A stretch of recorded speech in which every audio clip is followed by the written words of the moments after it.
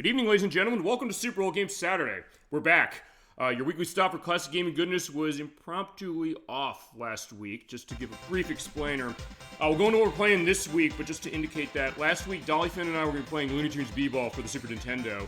We did the audio check, everything was good, but then 15 minutes before the show, I did another check just to get everything set for, before we go on for the night. But it turned out my capture device was not outputting audio. I tried everything I could think of. I tried different cables as far as HDMI, different consoles to see that was my Super Nintendo that maybe was a problem with its S-video cable. It's not, because it's actually the same one we're using for the Nintendo 64 game we'll look at tonight. I'm getting that in a sec. While the gamers are going to announce what it is. But just as a brief idea that I tried everything I could. I updated OBS to see what's going on with that. Made sure the sound settings were okay. They were. I even drug out my old HD capture device. That didn't work either. So I had to make the difficult decision saying I'm going to have to put the show off, and then I rush ordered another HD60X because what happened was my capture device was not outputting sound, and I confirmed that was the case because I took the cable that came with that as far as the USB-C to USB cable, connecting the old one after I got the new one, and it wasn't running as far as audio. So basically it was audio. Like, I wasn't going to say you're not going to hear the game audio on top of us. That was an interesting one. So just to give you a little bit of a brief idea, we will come back to Looney Tunes B-Ball at some time. Dollyfin will be with me again when that happens. Off screen, we did do prep for other games that she has on her docket, in particular Strange Antiquities for the Switch, which I want to look at some point. But the show's going on this week. We are set. I made sure all the tech was all in line and hearing all the audio for a game that, as we have Gemini 96 rolling in with Poochie the dog. So good to see you tonight, Gemini 96. We're back after our week off because we didn't have audio able to run last week as far as from the games. We gotta have that fixed. I did. We're set. We have another game from Nintendo 64, a game that I've been wanting to show for some time, and one I tend to think of when I think of underrated games on the consoles. Rolling. Actually fitting, I guess, because it came out the same month in this country as Yoshi's Story did, which we're seeing Poochie and the dog over there in our Best on Twitch. Thank you so much for joining tonight. As far as what we're playing, you're seeing on the screen, this is Snowboard Kids. This came in Japan in 1997 first, on December 12th. Then in the US it came out on March 13th, 1998, and then 3 days later in Europe for Nintendo 64. This was published by Atlus. Yeah, the company known for Persona and Catherine and things like that nowadays. But for me, it was actually the debut game of theirs. I don't think I'd played anything else by them until this. And it was developed by a company called Rakdim, or they're known now, Rakgene. In 2000, they changed the name as far as that. But of some games they made, this is the first game that I was aware of their creation of. But they also made Trap Gunner for the PlayStation, which is a game I know that Dabula 420 Blaze mentioned to me when I met him, saying my wife and I love Trap Gunner for the PlayStation. We both grew up on this game. I didn't actually know at the time I was talking with him. It's by the developers of this underrated game. That makes me want to play Trap Gunner even more. But on top of that, they also co-developed Jet to Go for the PlayStation 1, Bomberman Kart for the PlayStation 2, which I don't think came out in the US either. And they also made both of the Full Metal Alchemist games for the PlayStation 2, those being Full Metal Alchemist and the Broken Angel, and Full Metal Alchemist Curse of the Crimson Elixir. And they also made Final Fantasy Explorers for 3DS, those Wizardry Tale, The Forsaken Land for the PlayStation 2, and they co-developed Mario and Sonic at the Olympic Games and Mario and Sonic at the 2008, that was the 2008 one, so the 2012 and 16 ones.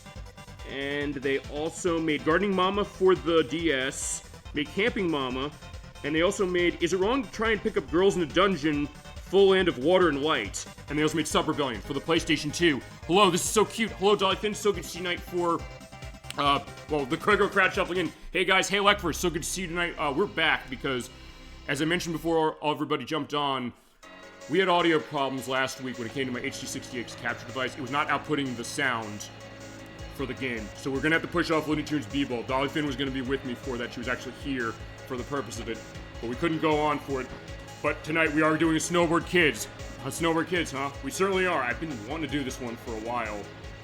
It is about it is a little over a week from its, let me think about this.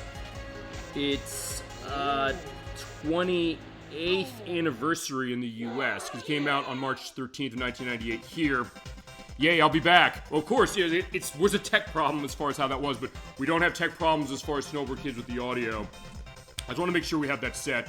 And feel free to let memories just flow in this game, or if you've never played it, feel free to go into anything or insights on what you're seeing as It is a cute game. It's a game that, in my case, I rented this from Blockbuster Video back in the day, and because the Nintendo 64's library was not that large, it sounds great. Thank you. Appreciate that. If it goes wrong, feel free to let me know, and I will definitely take actions that we need to make it go. Even though the Nintendo 64 didn't have a whole lot of games on it to start, and they kind of came out slow. And part of that, I believe, was because of the cartridge perspective of the console, where I guess the production costs were off as far as it, or they were high, so they were not coming out as quickly. As far as the audio being a thumbs up, thank you, appreciate it. And there's some great audio in this game. And also Looney Tunes B-Ball, which I was not going to shortchange. But it's something where that kind of made it a good case, so you could actually sample a lot of the console's library. And this was one of many cases I was able to do that with. There's also my story of being able to rent this one. My brother and I rented this a few times. Yeah, I get the sense maybe that's where the story of Snowboard Kids tends to come from for a lot of people. This one, its sequel, there is one Japan has only, and then there's the one on the DS, which I've never played. We'll go into all that stuff, and I guess we'll get a sense of, could we maybe get another return to this? Because remember, Atlus is owned by Sega now. They could go to Sega and say this could get a re-release, perhaps. I mean, Sega does have a stake in this, because a couple of years ago, around the holidays of 2022, they did say we're adding the Snowboard Kids 1 and 2 soundtracks, and I think the DS's soundtrack as well, to stream platforms like Spotify and things like that. So I think they still have an ownership. And I guess we'll see that, but yeah, this game is really interesting. It's kind of interesting from the demo it's going to go into again, and then we'll also go to the lesson just to show a little bit of what we're dealing with here.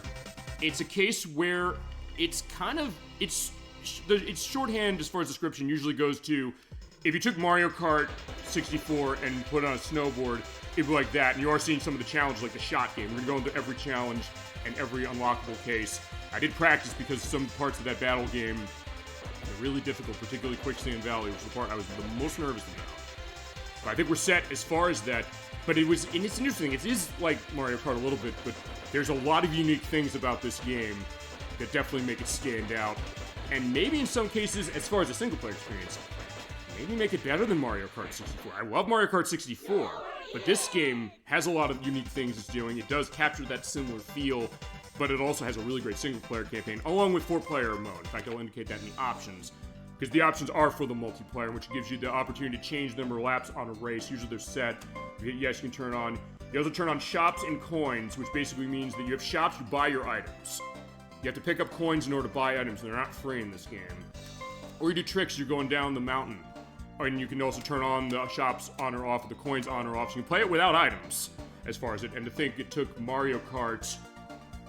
Actually, it took Mario Kart, like, 25 years to have an option like this.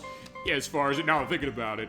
But that being said, that's for the multiplayer only. The single player is not going to factor. And the first thing we're going to do is we're going to go into the lesson and also read out what everybody in the Best Chat on Twitch has to say. I know this series is quite the cult following. I know fans, at least some of the time, were making fan-made Snowboard Kids 3. I don't know if that's still going on or if that project was canceled. Yeah, I remember, like, you mentioned that we played Bomberman World for the PlayStation, which was by Atlus as far as they're publishing it, and also has Lani Minella involved, who does a lot of the voices in this game, like with that one. I guess one thing I'm also wondering as far as that, was that your first game of Atlus's? That's another thing we can also talk about. First game from Atlus as far as the publisher, and Rakton, who developed it, who also made the Fullmetal Alchemist games on the PS2, Sub Rebellion, and also made Trap Gunner. And they made a Bomberman game, actually, Bomberman Kart for the PlayStation 2 that never came around. I remember you mentioning that when it came to that fan project. People tend to really like this game. This one, the sequel, the DS game, I guess, and even Snowbo Kids Plus, which, by the way, that is the PlayStation 1 version of this that only came out in Japan, which is sort of like this. Actually, it is like this in the sense it has a lot of the same courses and things, but it's also technically a sequel because the idea of it is you have new cases of characters, and then you have story content, which is not a factor in this one. So that means that we get to the battle race. I'm going to be pulling out the instruction manual, also put in the chat list the manual so you can read along as far as this as it goes. Yeah, I believe it was Bomberman World that was the first Atlus game I played. Well, there you go. And that's also a really good one to start with as well. Also 1998 as far as it, so I guess that was kind of, well, I mean, we had Persona, Revelations Persona that came out in 1996, and I think Persona 2 Eternal Punishment was the year after this one, and after Bomberman World. So the case of, I guess, Atlus kind of having to coming out a little bit of saying they want to have a stake as far as not just Nintendo 64, which I did, this was the first game on N64 that they published, but then on PlayStation and also in other places as it is. Okay, so what we're going to do is we're going to talk about how this game plays. Also get into more stuff as far as how the game sold, because the case from what I understand, what I was able to ascertain, apparently sold 200,000 units, which for a kind of, I guess, niche game like this was pretty good. But in the PAL regions, it got a player's choice release, which would suggest that it sold well enough to sell 1 million units, although, unlike in the US, where they explicitly stated for player's choice releases on this console, it sold 1 million units. For Europe, it didn't. So I don't know if maybe the 200,000 units indication that I found from VG charts was correct, or what that's necessarily like, because from what I saw as far as that data, it said only 40,000 units of this, or 4,000, I say, not 40,000. No, it is 40,000. No, it's 4,000, sorry. Sold in Europe, so I don't know what that means, but the case was on their budget line, or the it sold well line in Europe, but not here, but it did sell well enough to get a couple of sequels you mentioned, and we'll go on those as we go as well. But we'll start with training. This is going to be a little bit of time, but it'll give a sense, if you've never played this game before, how it works. And that's a racing game without brakes, which is true because you're on snowboards. We'll talk about experience with snowboarding games, because aside from Rip and Rider snowboarding for the Dreamcast, which was actually a Cool Boarders game in Japan, this is, I think, the first snowboarding game we're playing on the show aside from that one. But yeah, it doesn't have brakes because we were running down the mountain. When moving the joystick or the control stick, the player will move there. Okay, it seems pretty basic, but we'll go. And of course, to corner sharply, press down on the control stick while turning. As far as that. So that's the idea, saying, hey, you're moving left and right on the control stick to turn, diagonally downwards to do sharp turning, and use the control stick to go around the corner. So, alright. They give you the instructions, and they give you this music, which is really good stuff. We'll hear it a little later, because it goes to the hardest course in the game, as it is. It's like, yeah, just practice what it is. So they tell you what it is, and they say, okay, you have slash command here. We'll talk about all the characters and what they're doing here.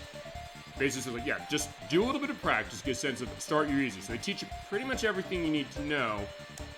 I mean, whether you need to necessarily know to this degree, I guess that's debatable, but as I said, we'll go through everything, because I do really like this game. It's one I've been wanting to show for a while. Because it does have elements of snowboarding going on, because remember, as I showed, or as it's saying here, you know, jumping or hopping, or basically getting your jump ready. Press the A button to do a jump, but if you're holding it down, you can't do turning, so you have to basically be set for that. Tap it to jump, hold it down to jump, you hold it down 3 seconds, you'll do a yell of, yay! And then you'll jump further. And those is a good way to get up to speed if you're running slow, if you take a hit from something. Jump over rocks, jump off higher ramps doing this. And your timing's good, you can also jump over attacks beginning on that, which is pretty cool. Try jumping off the ramp, hit the A button. So in this case, just hit it once to jump, but to hold that jump, at the end of it, you jump. There you go. And we'll talk about the voice acting, because most of it is Lani Minella again, just like with Bomberman World, with 2 exceptions. And now tricks. This is how you make money, and this is where I think it's kind of unique, because I mentioned you have to pay for your power-ups in this game, but it's also a case where it's not just getting coins on the course. And they'll come back on laps. They'll saying, this is a snowboarding game. How are their laps? Well, we'll get to that. But you can do tricks for the purpose of getting your money up. Get money for doing them, and you hold down the A button and move to a direction and then let go of the A button. You can do a trick off the ramp. Pressing start, hold A, choose a side on the control stick, let it go. Okay, I guess a typo as far as Crusader 64, I didn't actually recognize it. You press any direction on the control stick you want. You do up, you do a flip, or down, you do a flip. Do a sideways spin if you're going on left and right. You also do diagonal cases going on as well. In this game, you do one trick in a jump as far as that. But you also do a board grab. You can also only do one of those in a jump in this game. The sequel enhanced that, where you can do as many tricks and grabs in a single jump that you can land. But if you don't land it, you don't get anything. While jumping, press one on the C button, so C up, down, left, or right. Go your board when you land, otherwise you will fall. Grab the board while doing a trick. And try grabbing the board whilst in the air. Okay, so we'll show how this works. And you can combine this with a trick as well, but in this case I'll say, now go to the left, so you go, hold that down one, now get close to the end, land, you do good! And if you're able to hold it longer, you get more money. I think they'll also tell you that, hey, you know you can also combine these. Also, special moves. I don't know how I ever found some of these. There is one listed in the instruction manual of this game. Which, by the way, let me do something quickly, because I'm gonna have this as a perspective as we go along. No. Let me, hang on, that's not right. I just need to get the link off. I thought I had copied the link before the show. I guess I didn't. I'm linking in the instruction manual for this because this is also going to be our perspective of talking on the story. So as in the chat window, it'll also be in the link list when I edit the show next week. So we'll have a case of that going. Because then I do want to indicate what their special moves are. And for Slash, I did take them all down. I looked them up, and I found a video that goes into that. I'll link to that next week as far as the edit case. So what all the moves look like. We'll try them all. I can't believe how people were able to find these. But anyway, each character is a different one. It's the same as a normal trick, but you have to do it in a certain pattern that the game might not tell you about unless there's one in the manual. And you have to do just that trick. You can't do a grab alongside it. So in this case, they'll tell you what the one trick of Slash is, which is in the manual. That is the Slash spin. Hit left to right, press and hold the A button, move left to right on the control stick, and then let go of A at the end. And there are other ones they'll give you as well.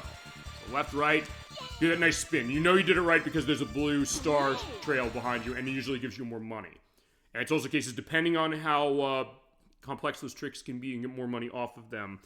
And some of these are cases where it's like, yeah, you'd never know how to do this unless you didn't find them either in a magazine or online or something. And some are cases where you have to kind of do like a left-right position, then you have to move the control stick back to its neutral position without touching it, within like a pause in the middle. But some of those tricks are pretty amazing to pull them off. I'll try and show as many of them being pulled off as I can. But as I mentioned, this is a lap case of your snowboard game saying, wait a second, you just go down the mountain, right? But here's the deal, when you get down to the bottom of the mountain, there's the ski lift with the chair lift. You have to go in there. This is something very unique, and I don't think there's any other game of snowboarding or anything that does anything quite like this. And I like it. It's the idea of saying, hey, whoever gets on that lift first is going to be brought back to the top of the mountain for the next lap. So you can have a lot of neat fights at the end of this, saying like, hey, you're coming around, I'm getting on that first, I'm going to shoot a bomb at you or something like that. Just stand in front of the lift and you get on.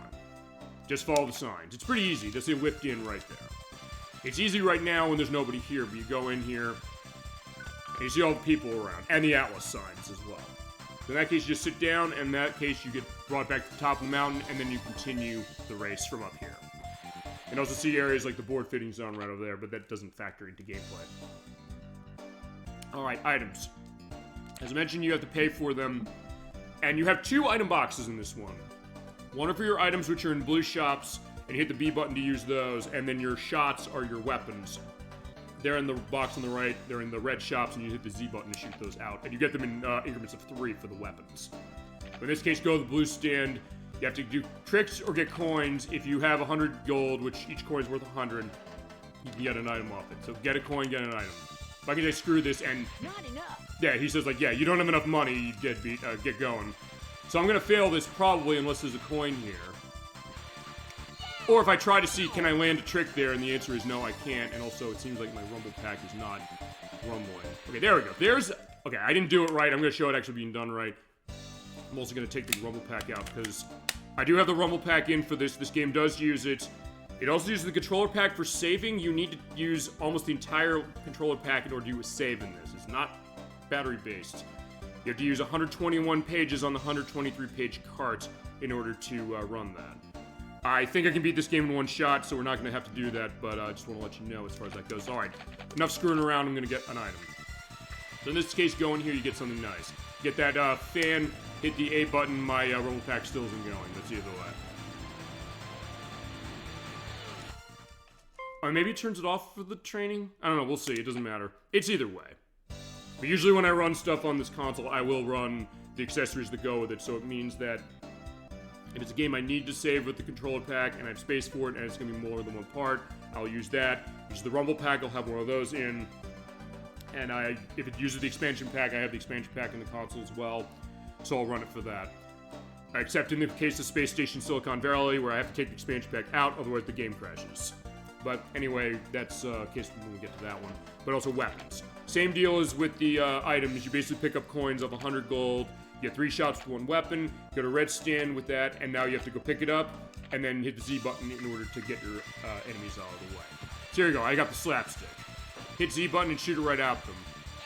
Alright, there's Nancy. She's tripping over herself, and there's Linda and Jam. I missed 1 shot because I hit the wall, but either way, that's kind of how it works. And you can also perform tricks on the normal course if you know what you're doing. If there are bumps on the course, you can do tricks, but you have to be careful because you have to make sure you're going to be able to land it. Some of them are hard to perform. You might want to do flips or spins depending on where the terrain is. So in this case, they're saying, hey, try over the bump. Okay, unfortunately, that was not good enough. So in that case, that's not going to be a good case. Although if you do fail one of these things and say, hey, you know, all right, just sliding down here as far as that, they will say, you know what, okay. They won't say to you, oh, try this again. But the other thing you can do to make it easier, which I'm not showing, is if you hold the A button down for the 3 seconds and do that jump, you do have a higher jump by a bit. So if you do have like a bump in the course to use, you'll be able to do this. Or I can say, you know what, screw this, I'll just use the jump. Or, okay, never mind. I think that's the last of the trainings. Oh, actually, you know what, I'm going to try once more. I'm going to actually try and do it. I'll hold this. They said do that, but I was like, no, I don't think I can do that. Alright, you know, screw it. They're not gonna know. I said, it's not the case, it's like, oh, you're not doing this right. So I'm gonna show a little more advanced. There you go. That's the diagonal trick. The other thing you can also do is if you jump and then you quickly hit and let go of the grab, you can get some money. But you have to do it a couple times in order to get up to the 100 you need. You have to time it so you don't, you know, land on your back or something when you fall down. So in that case, that should be all there is, but at this case, the only other thing is the trading mode is over. Now you can play the real game. Okay. Actually, no, we can't play the real game yet. Sorry, I'm teasing you more because I wanted to explain those items. Because one of these, particularly this one, we might not see in the game at all tonight. It's that rare of a drop. So just in case we don't, I'm going to go into what all the items are. I do like that they give you this tutorial. And in that case, we'll start the game, we'll go in the story, and we'll have stuff going on. This is the slapstick, which we saw before. It's fast attack that sees the opponent out and hits him in the back with the hand. So yeah, you basically tell him to talk to the hand because the face don't want to hear it anymore. So when it hits the ground, the player stumbles, and it does get him going. So, oh right, they only show you how it goes, so you don't actually get to practice it. So in that case, I just knocked Nancy down. Sorry, Nancy. We love you, but unfortunately, you had to go down for the purpose of the demo. Oh, I'm just swap my badge out, but also I can get hit by that as well. And you saw the exclamation point that's on top of me as Jam hit me with that. I thought we were friends, my boy. But having said that, it's a case where if you see the exclamation point, if you're able to jump out of the way quickly enough, you can avoid getting hit. Now this is a nice weapon. I love this one, the parachute. In this case, you hit them with this, and then what happens is they shoot up in the air, a parachute comes out and saves them, so they float down really slowly. So they'll live from this, but it's something where they'll be in the air for a while, and it's bad to get hit by that, but it's amazing to hit your opponents with. As Slash will demonstrate. And as he does demonstrate, I may as well mention a couple other things going on with this. I guess I might as well mention the case of the music, but I can also get hit myself, so I'll show that. So I'll talk about who did the music for this game. Two names in particular, and a lot of them did do games for Rackham in particular. The first name, as we're also going to take a look at the ice weapon. Or the freeze shot, as they call it. This is a case where you hit an enemy with this, and they turn into a block of ice, which is great as far as stopping them, but the idea is they also become an obstacle. So if you crash into it, you'll get yourself knocked down, and you'll be in trouble. But if you get into an ice state, you can press the A button, move around, or press the A repeatedly. As they'll show.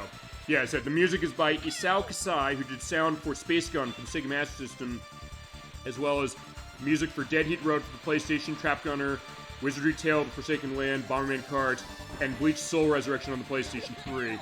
And also doing the music was Tomohiko Sato, who did music also on Trap Gunner, both those Full Metal Alchemist games for the PS2, R-Types for the PlayStation 1, and was project manager on Naruto Uzumaki Chronicles, and was the development manager on Mario and Sonic at the Olympic Games for the Wii, as well as Mario and Sonic at the Winter Olympic Games, and the Mario and the Sonic at the 2012 and 2020 Olympic Games as well. Alright, so next is the Snowman. And for the Snowman, this is unique because you saw maybe when it came to hitting some of those other shots, if they get close to the target, they will seek in on them. This one will too, sort of, but unlike the other ones, this is something where it doesn't necessarily seek in. It's kind of like the green shell in Mario Kart in the sense that it doesn't seek, and it also is a case where it doesn't seek much in the case of this one, but it also bounces off the wall, so you can basically do a bank shot and hit them with this. And when you hit with, and you turn into a snowman, the idea is there's no movement, so if you're going straight to a wall, you're crashing into that wall and you're getting knocked on your back. But it's something where if you hit them on a straightaway, they might be able to get out of it. But it's more of a case you have to wait it out. Okay, I just got hit by that, so you can't steer, and boom, you go right on the wall.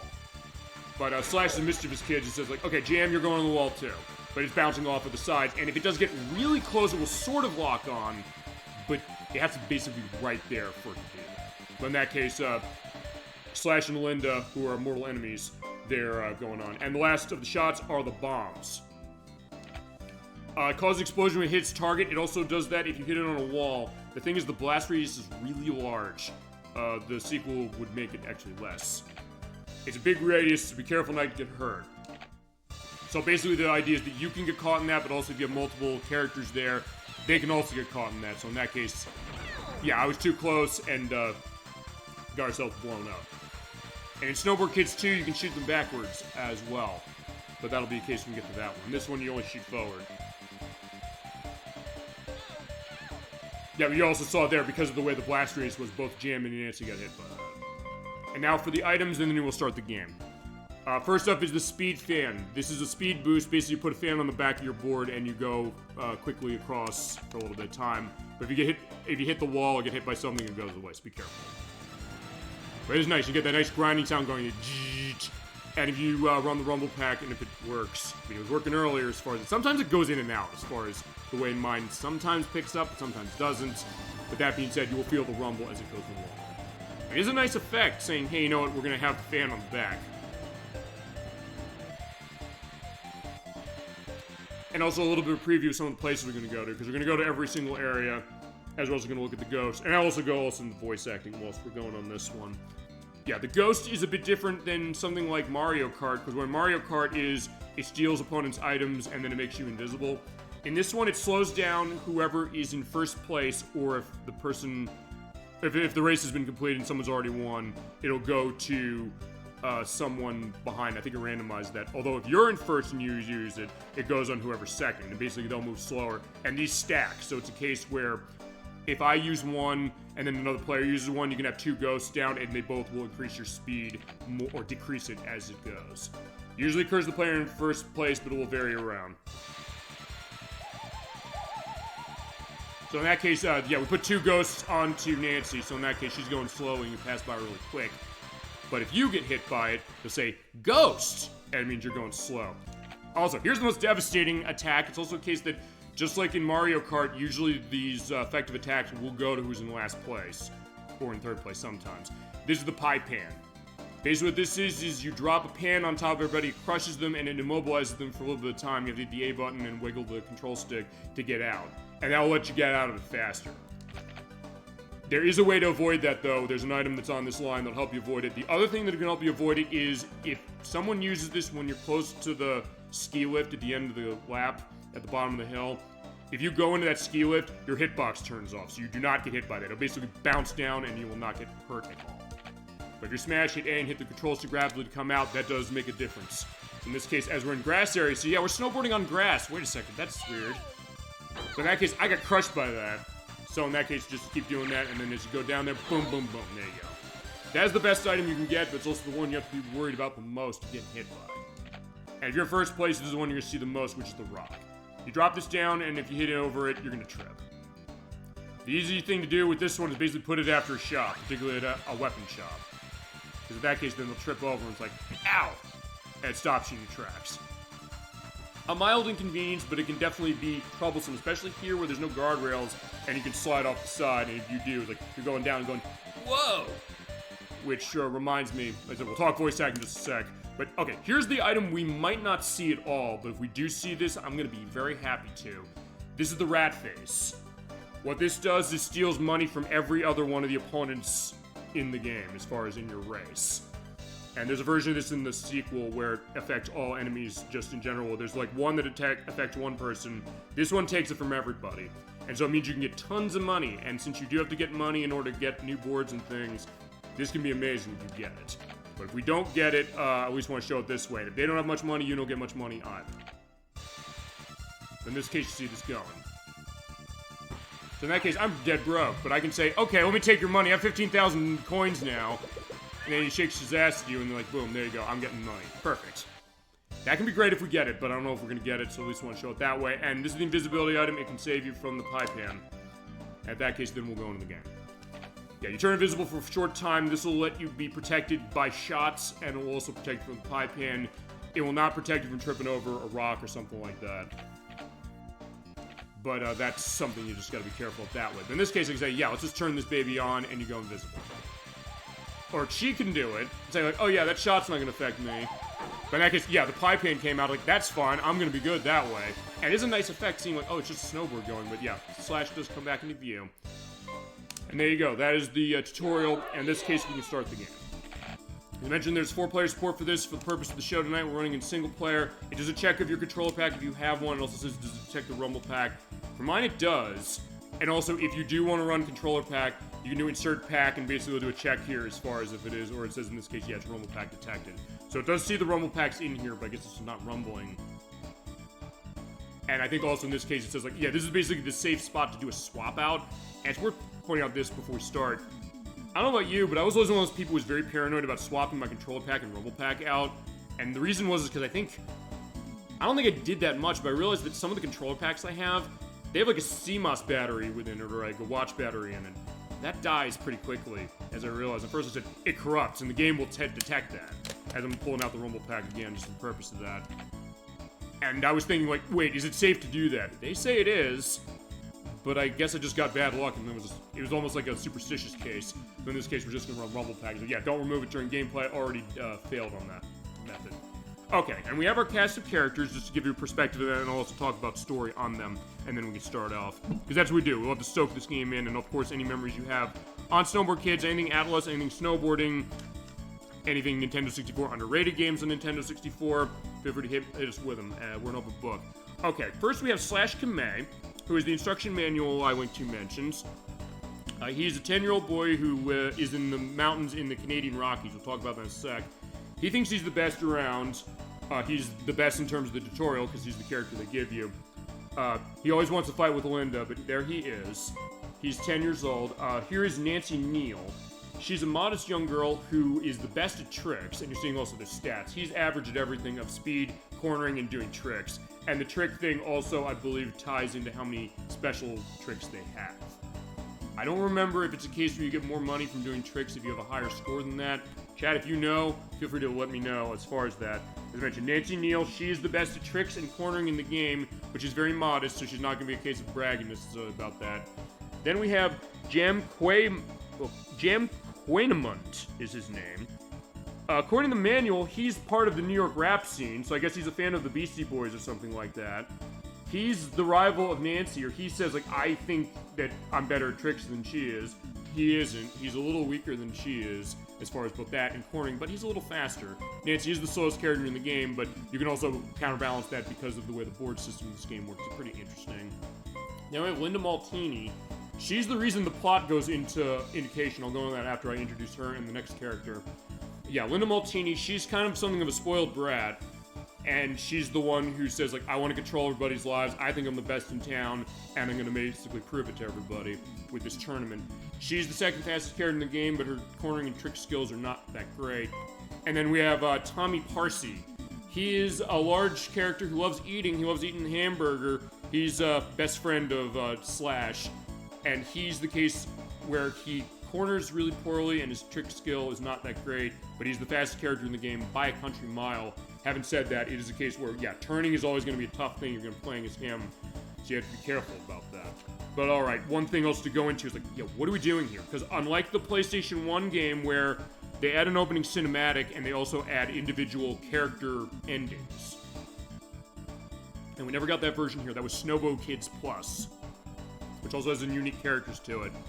The way the plot goes, I'm going to read this off. When I edit this, I'll also show the picture in the manual. Within the manual, I put into the link area over there as far as the chat window. Basically, the story of this game is that, quote, the Snowboard Kids are elementary school children who live in a small town in the Canadian Rocky Mountains. The school is small, so only 60 kids are there. They eat, drink, and sleep snowboarding, and at lunch one day, things get a little more heated than usual. As Linda says, Nancy may be good at her tricks, but I'm definitely the fastest. Nancy saying, I don't know about that. But Slash saying, nah, dummy, I'm the fastest. Jam, meanwhile, saying, Nancy's the master trickster, I am. But Tommy saying, yeah, I'm not necessarily going to take a side, but Linda's completely wrong. But a competition will prove that I'm right. My rich daddy will buy me whatever I need because he knows I'm going to win. Yeah, I can't believe her daddy gave her a cell phone. So yeah, in this manual, the idea is that Linda is advanced enough, so she has a cell phone. She has the ancient cell phone as far as this, where it has the, it is like the antenna you pull up basically gives you a better signal. She makes a quick phone call, and she's like, yeah, I'm better than everybody else. Like, hello, we're gonna have our nice competition, and everything's ready. What are you doing? Setting up a competition. It'll be big. Nancy's like, stop it, Linda, it's too much. But Slash says, okay, fine. I'll beat you, I'll break your nose doing it.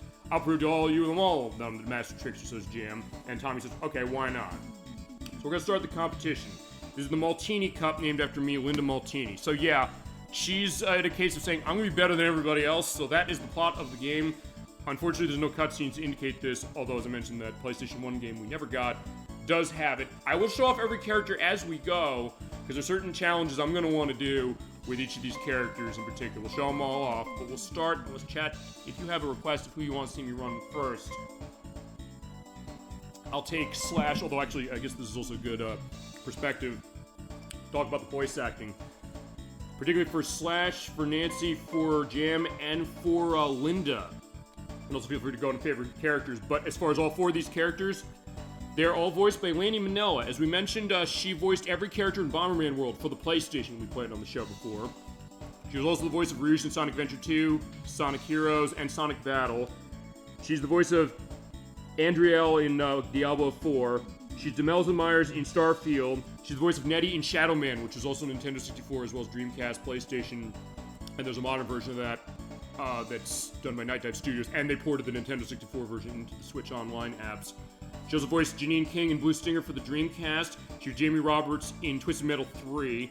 She was Waffle Rybread and Panta in Tail Concerto, which is a PlayStation game also from Atlus that is actually one of the first games developed by CyberConnect 2. The people who made the Dot Hack games. There's a new one of those coming out sometime, but they announced it a couple of weeks ago.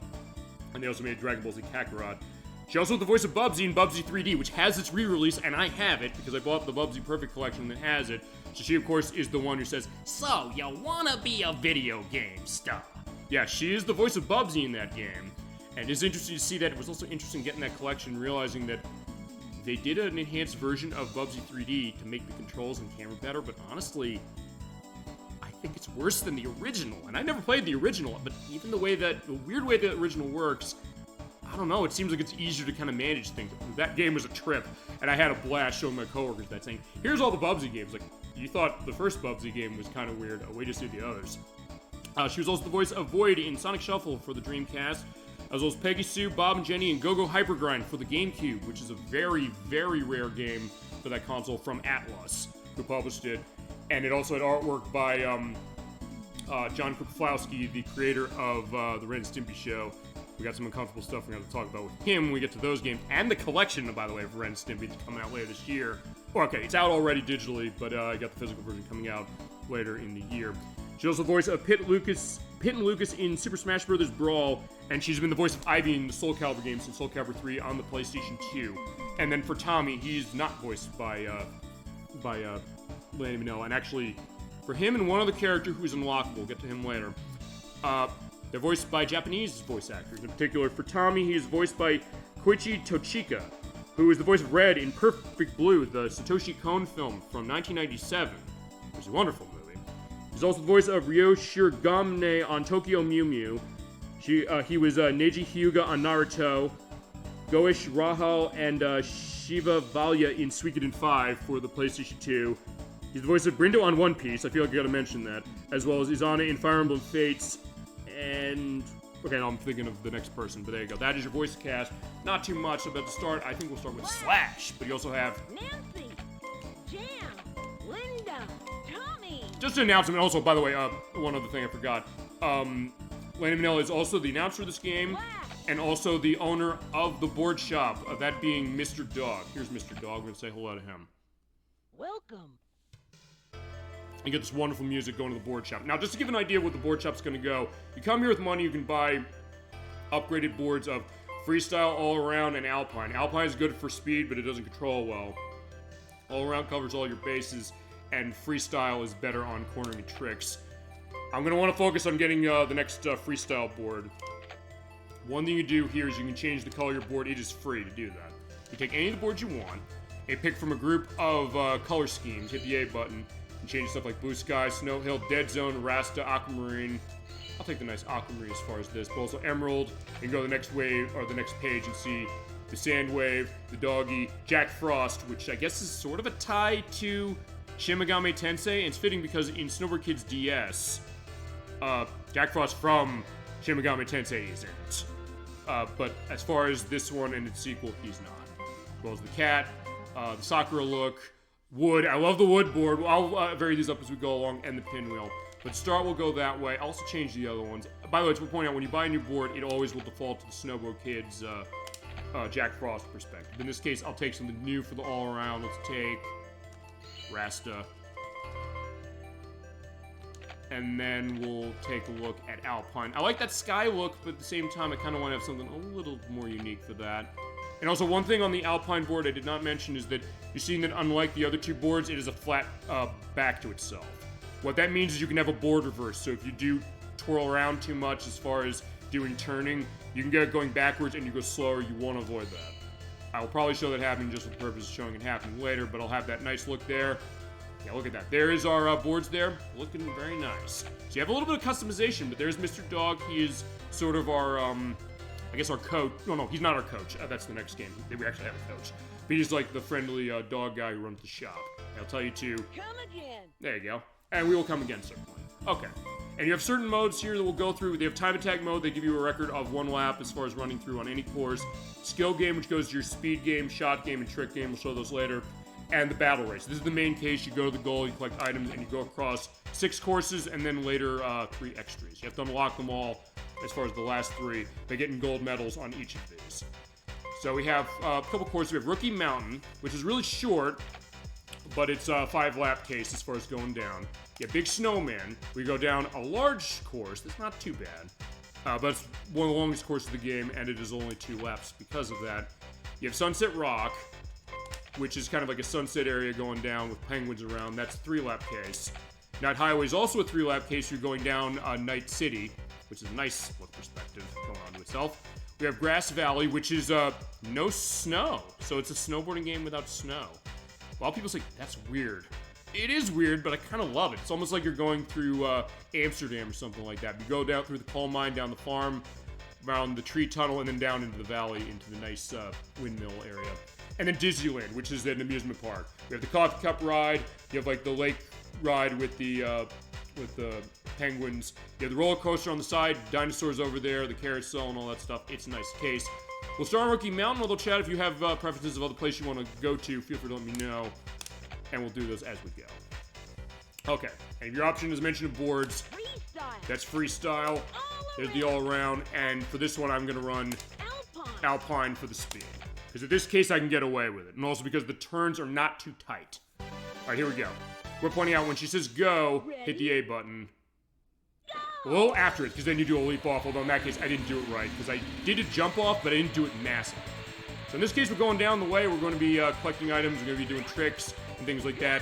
Basically, what you want to do is you want to win. And you also want to get your money built up so you can go and buy more boards in the shop. So in this case, just keep going and have a great time. I do really like this game. It's something where, as I said, it's a game that I, like a lot of people, I guess, like when she mentioned this, I rented this growing up, and because the Nintendo 64, the benefit of it not having a whole lot of games as it went, and they came out slower, it meant that, you could just rent a bunch of games and sample a lot of the library. So, honestly, I'll tell you, when it comes to the Nintendo 64 with this, as I hit with a ghost, but thankfully I'm going on the lift, so it's not going to matter. It can hopefully wear off by the time I get out. It's a case where I was able to find a lot of games on this console that maybe I wouldn't have found on other systems like the PlayStation, where there are tons of games coming out for it very rapidly. So in that case, with so many options, would you be able to go and rent them all? But in the case of Nintendo 64, sometimes a case where you'd have like 1 game a month for maybe 2 months, maybe 2 games over 2 months, or something like that. And sometimes the case when you go to like a video store like that, the case that they don't have it, people have rented it out, but sometimes they haven't rented out something like this or some other things like that. So maybe it helped the idea of like an impulse rent of saying, hey, this game looks interesting, look at it from the box, and that was kind of my idea on this one. I'd read stuff about this in Nintendo Power was around. I was like, oh, it's a new Nintendo 64 game, what is this like? And I rented it and I said, this game's really interesting. And it was something where it kind of took me by surprise. It was also, I guess, a surprise at that time, thinking that as much as I enjoyed Mario Kart 64, the thought of thinking, Is there gonna be something potentially better than that? And the answer is, I don't know. I think in some ways, I think so. I mean, because I love Diddy Kong Racing in particular, and I really like this game. Especially as far as the single-player case. Those games are awesome for players, as is this one, but still something where I said, if I don't have a whole lot of cases of things with other people, it's kind of like, this is like a half and half, I'd say, between Diddy Kong Racing, which we haven't played yet, which has the adventure mode going to itself, and Tommy, you might be my friend, but you have to get handed. Sorry. Whoop. It goes that, ooh. But yeah, it's alright, don't worry about it. I mean, we're still all friends at the end of this, even if we're crushing them with a pie pan, or something like that. And even the manual goes into that, where they actually tell you how certain things work. It's like, hey, you know, if you get the exclamation point going over your head, you can jump over it and avoid it. But you can still trip over rocks. And even though he passes me by, like a pie pan's gonna come down, perfect timing, and they're like, there you go, dummy, you lose, and you're gonna be getting hurt. And it's this nice anime flair as far as in the game, but also within the manual as well. Okay, there you go, now the roll pack's going, good. Glad to be able to see that. Whoa!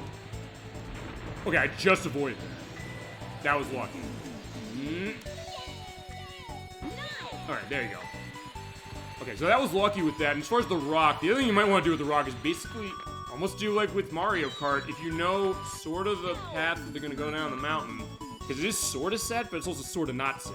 I mean, it's set by certain characters that are on the final lap. Certain characters will go in a different path than other ones will. So in that case, you can kind of drop it and sometimes it'll trip over. Or you put it behind a shop, particularly the weapon shop. That's amazing. Alright, we're almost at the end. If you do win... okay, that was lucky. Yeah, I just used my my invisibility at just the right time. Send that off. Yeah, you're getting close. I do want to get rid of my item, by the way. When you go through the shop again, you do get another item, although in that case, I was unlucky enough, in air quotes, to get the bomb. Only because I don't want the bomb because of the big blast radius. Okay, there we go. Thank God. And in this case, I'm going to reflect this off the wall. Go! Okay, I hit somebody with it. Or he's getting hit by something because I'm hearing Tommy yelling. But there we go, you win. And we do win. You get the rank prize. You get the highest prize when you go at one player, or get first place, I should say. There they are writhing on the ground saying, oh, I lost.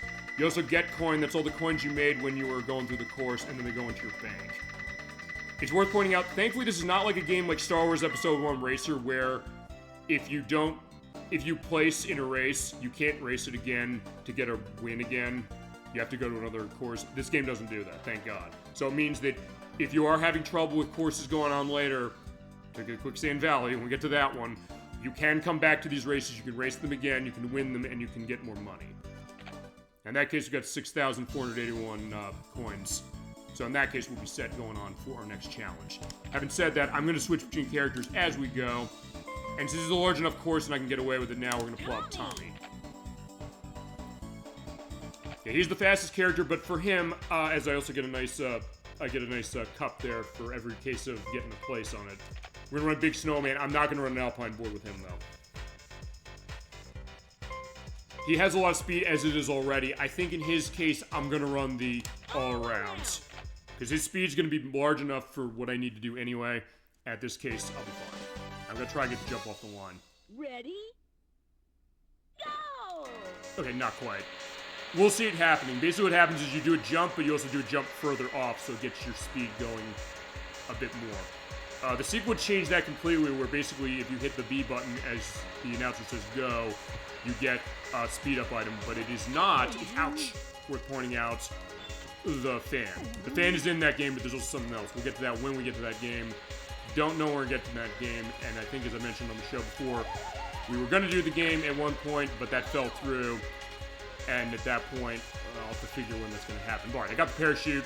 So yeah, there goes Lindy going, doo! Yeah, so she's going off. Now, Tommy, he doesn't have a whole lot of special tricks, but he does have a couple. So you hit A and hit left, right, let go. Oh, wait, no, I missed it. I think that's it. Let me also make sure I have his, I do have everything set. His is the, what is it, twirling Tommy? It's right, left, well, that's something else. No, left, right's the Tommy shake. That's what I want to do. That is the easiest special move of his to get set, but also because of how, how much time it takes to do the animation, you do have to make sure you have a high enough jump for it. Thankfully, there are a lot of high jumps to go off in this course. So in this case, basically what you want to do when you take any jump, you pretty much want to look around and see what can I get away with doing a trick of as I'm knocking in the wall. Saying, what can I do as far as doing that, and also do the grab, make sure I have that set to maximize my money. And yeah, I like how it does a nice bow when he comes out of it. And every character does have an animation going for that. In this case, I do want to... There we go. Now I can do what I didn't show in the tutorial, saying, hey, if you have a bump, you need that jump. But in that case, I was able to get myself set up to do that. I do get this great music that sounds very... I'm trying to think. The best way to describe this music, I'll tell you, is it's very atmospheric, but it also seems of another world in a weird way, and also something that also seems very, maybe really melancholy, but also very inspirational. In some way, on those last 2 points, it almost reminds me of the soundtrack of Wavery 64. And that it does have this kind of sad sound to itself, sort of, but also a case of, you know, we're going to go down the mountain and we're going to win. And also, it's one of those games that, I mentioned this before with some of the games we played on this console where they sampled real instruments. I think they did sample real instruments for this one. And one way I think I get the sense of is because if you've ever played or heard the music of Snowbo Kids Plus from the PlayStation, you would think, okay, it's on a CD, so the audio would be better, particularly in terms of the music. And I guess it sort of is. It's not exactly the same as far as some of the pieces of music. And some of the music, as far as it is, changed. And there's a unique piece of music for Rookie Mountain in this one. Or in the PlayStation version, I should say. But what goes on that was interesting when I heard that music, I said, it sounds almost a lot like this. Almost as if I said, the instruments, you'd think sometimes, well, the CD system would have more heavy instrumentation for some of that stuff. It sounds like real instruments than maybe a cartridge would, because they have to compress this into, trying to remember the card size of this according to Nintendo Power, because they always would indicate how many megabits was the cartridge. I think they said, I think it was 96 megabits out of this, so that would be... Oh, there you go, that's the trick I was trying to do. How'd that translate out? It's the same card size that Star Fox 64 was, I remember that. I guess I'll add it down here, how old is that in megabytes? Or Chad, if you know how many, what is, for 96 megabits, what's that in megabytes? I think it's...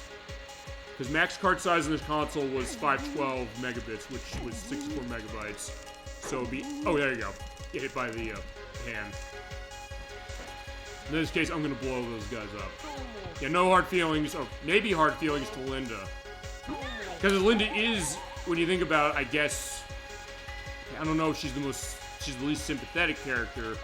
But I guess the one who's causing, in a way, the most trouble, but also the reason we're doing this entire tournament to begin with.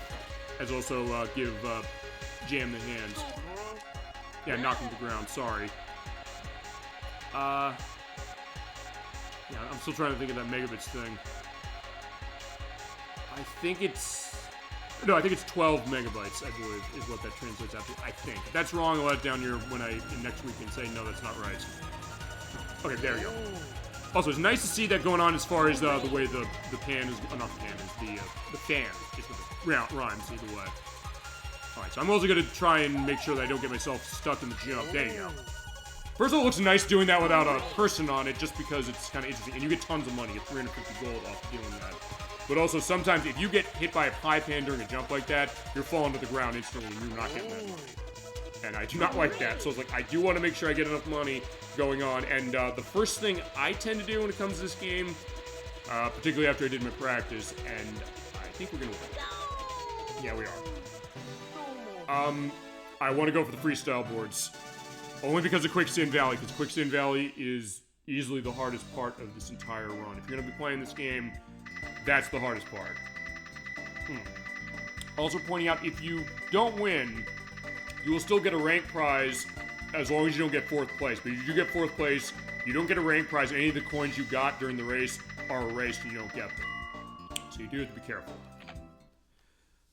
But I do have enough to go get the next freestyle board. I'm going to do that. Welcome. As we're pointing out, that is the one that's the most expensive as far as the next level, or actually all the levels, because it's 12,000 for level 2 of the freestyle, it's 10,000 for the level 2 of all around, and then it's 11,000 for the alpine right there. In that case, we'll take the freestyle and say, this? Thanks. Yeah, I'll take that very much. Okay. Come again. And we're not going to use this now. Oh, actually, I mean, we could use this now. I want to go into the other games as far as the other modes. In fact, I think what I'll do is, Chad, if you don't have an objection to this, I'll go through the rest of the battle race until I either lose one or until I unlock Quicksand Valley, and then I'll show the rest of them. Because Quicksand Valley is the one that comes after Disneyland, or after you get golds on each of these. Also, I'm going to change character, because I may as well do that across each of these. Nancy's going to get a lot of play when we get to Quicksand Valley, and I keep saying that, like, how bad can Quicksand Valley be? Pretty bad. Haven't said that. No, let's take Nancy out. Why not? Nancy. And even though she is the slowest, you can circumvent that because of the boards. And I do like this. If we go to Sunset Rock, I do love this place. Because I can put the Alpine board as far as it, so it does boost her speed, but it also means that even though this board does not control that great, it's kind of made a moot point because of the fact that she, generally speaking, controls well.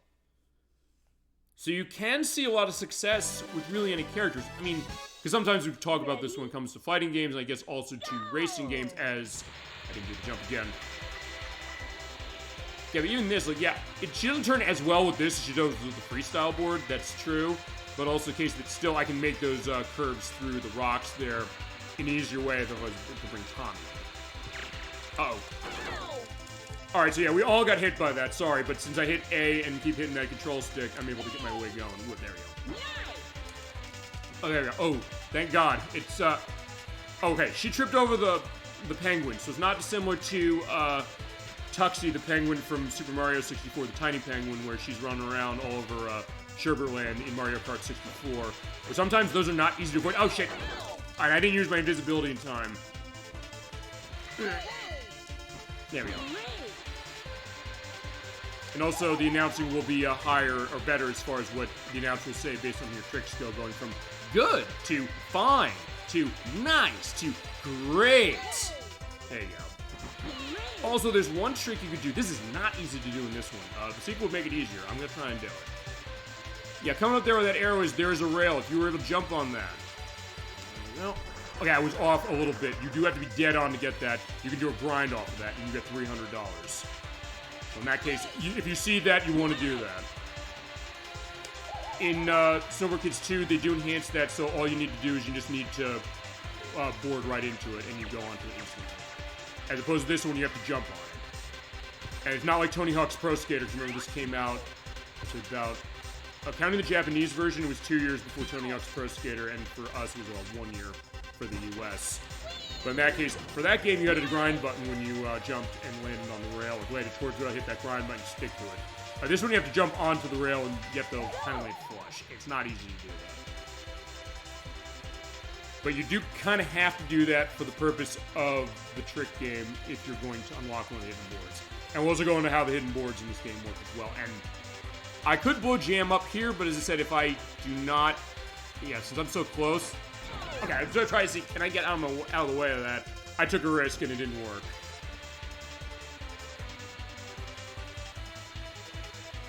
Alright, but we do have some time as far as the left. Also, the other thing is, since we are at... No, crap, I was like, I didn't want to do that. Because what I tend to like to do, and sometimes this goes with this game, you can cause havoc at the chairlift. Because the idea is that as soon as you enter that gate, since your hitbox turns off, that means you also have to wait for the green light to come back on in order to be able to get onto the thing. And also, I did launch off of that quicker as far as off the chairlift. If you... There's sort of a couple ways to do this. I don't know exactly what the specific one is. Because I've sometimes had it happen when you hit the A button repeatedly coming off of that.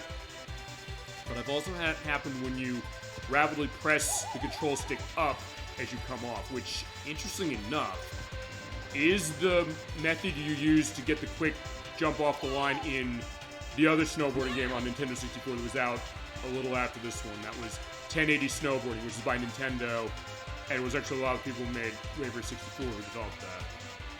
That went for much more of a realistic take. It actually is a lot harder, and at the time when I played it, I didn't like it as much as this one because I said, oh, crap, it has a large learning curve.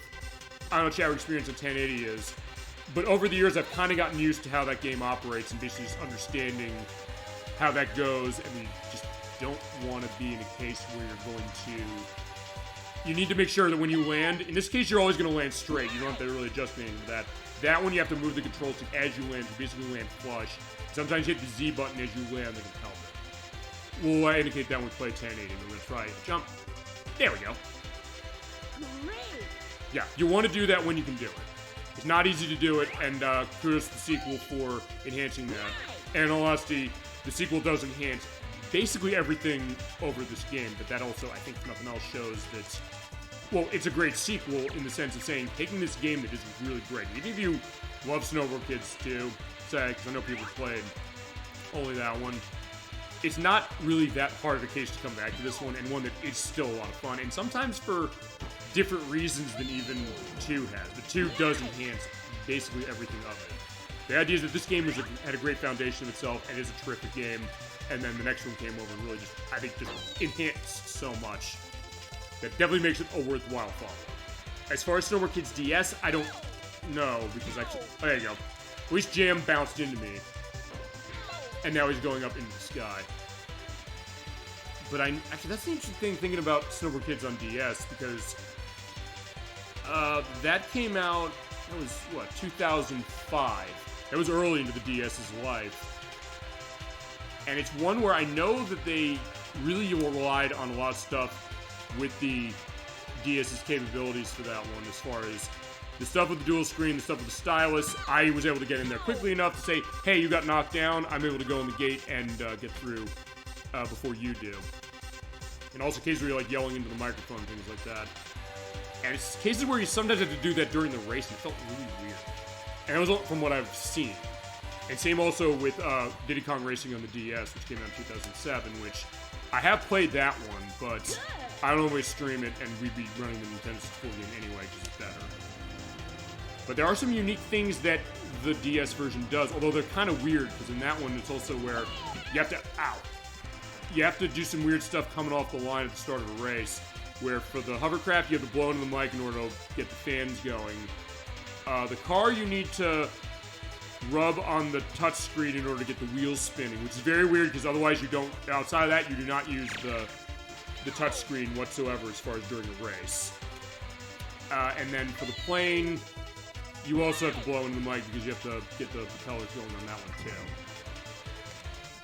And also, that version of the game does not have Banjo or Conquer in it because at the time, Microsoft had the right to the franchises, and even though they were letting Rare make games for DS, I don't think they signed off on having them in it, and I guess Nintendo's decision was saying to replace them. And they replaced them with Dixie and Tiny Kong.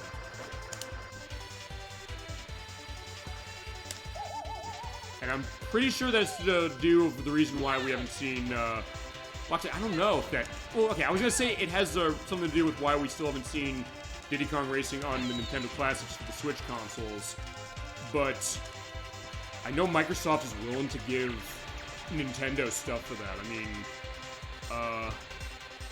there's something that came out on that recently. Okay, South of Midnight, which, that's not a Switch Online case, but South of Midnight's out like a week or so for Switch 2 and PlayStation 5. Unfortunately, they're not doing a physical version of that. I wish they were, because I would love to buy it that way. And that was one of my favorite games of last year, so I'm glad that's getting more attention. But actually, no, it was the Rare stuff. Banjo-Kazooie. They let Banjo-Kazooie up there. They let Blast Corps up there. Like, anytime a Rare game comes out, as far as from Rare, the company, it's Microsoft. They say, oh yeah, by the way, shit, publish on that. Crap, no. Alright, this is going to be close. Unfortunately, I'm so, uh-oh.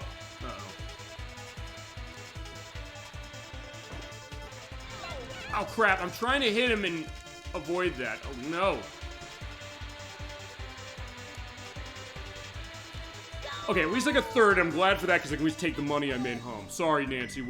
She'll have her, time in the spotlight, I guarantee that. And she just rather than on the ground. Sorry. But at least I got my money, so at least in that case we can go back to this one. But with all respect to Nancy, yeah, Big Sand Valley, she's going to be the hero we need. But for now, you know, since Jam was giving me a lot of trouble, let's do Jam. And then we will and then we'll go on to the next case. Although, I can do any of these in any order. In fact, you know what? For that very reason, let's do the next one. Let's do Night Highway. It's an abandoned highway at night. In this case, I'll also run the Alpine. And the next time I get a board thing, I'm going to buy something. I mean, I will focus on the three of the freestyle. Go! There we go. That is the jump you want to do. It's basically after the announcer says go, basically hit the A button there and you leave off. It's nice stuff. I do love the nice bass and percussion sound of this track in particular. It's nice. It's really good. Okay, I dropped a rock and it looks like Tommy tripped over it. You can kind of hear it. And there is a shortcut here. I want to see if I can take it, but it's not easy to take it, and part of it is because you do have to go slow. Because at this jump, over there it says in. I do want to show this if I can show. There we go, got it. Perfect. Yeah, this is a separate cave. This is a shortcut, but getting through this quickly is going to be the key. And it also prevents you taking another shortcut. But the good news is the computer doesn't go in here, so it means that if you do see an exclamation point come over your head, it means the pie pan's coming up, so you can predict that pretty easily. So in this case, it takes you right out the exit door. Boom. And over the left is another shortcut that you can't take if you take this one. In that case, you can get the ghost going on. Ouch. Right, one thing I do want to do is I want to try to do a different track. There we go. Whoa, that was lucky. You hit up, down, up to do that nice flip, and that looked awesome. And also, I thought I jumped too early, but I was able to make the landing on that, which was amazing. Ooh. Alright, so who's ahead? It's Linda. It's worth pointing out also, when it comes to the AI in this game, it's a case where sometimes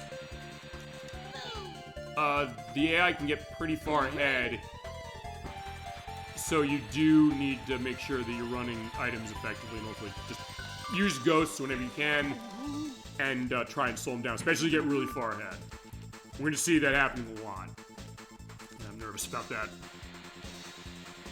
That being said, this is a very nice and very relaxing game, in particular for me.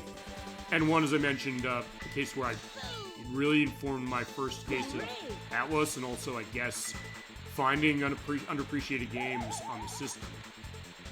But I get the sense, like what you were mentioning, that maybe happened a lot during the N64's time.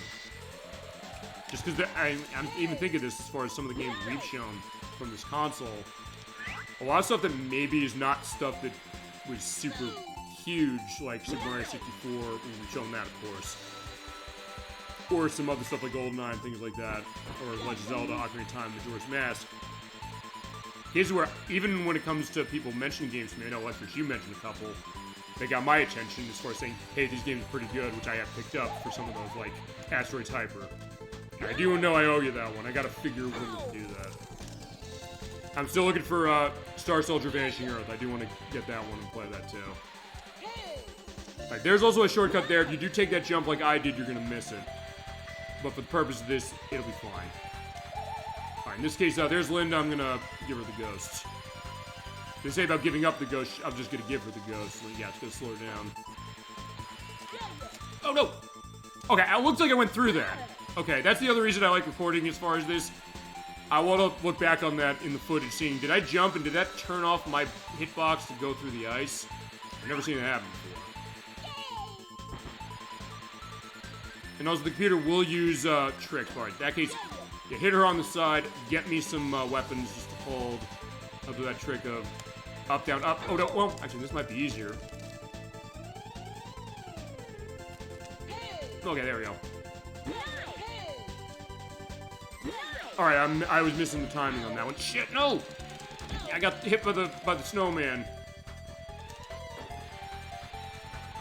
I didn't get her in time. Okay. Now they're all ahead. Okay, we gotta move.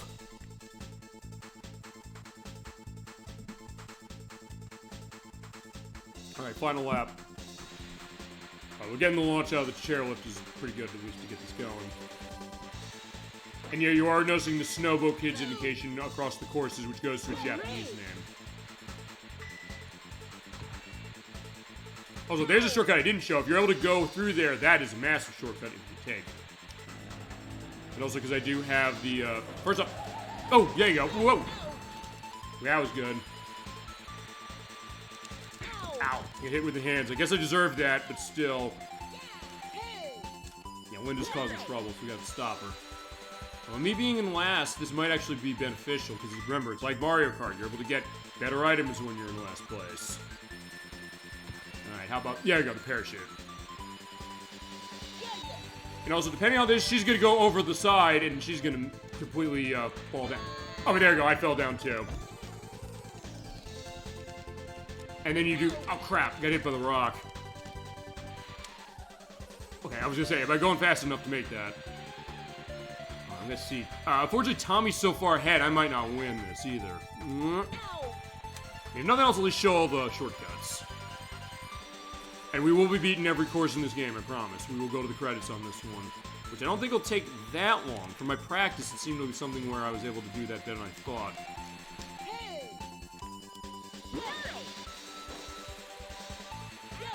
Alright, there you go. Looks like you just slowed down for some reason. Fortunately, I don't have a ghost, so Tommy's gonna win, so we're gonna have to get settled with silver. One thing I'm definitely gonna do is I'm gonna run that, so in that case... There we go. Yeah, that pie pan's not gonna do anything to me when I'm running that, although it did crush him at the end, and I'm mad enough, I'm gonna freeze him.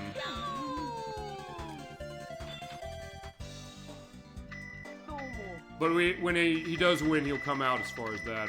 And still keep doing everything. Alright, there you go. I got enough money for the, what was it? For the all-around level 2. You know what? I think I want to do the skill game. I'm gonna do the trick one. And I'm actually gonna pull Nancy up for this.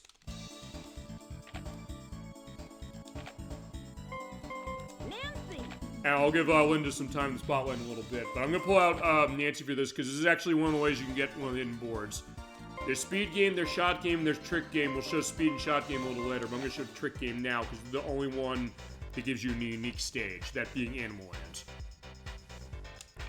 This is a case where you have 3 minutes to do tricks, get tons of points, and get to the end. At the end, there is also one of those grind pipes.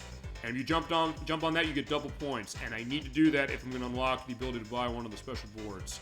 Also pointing out, for the special boards, since all of them except one cost a lot of money, I'll show those off at the end of the show tonight. I will actually reset. I will put in the code to unlock all the boards for the purpose of that. So I'll show how they unlock if it works. And for this, you want to run freestyle. Ready? It says like, hey, half pipe area. What do you want to do here? You want to jump here and basically get yourself going sideways here and go left and right like this. You just build up enough speed to get through here, and at the top of each jump, then do a flip or something. So you're going to be hearing this yay or ooh and great for the next 3 minutes, ladies and gentlemen, for the most part. But the thing, okay, 2.5. No, now it's 2.5. But basically what I want to do is, and what your goal here is, if you want to get points, you want to... Crap. Don't do that, because all those nice items I got as far as the trick points, just to show that. Well, it keeps your points. As you go along, you get those little icons of, you'll see what that is, like a trick point thing up there. They go away if you make a spill. And based on how many of those you have at the end, they act as a multiplier for your points when we get to the end of this course. Basically, you want to keep doing this until the time limit says 1 minute, and then go to the end. But the thing you want to do also for this is that you need to get 2,000 points out of this in order to unlock the ability to buy the feather. Now, the feather board, it lets you do tricks really easily because it's light as a feather for its name. And it means that your jumps will be really, really high. So in that case, you're able to get a lot of air for doing a lot of tricks. But the only way to get enough points for this in order to get the 2,000 is you need to basically have enough points as you go along, and you have to go across that rail because the rail will double your points.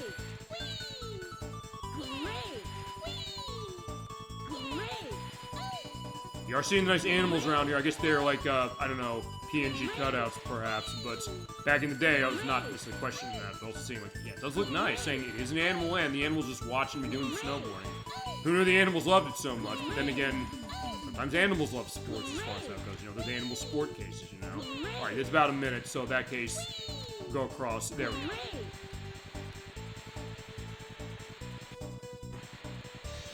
Now, for this one, they give you an opportunity to do special tricks when you hit A, and left, right. There you go.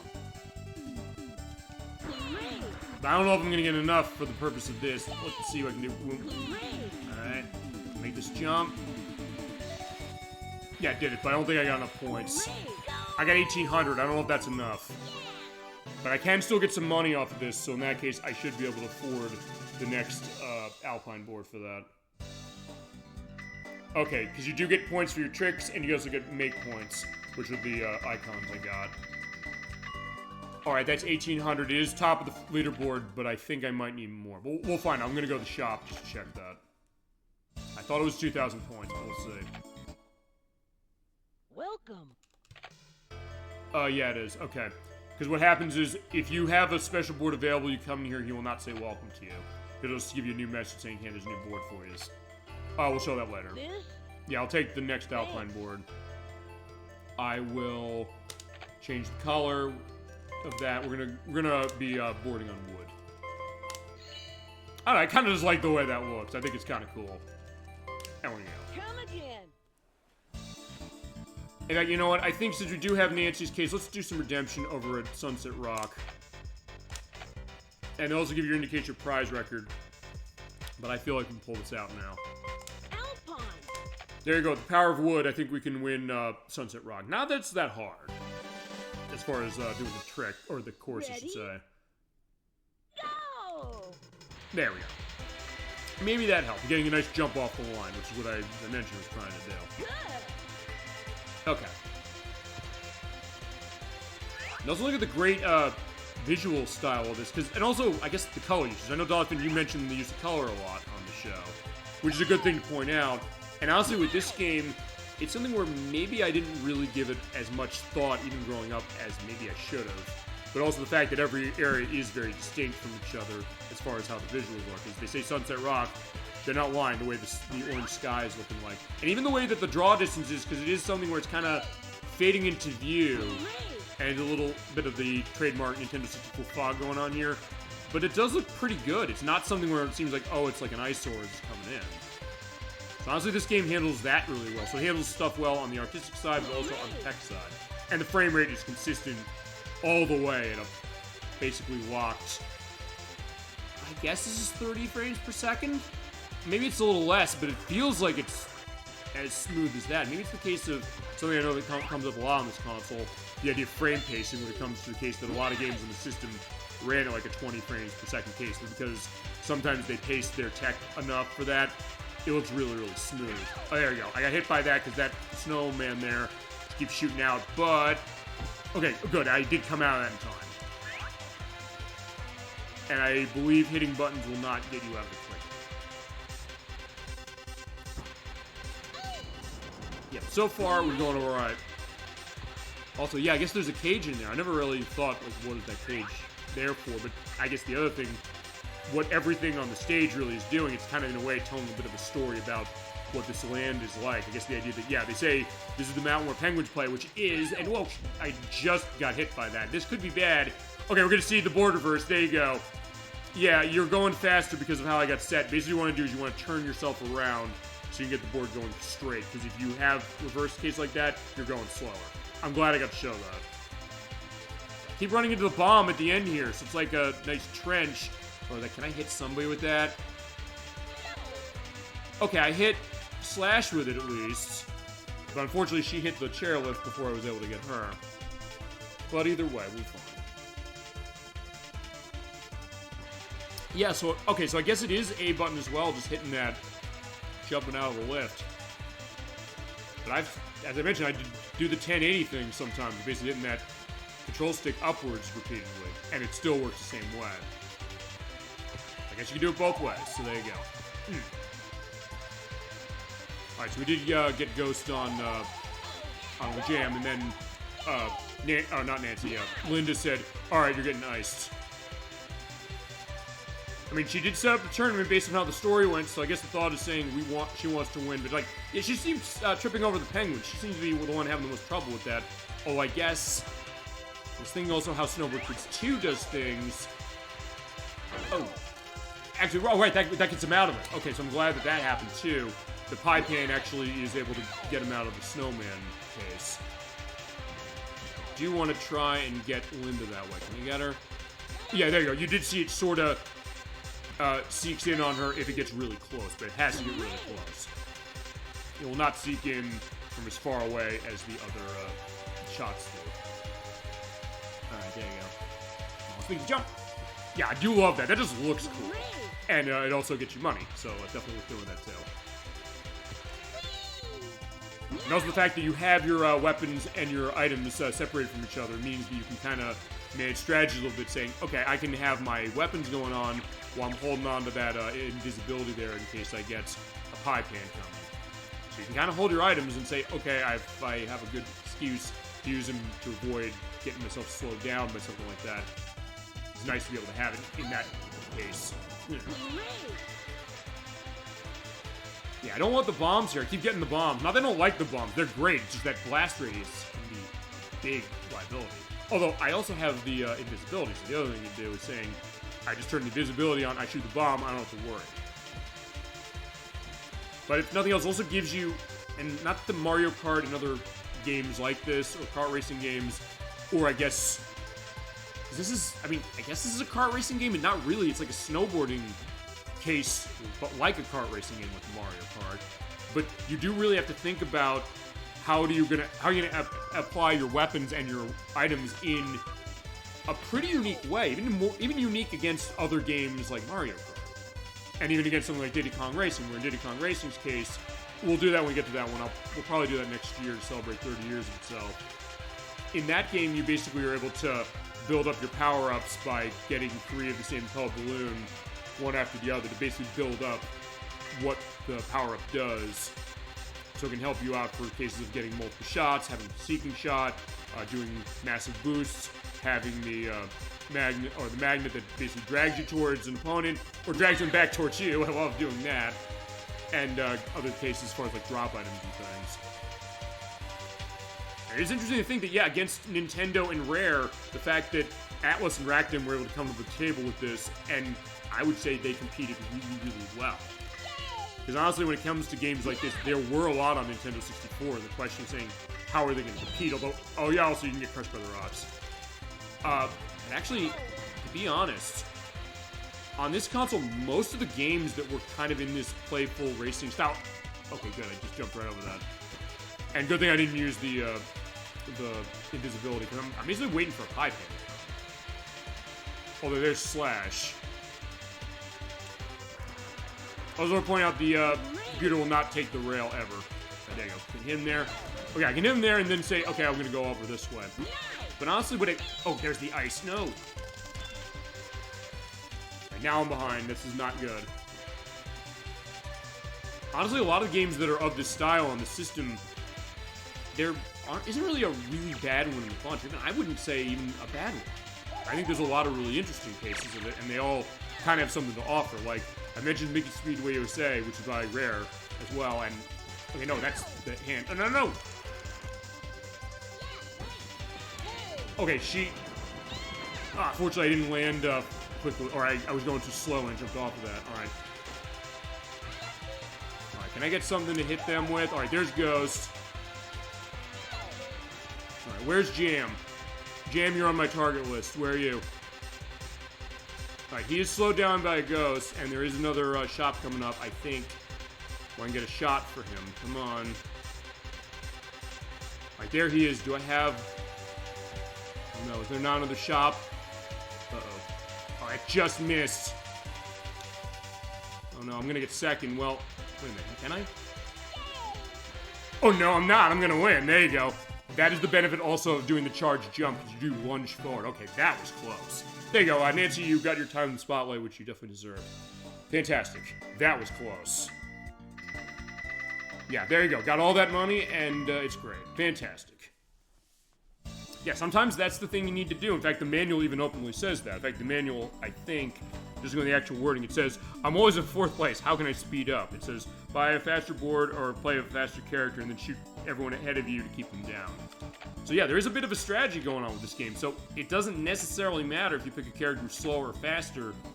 If you're able to kind of be smart and think as far as what you're doing, you should be okay. And that will show Linda. And we're going to go back to Night Highway. I think we can win this. I mean, we will win it. We're not going to stop the show until we win it. And for this... Alpine. We'll run the Alpine again. I think it was a case where it did help me out. Ready? Go! Alright, there you go. Now I'm getting used to as far as doing the jump off. That's the other thing about this game. It does have a really nice difficulty curve about itself. And also a case of, as you go along, I'll say this, at least from my experience, I do feel as my skills are improving as I go. Which sometimes I guess that can be an important case of thinking like, hey, am I going to be able to want to keep playing this? Good. And same, I guess, with a lot of, as I mentioned, this isn't a kart racing game, and it may as well be to a certain case of how it operates, but I would put it in the same category as some of the other ones that are on this console. And definitely a lot of interesting ones. A couple that... yeah, sorry, Nancy, you're going off the hill. And she's like, yeah, I hate you. Like, yep. Okay, I don't think it's necessarily in Nancy's nature to hate people, which we'll definitely see in the next game. But that being said, yeah, she's probably not happy about that. But anyway, because I guess of other games of this style, I guess we may as well talk about this then. As I mentioned, Maker Speedway USA, that's a game that's definitely not as great as something like Diddy Kong Racing, particularly out of Rare in particular, but it has some interesting things. I do have that game fully in box. I do want to show it, and one of the reasons I haven't shown it yet is because I want to buy the Game Boy Color version. Because the Game Boy Color version, along with having that as material for the show going forward, it's also something where the Nintendo 64 game uses the transfer pack, and it basically is a case where you connect the Game Boy Color version to it. It unlocks Huey as a playable character, and my plan is going to be that we'll play Speedway USA for Nintendo 64 for the show, and when I do, I'll start it by loading it up with the transfer pack case, and then unlock Huey. And then show off what that game does really interesting, which, one thing I do like about that game is it's one of the few kart racing games I can think of where it gives you an incentive to, there you go, knock him right in the wall, like, I'm going into that taillift first. I love that. I love that madness that happens here. But one thing I like about that game is it does something that I don't think a lot of other kart racing games do, and chat, feel free to go into other ones that you know that do this.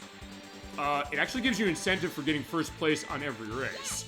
I mean, this one, as far as like a Grand Prix case, this one does because you unlock extra courses as far as it, but it's not like you're going one race after another.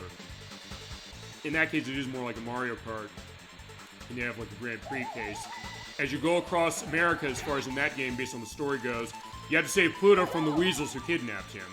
And the weasels keep sending postcards from all these places in America saying, hey, here we are in San Francisco, we have your dog, come and get us. And everybody's saying, okay, we're gonna go and get Pluto back. It'll be a nice vacation, but also like, yeah, we're gonna get our beloved dog back. Because there's that, there's both the games in this franchise. There's also, Chad, I don't know if you've ever played this. I'd be curious to show this one. It's called Penny Racers. It is an entry in the Chorokyu franchise that's in Japan. That basically are these little tiny cars, like toy cars and things. It's by Takara, who was involved in that one. And they brought the one out here, Penny Racers. And they also brought Chorokyu on the PlayStation 2 years later.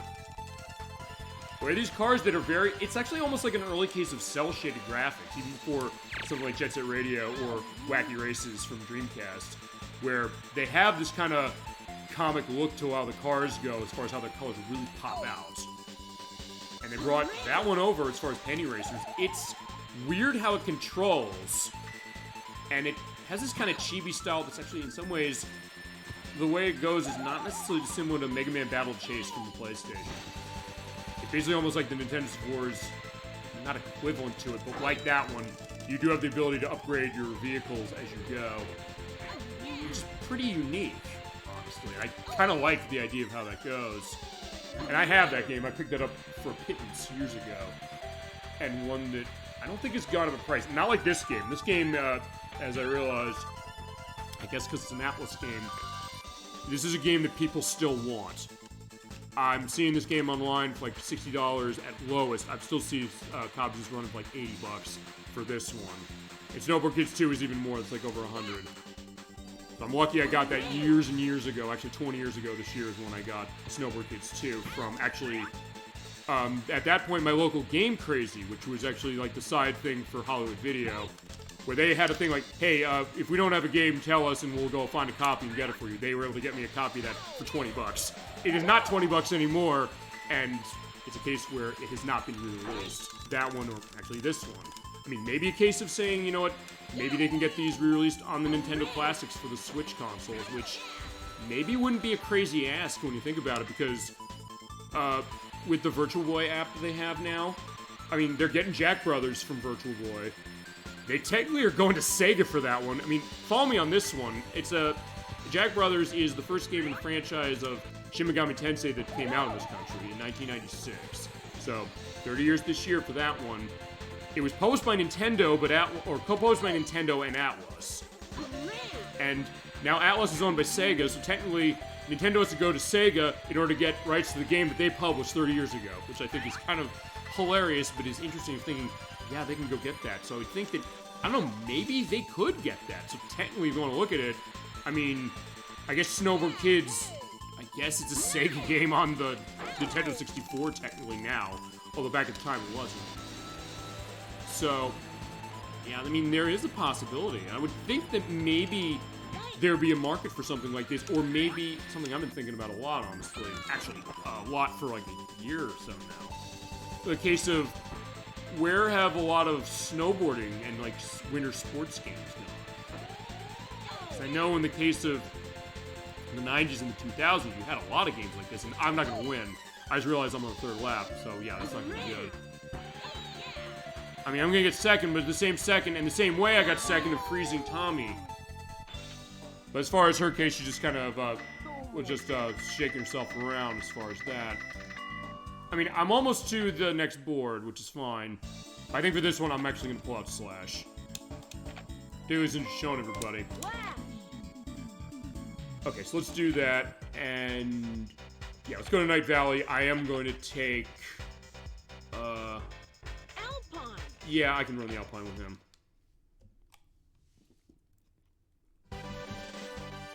Yeah, I guess where have snowboarding games gone? That's a bizarre thing, thinking about me saying that there doesn't seem to be a whole lot anymore. Because back in the day, we had stuff like this. We had, I guess the takeoffs of like Tony Hawk's Pro Skater, which were, what was the one on the PlayStation 2? Was it, I think it was Sean Palmer's Pro Snowboarding.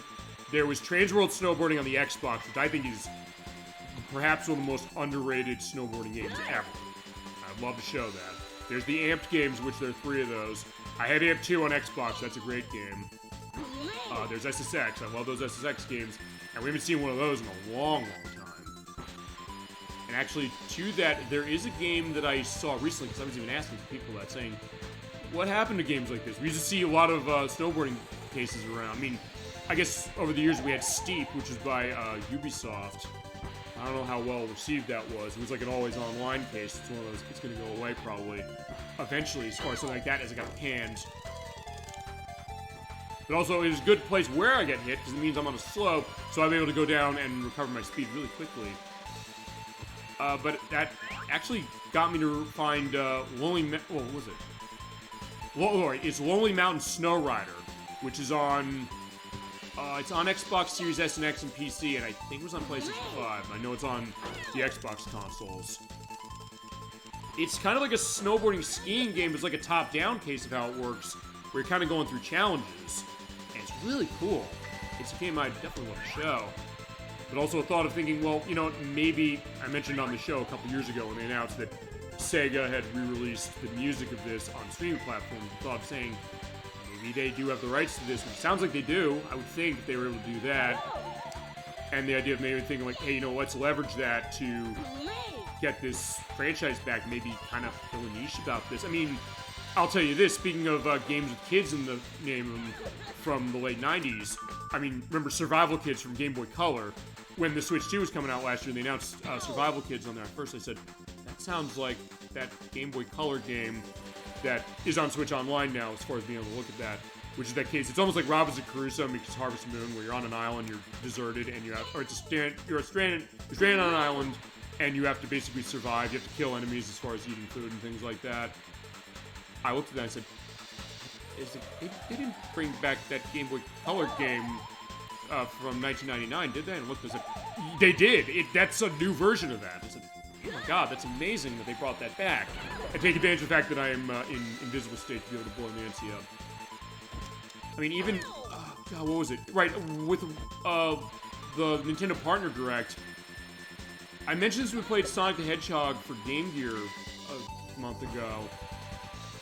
It's the part of the Dragon Slayer franchise. It was like one of the first games that Yuzo Koshiro did the music on. And I realized, I heard that name on that Nintendo Direct, and I realized, wait, they're doing a new version of that, and that came out years ago. That was a PC-88 game originally, as far as that first one. That franchise is still going around. So I guess that thought of thinking, well, even some of these franchises, like, oh, they're dead and buried, there's no way they can come back or that there be an audience for them, but realizing, wait, no, there is. In fact, that Bubsy the Perfect Collection, that's another example. The thought of saying, like, hey, nowadays, maybe the case of, well, looking at the idea of what was Bubsy as far as a franchise, do people like it, or do they like it, what that's like, necessarily, and like some of the, it's not by Digital Clips who made it, but in that one, just like a lot of those Digital Clips collections, they have interviews with the creators of the franchise, and they even said, they asked the creator of the game, saying, hey, did you get a sense that this franchise or this game would become big? He said, honestly, at the time, no, we didn't, and the way we tended to work, we kind of were just, we're going to the next game, and we didn't necessarily think that, oh yeah, this is going to be something that's going to go. It's like we had project after project, like, kind of coming up next, and then said, all right, we're kind of focused on that, and then thinking years later, like, wow, this enterprise has endured, and it was this that endured as far as Bubsy, but really anything. So I guess that being maybe kind of a surprise of thinking that, yeah, a case where anything really can come back, even in a case of something like nobody knows this franchise, which is, I think, something that I've definitely loved the experiences of with this show, in the sense of saying we'll play games in a lot of massive franchises, of course, but also cases of games in series that people maybe don't know. I didn't know for certain things. I remember, I guess as far as Nikki's concerned, when she's played a lot of the games in the Freddy Fish franchise. I'd heard the name, but ouch, somebody put a rock there. I had not played any of them, but then when she showed, I said, she grew up with these games. These games are really, really good. Or, what's a good franchise to play on the show that seems like people didn't know it, or I didn't know it. Well, I guess Lunar, we played that, and I didn't have that much familiarity with it. I mean, I've heard the name again as I'm getting ghosted. I don't think of some of the best discoveries. Well, actually, you know what? I'll tell you one. And in fact, Electors, I'll thank you for this one. I mean, it's a franchise I'd played games in, but I never really thought this idea of this franchise until we started looking at it on the show. That's Top Gear. I never really, even though I played Top Gear Rally on this console and Top Gear Overdrive on this console, I'd never really kind of sat back and thought about that really as a franchise. I kind of saw them as separate things. I mean, I think at the time I knew it was a franchise, sort of, but it's also something that's this game's played. Oh, we all got blown up. Okay, that's good. Oh, there you go. Okay, got him just as he jumped. Wow. Okay, that's good. Yeah, if I can get through this, it's not easy. Come on. Give me a nice trick to go to the road. There we go. Just for a nice case of that. Okay, I hit her. There she goes. She goes right past me. Boom. So yeah, Nancy came back, and there we go. Okay, made it. Thank God. Yeah, but that I never really kind of sat back as far as Top Gear as a franchise. But then we played Top Gear 1, and especially 2. That was one. I said, wow, these games are good. In case where I want to come back to that franchise. And I said, when we show Top Gear 3000, that I think I'll show the port of it in the Top Racer collection. I don't know. I think I might want to get the collection. I think I might want to get that on the Super Nintendo and show it that way. So that's a case of franchise where, I mean, it must have been popular, but it's one that I never really kind of sat back on to really kind of think through. Welcome. All right, I do have enough money for that next freestyle board, and I want it. this Yep, thing. let's take it. Okay, we'll be set when we get to, Come again. I keep forgetting the name, Quicksand Valley. Welcome. Also gonna change my board color on that one. Alright, so if we're gonna go crazy there, considering where we're going, I'll go with the doggy when we go over there. And everything else, I do want to get the next all-around, and I do want to get the next Alpine eventually. We're pointing out there is a board you can unlock when you buy the level 3s of every single one of the default boards. So when you have all 9 of these, you have another one you can buy as the cheapest of the secret ones. Okay, so next we're gonna go to Grass Valley. This is the one course in the game, the first one at least, that there's no snow on it whatsoever. So this is a snowboarding game without snow. Or if it's a case of saying, yeah, you're done with winter and it technically is over, yeah, you can definitely enjoy the fact that winter's over because, yeah, no snow here. Ready? Go! Alrighty, down the hill we're gonna go. I do love the music of Grass Valley. Grass Valley. Grassland is, I think in Mario. Alright, there we go. That being said, this is maybe not a great case to have the Alpine here, but I think it can manage it. In that case, there you go. Linda, she's going to the wall. Boom. I also just love the playfulness of this game. Saying like, oh yeah, it's just a case of, yeah, I gotta shoot my weapons off at the end, at my, I guess my friend.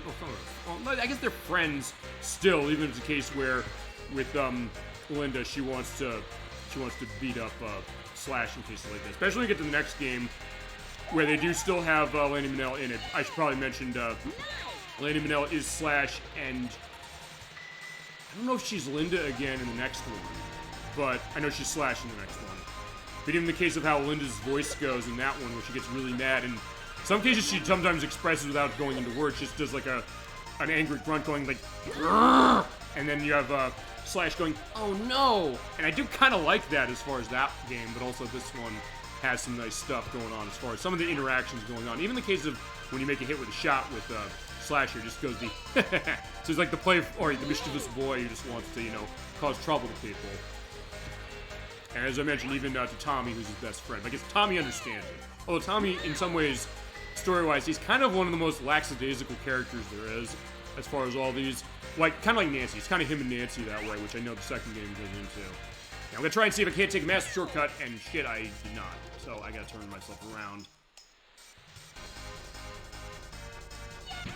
Oh, no, okay, I guess I'm going to do that.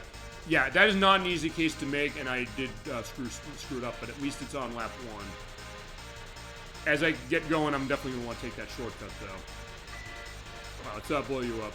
Yeah, sorry, Tommy.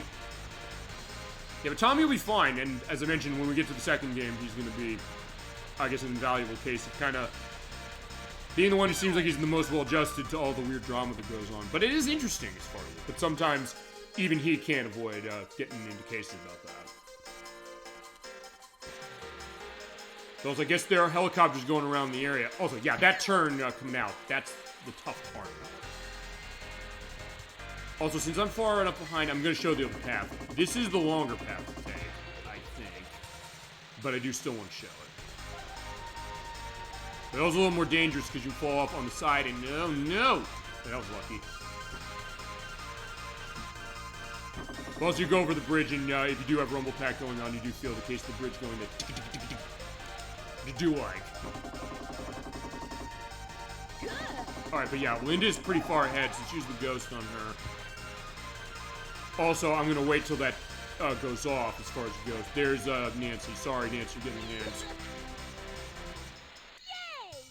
Yeah, it's off, it hit the pipe hand, and boom, she's getting crushed. I use that. I'm also gonna try to see, can I make the turn in here? Yes, I can, even though I hit the wall. Yeah, because there's another path you can take. I also do like that, the fact that a lot of these courses actually, except for, hold on, let me think about this. Actually, I think the only ones that Rookie Mountain and Big Snowman do not have shortcuts to themselves. Well, not really. And Sunset Rock. Sunset Rock sort of has some additional paths, but not really a whole lot of the way of shortcuts. But these definitely are case that. Boom, there you go. They all get crushed. Except Linda, where's she? Oh, there she is. Oh, crap! Well, I got her, so I'm in first place now. There you go, get that. Okay, now I gotta be careful. Here we go. Let me slow down, get my turn. Actually, that's better, because I'll tell you what I'm gonna do. I'll use the fan, go across this. There we go. Yeah, if you could take the shortcut, take the shortcut, because it is absolutely gonna help. Alright, there we go. That was the last lap. It would have been great, but still a little more to go. We do still have the crowd down by the marina, so in that case, they're saying, yeah, we're gonna have a nice case after they came in from a nice boat ride. Right, final lap. I do love this music, especially when the guitar sound comes in after this. Yeah, basically right here.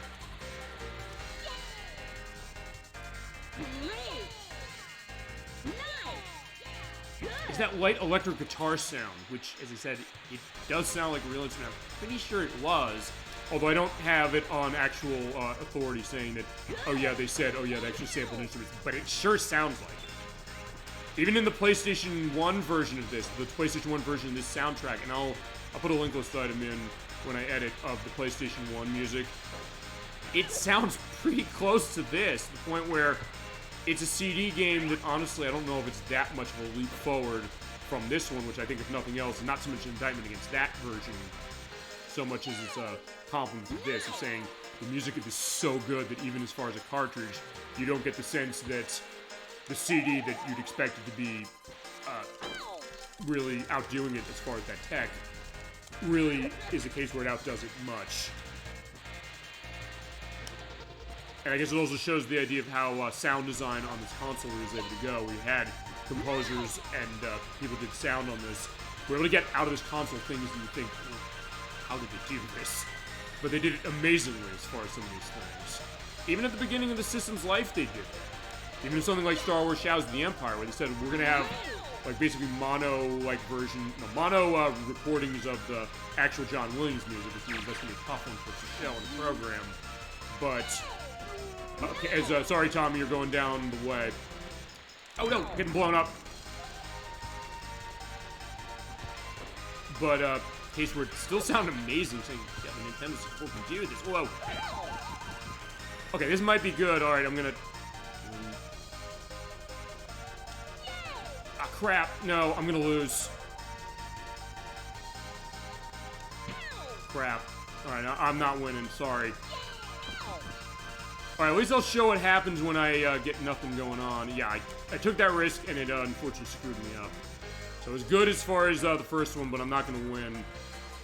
Unless maybe Tommy's slowing down enough for me to get third place, but I don't think that's going to happen. In fact, I think I'll get another board, and I'll pick another board, I'll pick another character, something. And we'll figure what's going on next. Alright, yeah, I lost. I'm mad, I'm going to hand everybody. There you go. Basically because, yeah, they're saying right here, get coin, don't take out. So, yeah, in that case, yeah, you're not getting that. So, unfortunately, all my money's gone. Okay, so I think what I'm going to do is, I'll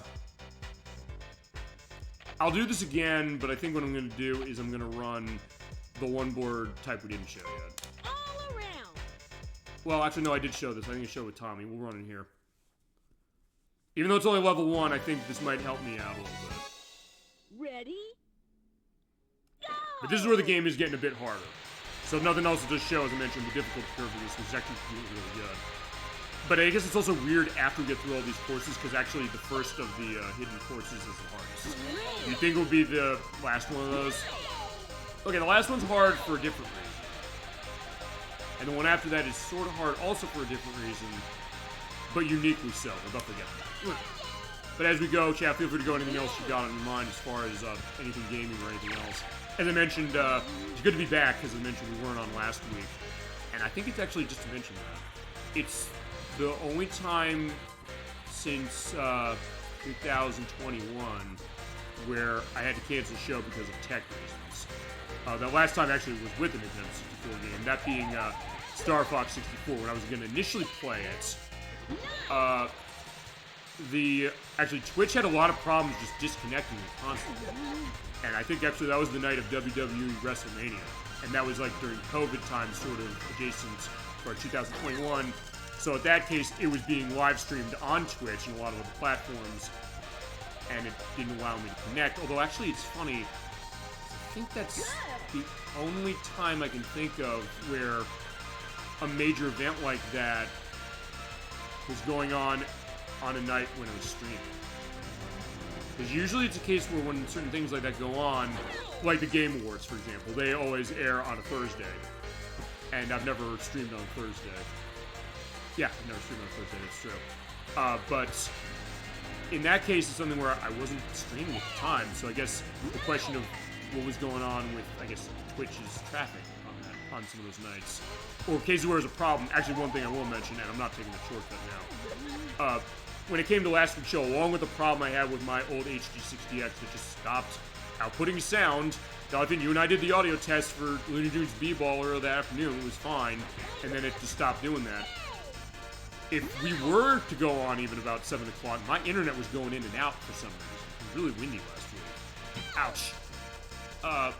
But even if we were able to go on, I was having trouble as far as that, where my internet on my PC and everything I had was kind of going in and out. So if that was the case, I might not have been able to go on anyway, even if it was a case of me saying, oh, I'm going to go on without sound. Or I was able to figure it out. Or figure it out in time to do the show last week. Sometimes that can be an interesting thing of saying, hey, what's the idea of when streaming's going to go, and really get in the way as far as tech. And honestly, maybe it's just me, but I get the sense that the last time I really had trouble as far as on Twitch's end has been just when I had older PC equipment. I don't know if that had anything to do with it, or maybe it was a case of just how much, I guess, Twitch's servers might have improved or enhanced over the 6 years we've been doing the show. Which that makes sense too. Oh, right, that's another thing. I'm glad I got to show that. Sorry, but Nancy's getting knocked down. When you have yourself or like Nancy in that I'm on the ground stupor case of, what is it? Of the slapstick, that's another thing that the pipe hand will ignore. So that's the reason why she was not crushed.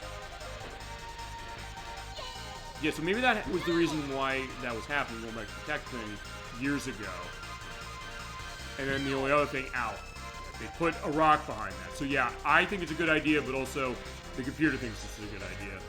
What was I gonna say?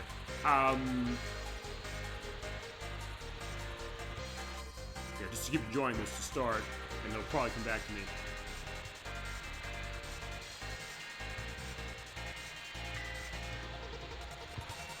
Alright, there you go. Nice fan will help. Right, the tech thing, because I was going to say, the only other thing we had problems with on the show was the stuff with the mic going off as far as weird cases, which, that was my last PC. My new PC doesn't do that. And the PC before that didn't do it. At least it didn't do it the same way when it came to certain things. And for some of those things, it's something where, some of those shows, that's one thing I'm thinking about, because I guess, okay, she didn't get crushed, but that's fine. I can just still follow her, saying, yeah, just follow the invisible board. I've been thinking about this recently when it's come to shows that we've had those audio issues with the case of the microphone bad. I've been thinking of being able to do shows again for those, basically justifying return to those games for that very reason. And I think we're going to do that. I'll figure how I'm going to handle this. I guess we'll do it in the second chance. And there's a couple games I definitely want to do that for. And also, I guess the other thing I'm also thinking of is since I had a week to reflect as far as on the show and things like that, I guess a case of saying, since the old tech we used, it used to be a case where the game audio, or I had it set where the game audio was going lower when I recorded or when you were talking. Maybe record some of those games again where we don't have that happening. Or now that we're not in that case, maybe just have it so that it occurred. I mean, I might do that for certain things. I mean, it depends on the game. I'll figure that. And if nothing else, just to give an idea, if I hope that doesn't come off as maybe a suggestion saying, hey, we're running out of content on the show. But the answer is, no, we are absolutely not running out of content. We got a lot of stuff coming up, a lot of unique stuff that I know, chat, you've wanted to see, stuff I've wanted to show. Aspects of the schedule have been coming into place as far as May, which I was not necessarily sure if you asked me last week, if we were completely doing for May. But I did get some updates on stuff, and we'll mention them at the end of the show, like we always do when scheduling.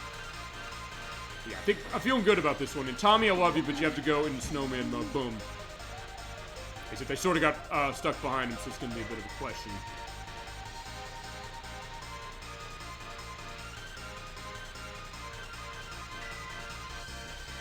I think we can do this. But since I'm in first place, that does make me more of a target, so let's see if we can pull this out. And I can get the... Oh, there we go. That was lucky. I think I landed right after that came by. Thank God. She dropped that. Right, she's not gonna take it. Okay. And please give me this. You know, I'm not taking a chance. There you go, knock her down again. Oh. No, who got me? Shit, Nancy. Oh. Uh-oh. Oh no, I think she's gonna win.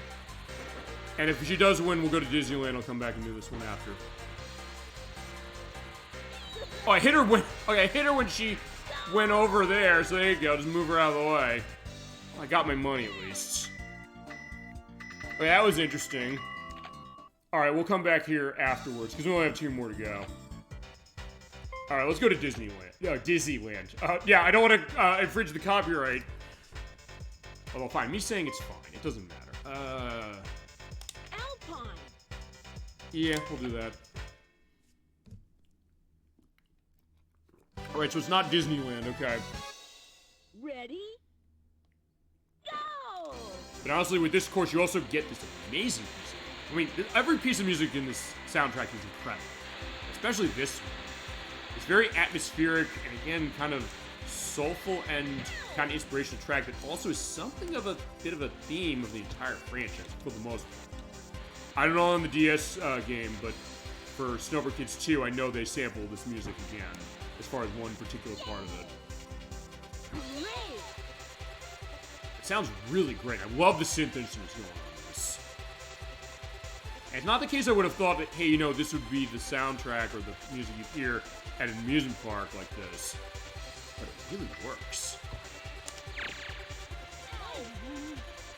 As we're going all the way. First we're going into this area, we're kind of seeing, I guess, like the waterfalls where the dinosaurs could be, but like, yeah, I rolled down.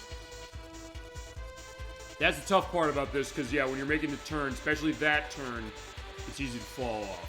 Yeah, this is kind of the motif you tend to hear in, this seems like the main one of the game coming up right now. We're going over the cup ride.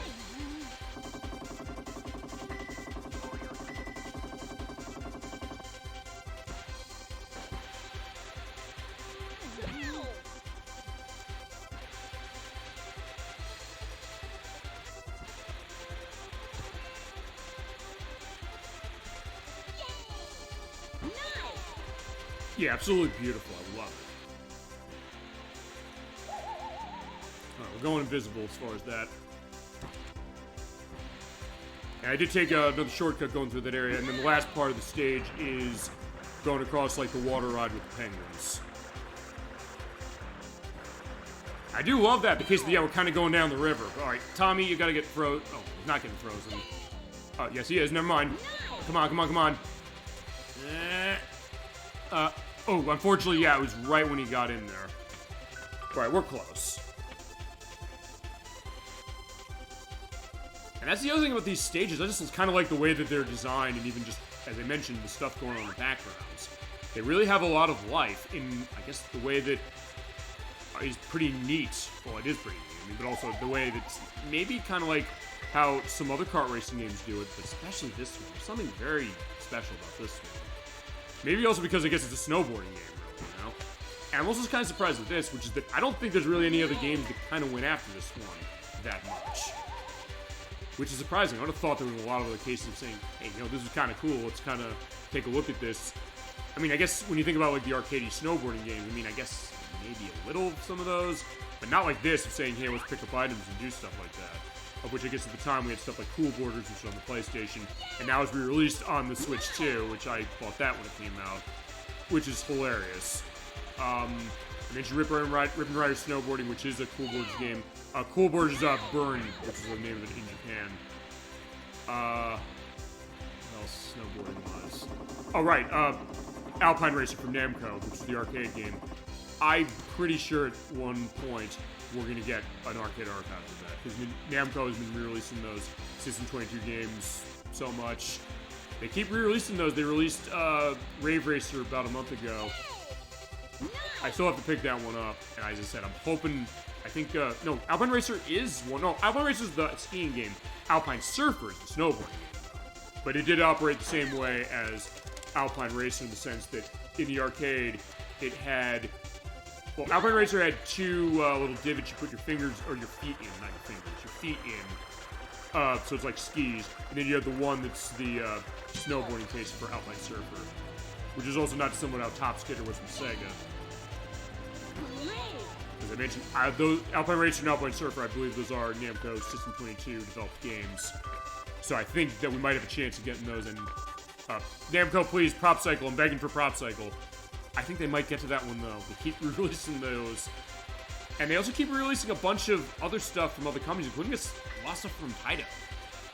And actually, like those Taito Milestones collections, they're still going strong. They have a new one coming out, I think, in a couple of weeks. And Electrus, I thought of you about that one because Camel Tree's in there. So yeah, Camel Tree's getting a modern port of itself, which is amazing. I'm glad to get a sense of that. So like, yeah, you can buy that Taito Milestones on Switch and Switch 2. I don't know if it's on other systems. It might be on the other systems too. I'm saying that, yeah, Camel Tree is awesome. Let's get other people to play it. And I do still do On the Ball on Super Nintendo for you. I want to figure... I have started some practice of it, sort of, in the sense of saying the idea of what we want to do. We'll show off all the levels and all that. I'll figure when I can get to that one or how that's going to look, because I do want to do that game. That game is amazing. Okay, that's another one. That and Camel Tree, which are... Yeah, Camel Tree's the arcade version of what On the Ball was. I still don't know why they changed the name of it. I'll find out, I hope, when we do the show and do the notes. But that's... Actually, a lot of the stuff from Taito, those are franchises I never knew. Also, by the way, if you hit in the coffee cups, the computer's really good at doing it. They'll bounce backwards, but in my case, I know how to avoid them. So in that case, just swerve around and be set. Yeah, actually, because I'm saying as far as franchises that maybe tend to get underappreciated, that's definitely the case, but also companies. Taito, some of the Taito stuff, the more I've been thinking about it the past couple of years that I've really kind of come to understand them as a company, with a lot of the shows we've done, I kind of really loved some of the discoveries I found. And some of the ones I've been told about on top of the ones I found, which has kind of been an amazing thing. But, you know what, I talked to people about Taito, who's Taito? Well, let me tell you, there's some good games that, Alright, unfortunately I'm gonna get, let's see, third? Yeah, third, because unfortunately I'm gonna push her right over the line. But I still got my money. I'll take that. I mean, I can get the next, I can get the next all-around board. You know, let's wait a second. Welcome. Which all-around board did I take? Let me just see. Yeah, I only have the second one. So yeah, you know, let's get the second one. Why not? And in that case, what I'm going to do is I'll use that for that. But I guess just to vary things up a little. I mean, I do want to show all the courses of the speed and shot game.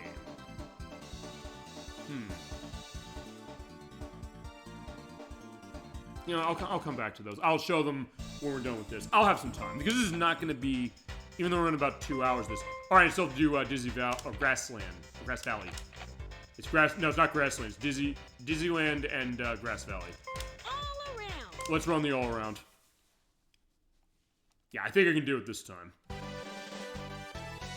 Yeah, but we're going to show off everything in this game, I promise. Because, yeah, this game is pretty cool. And I guess also an interesting one, because they said, yeah, this is the month of sports, except for Kingdom Hearts 3 Chain of Memories, which... Yeah, even without us doing Looney Tunes B-Ball for now, it's something where... That is still the case, although I guess it's the least sports-like of all the games we're going to be playing. I mean, because it follows the idea of what snowboarding is to an extent, but also a case where it's not going necessarily... Well, it's definitely not going for realism. I mean, next week's game is, but it's also something where... It's also something that I think is appealing, even if you're... Just want a nice... even if you're not massive into the sport of it, That being World Series Baseball for the Sega Genesis, which I'm definitely looking forward to doing that one. But still, I guess our sports case is still going on. There you go. Pie pan. Unfortunately, yeah, she timed it so she jumped when she came out of it. So in that case, the hand missed.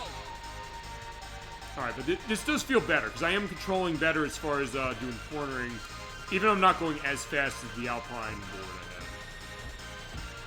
Sometimes you have to do that, and I like the fact that this game, I mean, not that it's impossible to do it with the higher boards as I have. I mean, I did get second place on this course with it, but still, the case of saying sometimes you have to do that, and the fact you can kind of tell a difference. I do really like that. And sometimes you get upgrades or changes in equipment, and sometimes the question of either, it's one of two extremes, either the case of you get the sense it doesn't do much or does enough for one thing, but not a case where it really is going to mean too much outside of that, or the opposite case where it does so much for you, either removes the challenge or it makes you question the idea of saying, has the game been holding out on me? I mean, I could have taken that shortcut, I'm not going to take it. I think we'll be set. Yeah, it is also weird that I'm, treading on grass, but actually, I guess also the idea is that it's not, the fact the grass being torn up. Well, actually, that would be an interesting thing, because like you mentioned the idea of the fan project of Snowboard Kids 3 that people were trying to make. That was, I know, a fan thing you mentioned.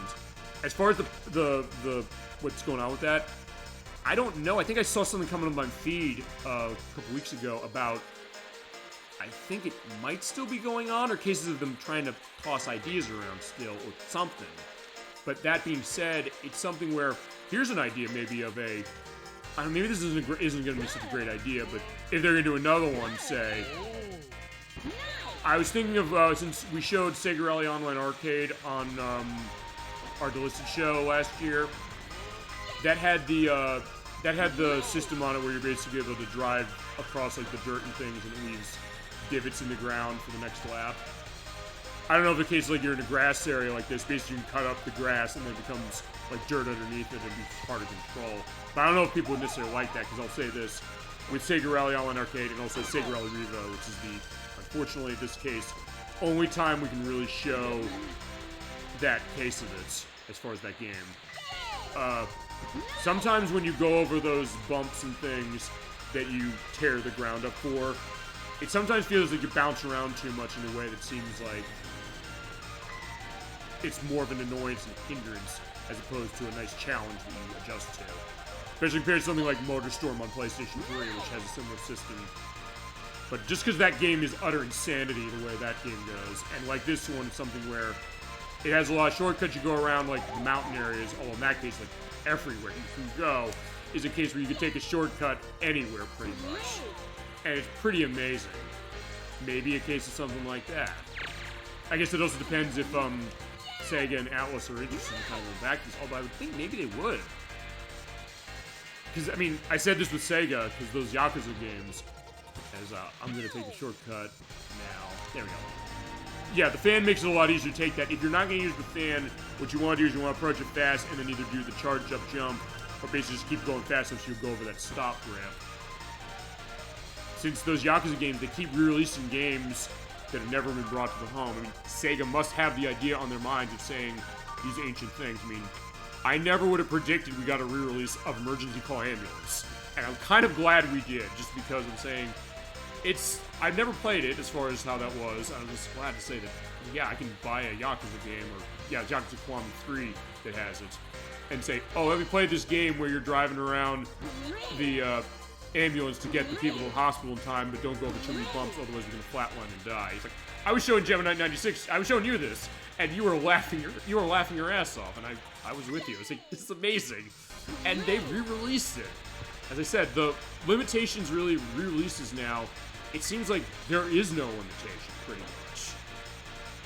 I mean, the fact I mentioned earlier with like Ren and Stimpy, that Happy Happy Joy Joy collection, the fact that it's getting re-released. Yeah, that's amazing, the fact they're re-releasing that. I wish that they would have been able to get to Sega to get the Sega Ren and Stimpy games out for that.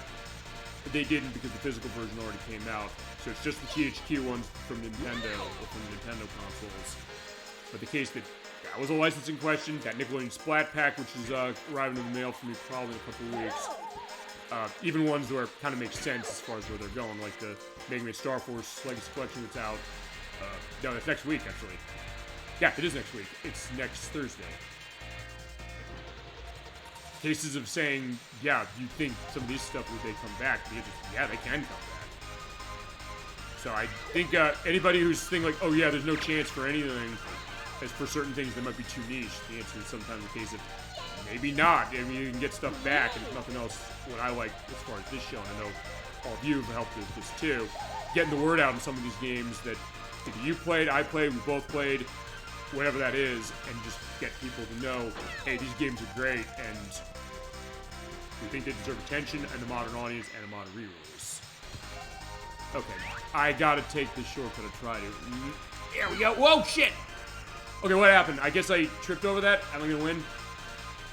Okay, there he is. I might be able to pull this out. Got him. Okay, come on. Yeah, sorry, Tommy. There we go. I'm gonna just wipe out. I don't care. I'll win. Awesome. That was close. Yeah, because I put this question to actually a lot of my friends and a lot of people who've been guests on the show, saying, if there are no limitations, just thinking that out, and I get the sense there aren't really any anymore to a certain extent, what would you want to see a re-release of? And I know I got a lot of interesting answers on that one. I know Crescendo64, he said Shadow Hearts Covenant, or Shadow Hearts of any kind. I'm saying, yeah, definitely a good case of that of the ones we've shown. Trying to think of other cases. Well, we've gotten some stuff with Suikoden. I keep saying for Konami, the case of saying, how about Snatcher and Policenauts? I get the sense maybe we can get that happening.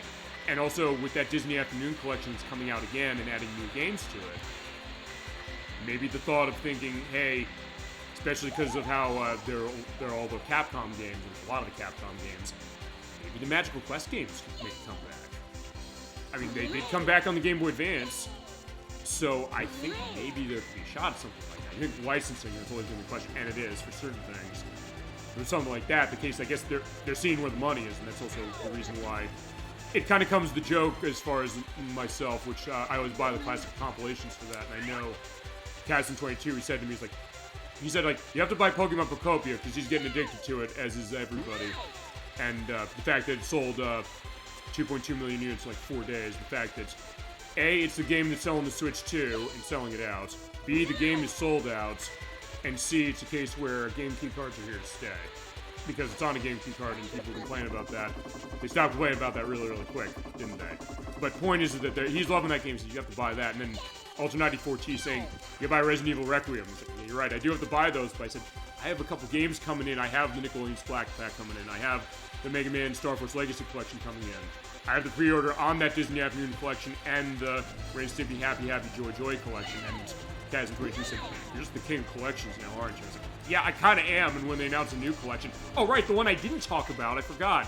I still haven't talked about this on the show, and that's the other thing about this game, is that there's a lot of great stuff to talk about with this game, but also it's a really good game to talk over, because of the fact of... So we can kind of explain what's going on, but also go on a lot of different things. Kind of like a lot of beat 'em ups you play. But, yeah, the Marvel Maximum Collection. I mentioned when we did our Delisted show last year, we showed X-Men for Konami. I begged for a re-release of that. Somebody heard me. They're re-releasing it in that collection. They're also re-releasing in that collection Captain America and the Avengers. It is the arcade version they're porting, as well as the Genesis version and the NES version, but not the Super Nintendo version. And it's also including Spider-Man, Venom, Maximum Carnage, and Separation Anxiety, both versions. I'm curious how that's going to go, because remember in Maximum Carnage's case, there's a piece of music that sounds very much like the Mob Rules by Black Sabbath. I don't know if they're going to have to change that. And then also X-Men Spider-Man Arcade Revenge, including every version of that for Game Gear, Game Boy, Super Nintendo, and Sega Genesis. And they're also porting in Silver Surfer from NES, the infamously hard shoot-'em-up game. And they announced that, I think, about a couple of weeks ago. I didn't actually bring mention of that, but that's another one. It's like, I'm getting that collection too. I mean, the fact they're re-releasing X-Men, and for X-Men, as we're pointing out, what they're doing with that is, I don't know if it's a case where it's going to have the re-recorded voices from the Xbox 360 and PlayStation 3 versions, but they did say, first off, it's going to have local multiplayer for 4 players, but it will have online for 6. So it's going to have the 6-player version as well. And it's like, oh my god, you bet I'm going to buy that. And that means that we can show X-Men Arcade as a full show. Thank the gods. I'm loving this. I'm absolutely loving the idea of how retro gaming is going, how these collections are going, things like, no way they could do this. The license is going to kill it. Oh, and right, Electrus, to bring up one other thing. This is something I still need to buy. Another re-release that came out a couple weeks ago. We talked about Poker Night, Poker Night 2.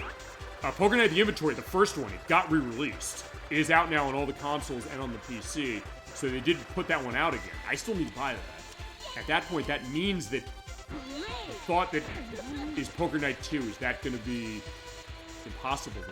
No, maybe on the back of that, maybe it's not. I'm definitely going to buy Poker Night: The Inventory, because based on my experience with Poker Night 1, or Poker Night 2, and I didn't get to the demo of that one in time before they delisted the first one. Yeah, I definitely want to get that. We'll definitely show that for the show. Maybe get that sense of saying, I think that maybe that's the thing. A lot of companies are realizing that there's money to be made for some of these re-releases, and also a market of saying, hey, this was not available anymore because of the license thing. What are we going to do about this? I mean, even in the case of, because I know they re-released Lollipop Chainsaw, and I know they did a bad take on it as far as how there was a lot of bugs and glitches to it. And there's like a Switch 2 version they're doing now that's gonna, I guess, fix some stuff, but they delayed it by a couple of months, I think. But even that one, they did come out openly and say, okay, you know what, we can't get the licensed music again, number one, but they came out and said that right at the beginning as opposed to Sonic Origins, where they didn't say that at all. I was like, please confirm that, please, to me, to start. I'm okay with them doing it. I understand why they had to, but still, I wish they would have come out at the start and said that. But then say, well, okay, they also said something very telling when it came to that Lollipop Chainsaw's new version, saying, we also wanted to do it this way so we wouldn't have to stop selling it. Okay, fair enough. But then also they get a physical version, although Lollipop Chainsaw does have a physical version. In fact, I bought it at the beginning of the year. And we can show it. I just have to be careful and click on the trigger of muting the music for certain things, or we play it without the music. Or, I don't know, Crusader 64 and I, we just start singing the music as far as when we turn on the special attack thing. We start singing, oh, Mickey, you're so pretty, can't you understand? You take me by the heart when you take me by the hand. We just do that. Or then when we go to the shop and they do the lollipop, lollipop, ooh, lollipop. Boom, boom, boom. I think, yeah, we'll just do it. All right, come on. Blow her up, come on. Ah, crap. All right, I got second at least. Yeah, and she said, of course, which actually for years I didn't know what she was saying, but that's what she's saying. At first I thought she said up chord, but I was like, what sense does that make? Okay. We just have to do this one. You know what, I think since we're close to money, I think I'm gonna show the skill games, then we'll do that and we're gonna go to Quicksand Valley. Alright, so let's talk about the speed game. Now, it's 3 courses. They give you Rookie Mountain, they give you Big Snowman, and they give you Sunset Rock. It is 1 lap across each of these. And they say you give you numbers of speed fans of 10 on Rookie Mountain and 20 on these, saying slide down fast, faster, and even faster. We're going to show all of these. Basically what that means is as you go along, and we're going to run Alpine as high as I can go, you want to go across, but you also want to get the fans. They're basically just on the course, you go and touch them. And you have a minute to do it, and I missed that, but if you also get it perfect, you get to, I guess, the fast time. I've never done it because, good lord, it's hard to do. As you know, it's so much so I'm going to try it again. Ready? Go! I was going to try and see if I can't jump off there and get that time. I won't necessarily do much more as far as, restarting if I make a mistake, but I'll try. But you have to curve specifically. You can feasibly collect all of these as you go down the course. I'm not good enough to do it. Or I'm not good enough to do it as it goes with Slash here on an Alpine Level 2 board. And I don't know how much of the rumble pack's coming off. Yeah, with that Alpine board, you're seeing how tough the turning is.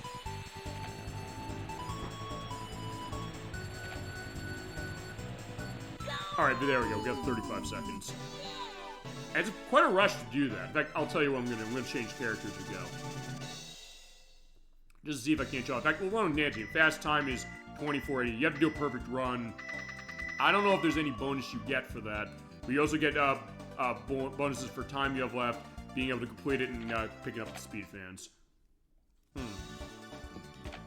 Alright, so I'm gonna pull out Nancy for this one. Just to show that idea. Nancy! And then we'll go on to Disneyland, and then the rest of it. And I'll also show Trick Game later to unlock the featherboard. I'll at least do the unlocks of everything as far as that. So we'll do Rookie Mount, we'll do Big Snowman. We'll throw on the Alpine as far as this, and we go. Alpine! Ready? Go! And I guess if nothing else, it's also good that they give you this because it means that you can kind of have a little bit of a break from the battle races, which are a lot of fun, but also in case there's other things to do. And again, Snowboard Kids 2 will up the ante because they do bring all these modes back, and they can do better. In fact, in the case of the shot game, which we'll show a little later, it basically is like Paperboy, and it's better than the Paperboy that actually came out on this console, from what I understand. Although I also would love to show that Paperboy game from Nintendo 64 because it looks insane from what I've seen. It's High Voltage Software who made that. The people who made the Hunt of the Reckoning games, they also made the game based on Family Guy for the PS2, PSP, and Xbox, and they made We Just Sit Wearing Magna Cum Laude as well. Something else I think they made. But that being said, that game is just insane, especially the visual style. And it just looks so strange and bizarre, but it's weird. I'll bring this up, I guess, for this game, because when this game came out, it was seen pretty well as far as by reviews at the time. But it's something where there are certain cases of magazines where they said, hey, the weird characters are a big turnoff, saying like, hey, why are you playing as like Jam, who has that weird carrot nose or something like that? It seems like it's overly cutesy. I know that's something where, I think Game Pro Magazine, they said something along the line saying, they didn't like the sound of this game, saying the sound of the voices, the voices remind us of Barney the Dinosaur, and the sound effects and music will make you wince. So it's like, not the music, I love the music for this game. I disagree strongly on the music. With people saying this was too kiddie or something like that, although, fine, it's called the Snowboard Kids, I guess. But I don't know, there is kind of an edge to this a little bit in the sense of saying, hey, this is cute stuff with penguins and things, but I'm shooting bombs at people. I'm dropping pans on their head. But I don't know, maybe the case of, and I mentioned this before, I mentioned this also with another underrated game on Nintendo 64, Mystical Ninja starring Goemon. That was kind of the start for me of my experience or understanding of anime and other cases of Japanese culture getting imported over to the US. So at that point, the case of maybe me being willing to roll with it more, kind of more curious, saying this is something different that I haven't seen before, and for some reason, with this game in particular, it fits well.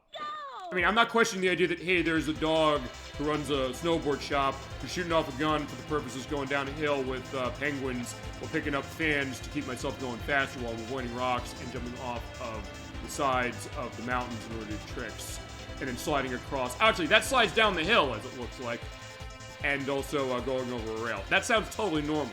Yeah, that's the kind of thing that you could clip out what it just said, and it's like, that sounds like the rantings of a madman, but then you play the game. Like, no, it makes total sense in the case of this thing. Or maybe the case of saying, in the world of gaming, or really in the world of anything, sometimes something's so strange, or something that seems totally nuts, you realize, like, no, it works, and this game really worked, and really works still, even to this day. It's always one of those games, I'll tell you, it's one of those underrated Nintendo 64 games that I always will point to people and say, oh, you ever played this? And they, no, they haven't. It's like, well, it's one you're going to like. One that's expensive, unfortunately, but also one that is worth the investment. In case of, yeah, you got to give it a look. It puts me in a good mood. Also, one thing I forgot to mention as we went through Sunset Rock, that area there, they have just rocks on the ground. Just as far as how they design the level. It's the only level in the game that's like that. Where, yeah, you can, there is like the rocks you can pick up that you'll trip over. And also, getting the fans here are pretty difficult because you have to go up these hills, which is not easy to do in some cases. But in that case, you have to hit it just right in order to go up. So the physics of that are a little wonky, but not a case where it's awful, but still gets to think, yeah, in order to get up there and basically look out into the vast landscape of nothing from the side of the screen. Yeah, you have to be really careful doing that. Alright, but I did get 16 of these, so yeah, in that case, Nancy's doing pretty well for herself as far as this. There we go.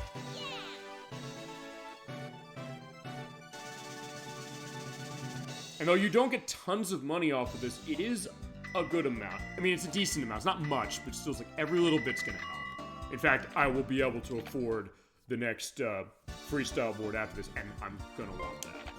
But next, we'll take a look at the shot game.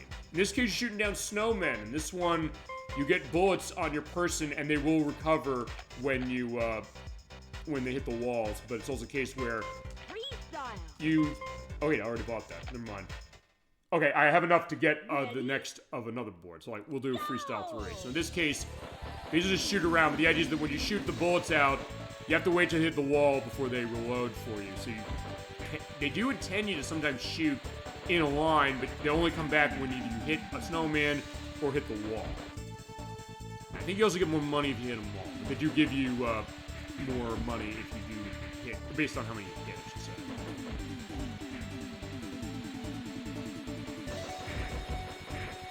And sometimes what you might want to do is you might want to wait till the end as far as this. I'll say this, with this one, it's not as easy, or I'm just not doing a good job of hitting every single one of these compared to how Snowboard Kids 2 does it. And I love how Snowboard Kids 2 does it. Not this is bad, but it's really good as far as this. But that one, the fact they turned into Paperboy, and that cool. You are delivering the papers in town, and it is more designed as far as hitting everything, number one. And number two, it is something where they do incentivize you hitting everything. Particularly because that one has more unlockables than even this game does.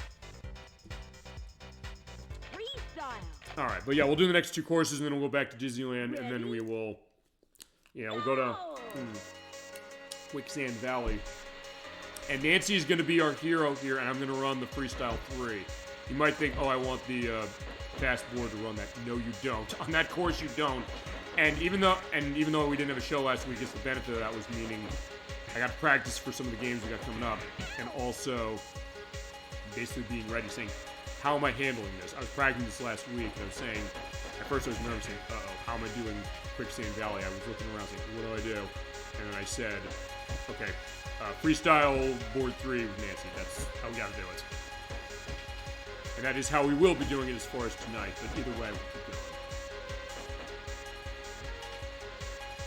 Alright, now I'll have to do the trick showcase. I've basically just been doing tricks, special tricks as I go.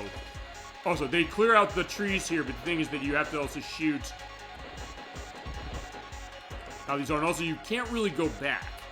Also, in this case, since I did do the swerve to the side, I did change my stance, but it's not like the Alpine board where it slows you down. In fact, the Alpine board is the only board in the game that's like that. The freestyle and all-around board, if you do that switch as far as your stance, then you'll be going the same speed no matter what. Well, actually, no, I realized something. You know, in like Tony Hawk's Pro Skater and some other games like this, that they'll have different stances based on who they are, like either the regular or the goofy-footed stance. Technically, everybody's in the regular stance. All right, fine, we'll have goofy-footed, where it's basically she's facing the left as opposed to facing the right. So I may as well have that going, especially because it can show it this way. Oh, that would be an interesting challenge, saying, hey, you're going to do multiplayer as far as this game, saying, who can win if you have Alpine boards and then you all go backwards? It'll take a while because of how slow you go. In that case, if you put 9 laps on, I don't know, Quicksand Valley. Assuming you have your friends after that, or you still have them wanting to associate with you after that, seeing, okay, how long is that going to take? Like, probably, I don't know, probably like over half an hour, I would think. All right, there you go. There we go. And also, if you do tricks, by the way, in this or in the speed game, you don't get points off of it or money. So in this case, just focus on doing the shooting. There you go. I've hit a decent amount of these things. Alright, at the end, they're all in a line. Well, in that case, I'm shooting too far as it, so I have to wait for when they hit the wall. But there we go. 55 out of 60. Not bad. That was more than I thought I was going to get. And actually, I think it's more than I got on the test. Or on all my practice. Oh, you're right. You get hit bonuses. You get a multiplier of 50 G every time you hit something. And then a complete bonus. There you go. Alright, so I can buy another board. And I don't know which one I'll buy, but we'll take a stop over the shop before we go to Disneyland. One more place as far as this. Let's go to Sunset Rock once more. Ready? Go! There we go.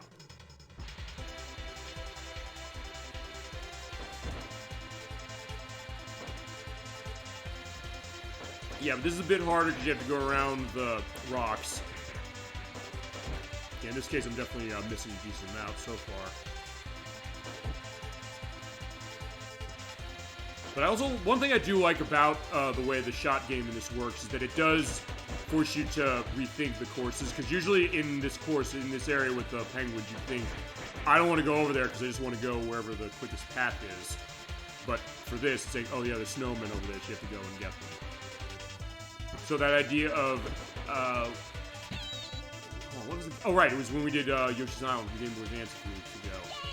Where I said that's a game where the new levels in it basically recontextualize everything you know about the game. This game kind of does that as well as far as how the shot game works. Or in the Japanese version, it's called the shot crosses, which is also what they called it in the second game. Okay. Oh yeah, this part, because you have to basically, I forgot about that, you have to basically shoot on each side, and somehow I hit them all. I don't know how I did that.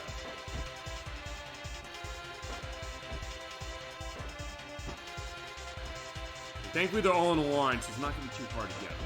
Whoa, no, whoa!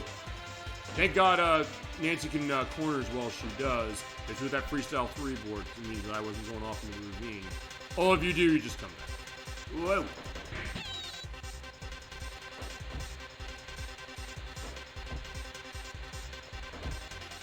Okay, yeah, we'll be good.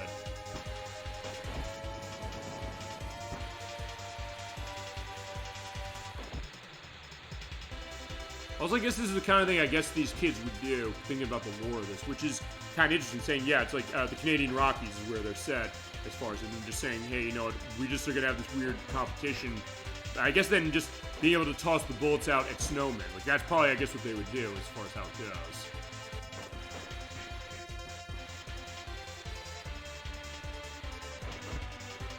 Alright, so yeah, it's 50 out of 60. Let's see, how many more at the end? Oh, right, I think they're also sort of in the line. Okay, I guess I missed more than I thought. Alright, there we go, we're done.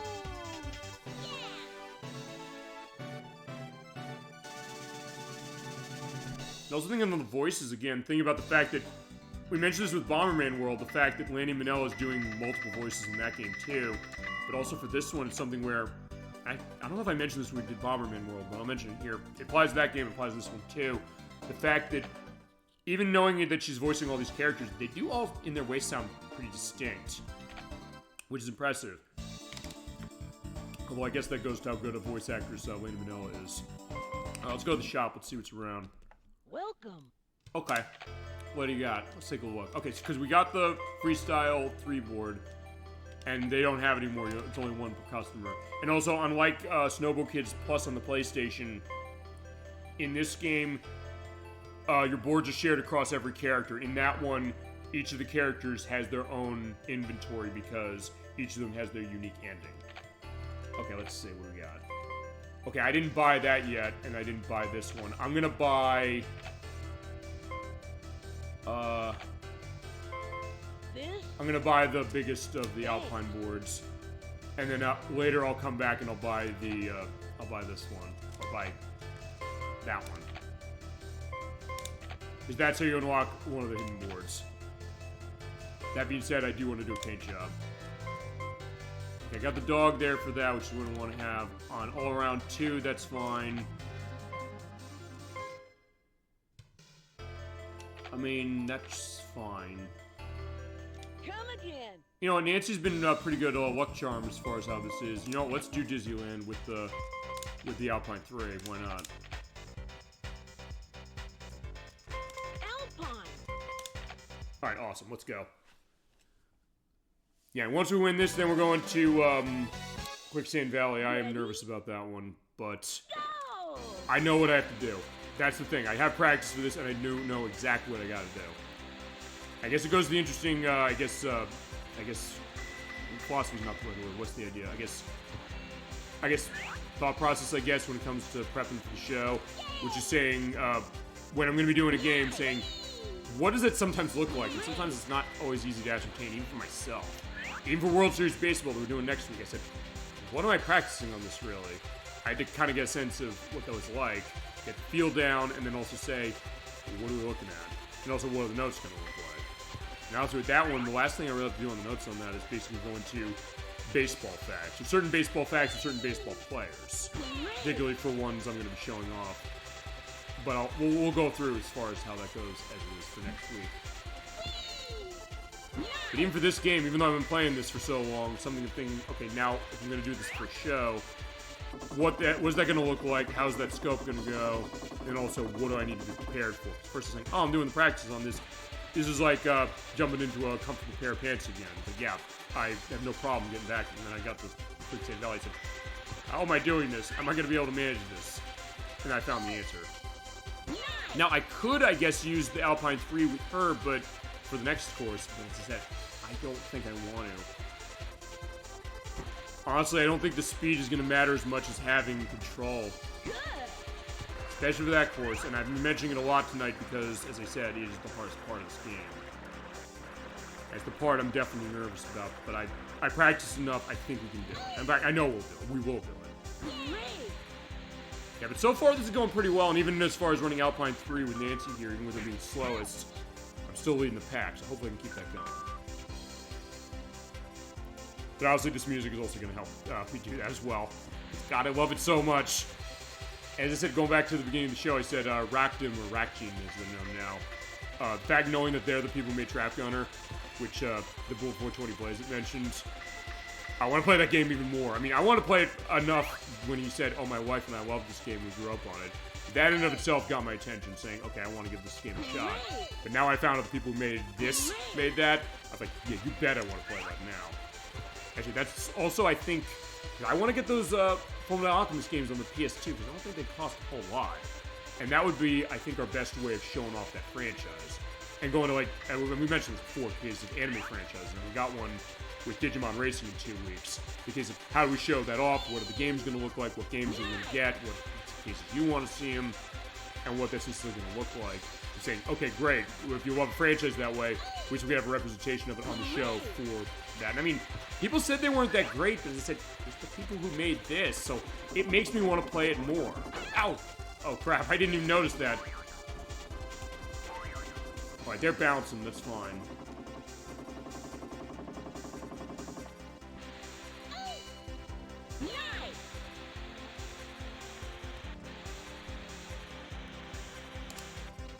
Honestly, now I'm thinking about it, I think these games are the only ones of Rakdim that I played. Still, yeah, because I didn't play the Fullmetal Alchemist games. I haven't played Trap Gunner yet. We will. That was a good timing on that. I didn't play Sub Rebellion. I've heard good things on Sub Rebellion. I've heard that's an underrated one on the PlayStation 2. And I didn't play Final Fantasy Explorers. Actually, I think I mentioned to Crusader 64. I said, had he played that? I think he said he hadn't. You know, he's one of the big Final Fantasy people in our circles. But still a case of thinking, yeah, okay, they made a Final Fantasy game too. Alright. Final lap, let's go. So far, so good. If I can keep it going, we can bring this home.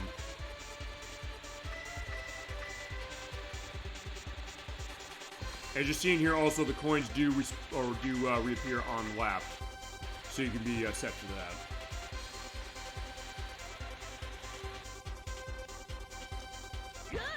Also, it's worth pointing out, the jumps usually are not large enough where you can get... Oh, no, I didn't want to do that. But either way, since I did it, I may as well keep that going. I was meaning to hold on to the invisibility, but I think it'll be okay. Yeah, I was saying the coins, they do come back on lap, so, but it is a case where if the players pick them up... Oh, crap. They'll go away.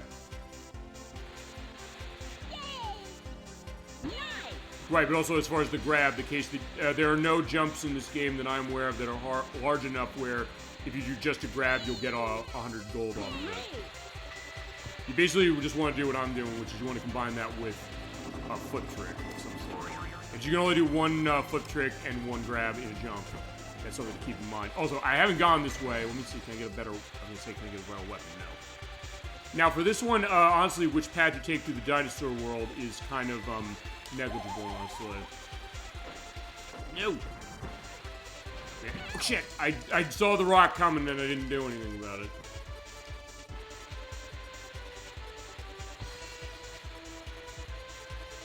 Also, don't go too fast over that because otherwise you'll hit the side, and I just avoid hitting that. Okay, come on. Oh, shit! I missed the item. Alright, I'm not gonna win now, but I want to get the money. Let me take my money. Oh, I'm not getting my money either. Crap. Yeah, I had it and I blew it. Alright, fine. Or to quote Sunset Riders, bury me with my money. Alright, you know, maybe in that case, Nancy, you're getting your love next stage, but,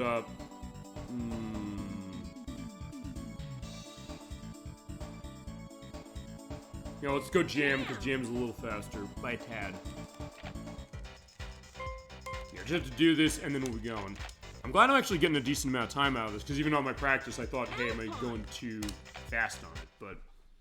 yeah, thankfully that's stopping, but at least we get to soak this in. Because I think that's the thing about this game I like the most. I just kind of like sitting down, playing it, and just kind of soaking in everything about it. The atmosphere, music, the look, all. And that way it's a very seminal game for me. And honestly, I'd say a seminal game on this console, even in this case where it's not as widely talked about as other ones, but I know people know this game. If you know Nintendo 64, chances are that people know this and love it. And as I said, that's what makes it unique as far as this console. What's this console unique when it comes to underappreciated or underrated games? It seems like, I'll tell you, every time we play a game on this system that's not something that is necessarily a household name, I always get a sense from all of you in the chat, or even cases when we put on the YouTube site as far as the final show, or the edit of the show, I should say. It's a case where people come in and it's like, oh my god, I remember loving this game. That happened with Tetrisphere. I mean, believe it or not, on the YouTube site, Tetrisphere is the most watched Nintendo 64 game we have up there. It's not Super Mario 64, you'd think it would be. It's not GoldenEye, it's not, either the Zelda games, it's Tetrisphere. People really want to see that. Or, Magical Tetris Challenge, people were really excited saying, oh wow, I love this game as well. And Wayne Gretzky's 3D Hockey, there was another one where people came by and said, great to see this game represented. And that's what I think is really interesting about this console. The fact that there are all these unique experiences that people find, and that for some reason, I guess it really sticks with them. I mean, any game can do that. Any game's console can, or any console can do that, really. Oh, crap. But I don't know, with this one, maybe the fact it didn't have tons and tons of games the way that some others did, maybe it was a benefit, because it means that some of the hidden gems maybe are able to get more attention than maybe they would on other systems. Or, I don't know, sometimes that question saying, I've always said this, the case of saying, what's the joy of any kind of gaming? Finding games that you don't expect, you don't know what to expect. That was my case when I rented this. That I didn't necessarily know what to expect out of this game. I came out loving it. At that time, I could think of tons of games with this console that was exactly the same way with while we played on the show, like Mystical Ninja Star and Goemon and Mischief Makers, and the sequel to this, of course, Magical Tetris Challenge. I definitely put that in the category of that. I'm trying to think of some other really good examples, but these are definitely a lot of big cases of it.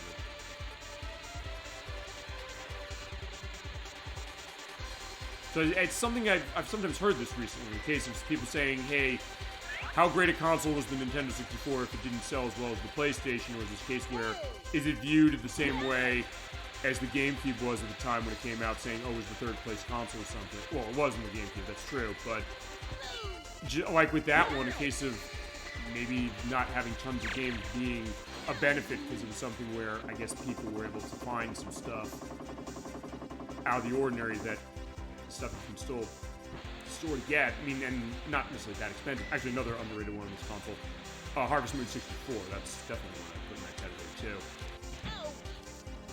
And same, I guess, with the GameCube and stuff like that. But questions of what that's like, but then thinking that from a I guess from the standpoint of kind of going through and finding these interesting experiences, sometimes not great experiences. I'm saying these really great ones, but I'm saying other ones that maybe weren't. And even in case I know Kazan22 is mentioned saying, hey, you should finish your collection of like get every game on this.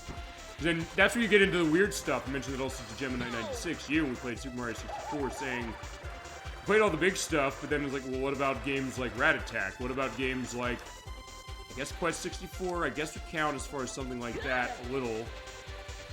What about, Body Harvest? I always mention that one. Which was hilarious, just mentioning in a sentence, because when people hear Body Harvest, I just say it so nonchalantly. But that's horrible, what are you talking about? Oh, it's a video game from, DMA Design, who made Grand Theft Auto 3, would go on to make it. They're like, oh, okay, but from the name, it's like, yeah, we can understand why maybe that game didn't, take off. Well, I don't know, maybe that... I also say to them, remember, Nintendo was originally going to publish that. They then said, no, we're not going to do that, and Midway picked it up.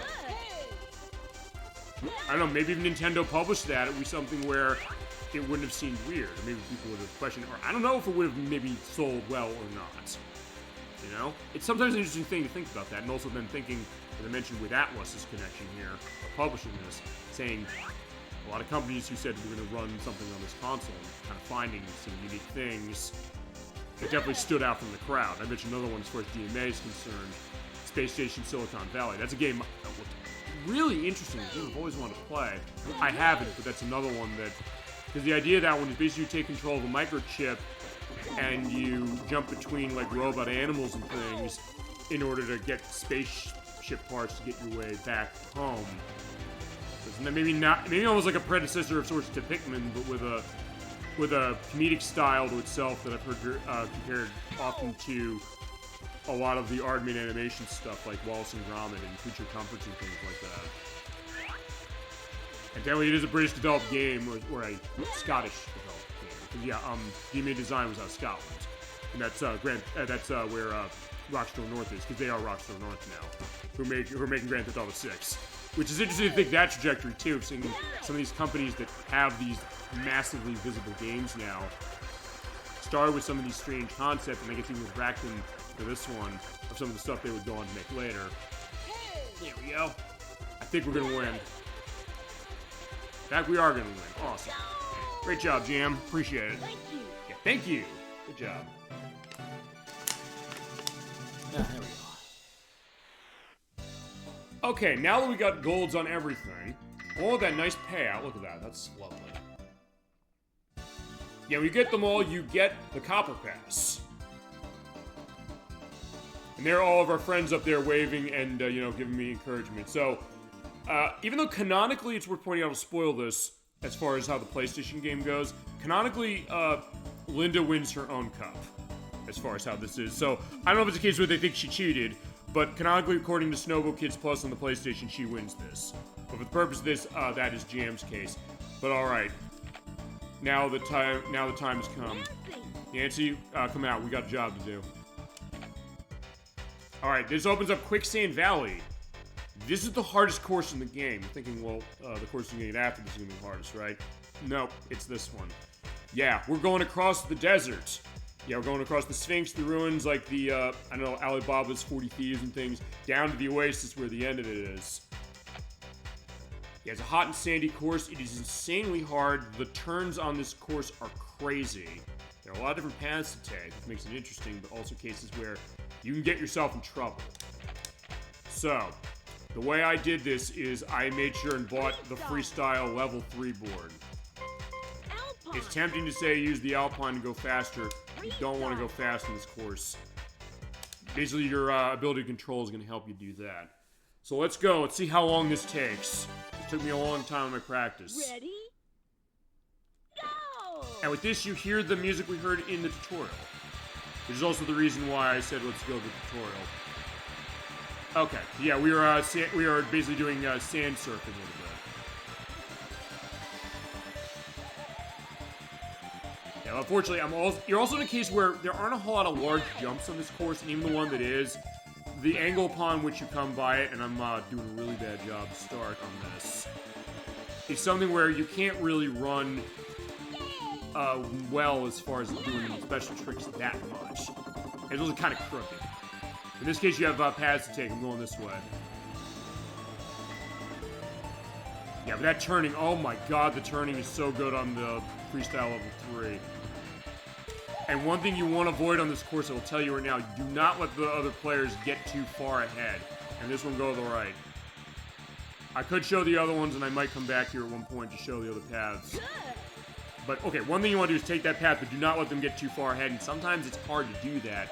If you have ghosts, use them. Also, be careful here, because you have sand going on.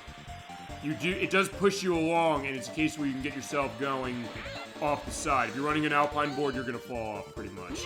Or you basically come to a complete stop and basically adjust your position to go straight. In this case, we're going here and then go to the right. Yeah, because the shifting sand does push you along.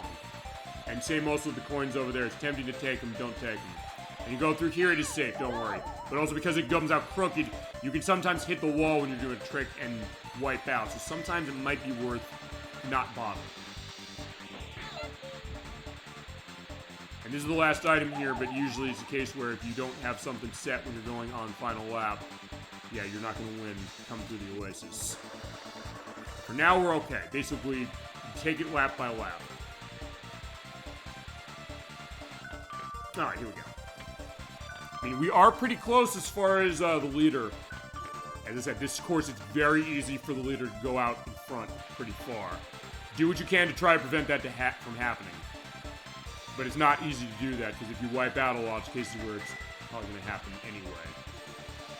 Basically, try to be consistent with how you board. And that's much easier said than done. As I said, this is the part of the game that made me the most concerned for tonight's show. Not that I'm saying, no, I can't do it, but I'm saying this is the part that... It's like when Ed Wack played Guitar Man, he said, next 4 hours are going to be at the Sandbow Trio. It's like that. Alright, right, okay, you probably heard the rumble because I put it against the table. There you go. Now I'm taking this path. This is fine as far as how it is, because I do want to make sure that I can get Slash out of the way. It means getting him a ghost, get him a ghost. Well, in this case, since he is going that way, first off, okay, got him off, I got her away. I do want to get Slash off, or get him off the way. Ouch! Ah, crap, alright. Probably shouldn't use that yet. Also, don't go too slow here, because there's a pit. Yeah, this curve, oh my god. Yeah, with the freestyle board, it's not too bad, but also the other thing is when you come down this way, jump. Yeah, I'm a little behind. He's sort of getting ahead. I can kind of see him still. Well, as long as you see him, that's okay.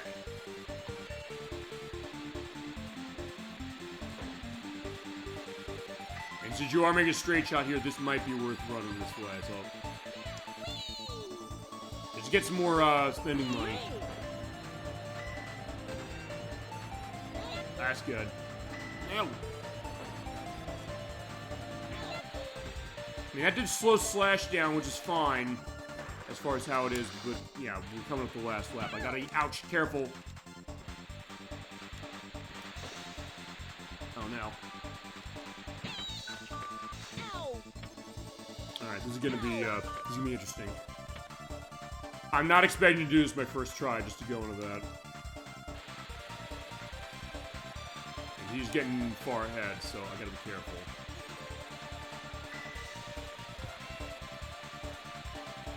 Honestly, hitting the sides, honestly, was a bad case. Oh, there you go, that'll help.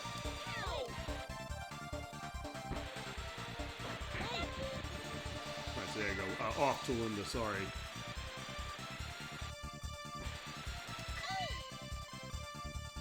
Alright, this is gonna be interesting. There you go, got the fan, awesome. Yeah, I can get lucky with some of these item pulls, and then also get ghosts. That'll help. Alright, there he is. Perfect. I don't think I'm gonna be able to get to him. I'll get a recovery on my, or refill on my slapstick.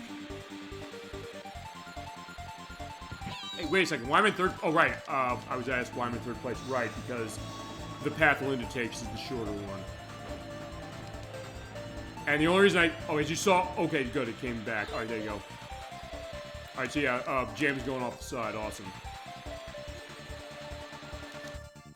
Alright, This is getting close. I still have a shot. We might be too far away to be able to hit him there. This I'm not going to waste. He's going there, so let's get... Use the fan. There we go. Whoa. Shit, no, I shouldn't have done that. Crap. I think I'm going to lose. Unless I get really lucky with this. Please be a pie pan. Okay, I got them all. There we go.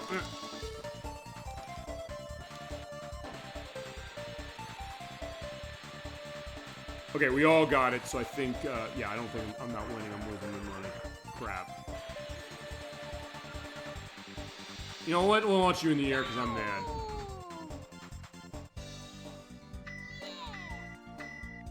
Alright. Alright, let's try that again. This is not going to be easy, but this is how I got to do it, even though I got last place on that one. My problem was I hit the sides, and honestly, that might be the most deadly thing on this course. Especially because, Nancy isn't fast. I would say Linda's not fast. She is. She's the fastest of these, four here. But even then, she didn't win. Alright, I did get a nice leap out, so at least we're in good shape there.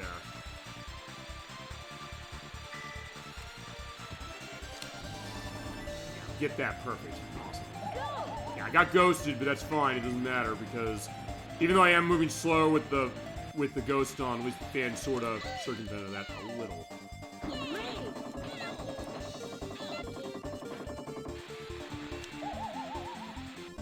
There you go. At least put that on Linda.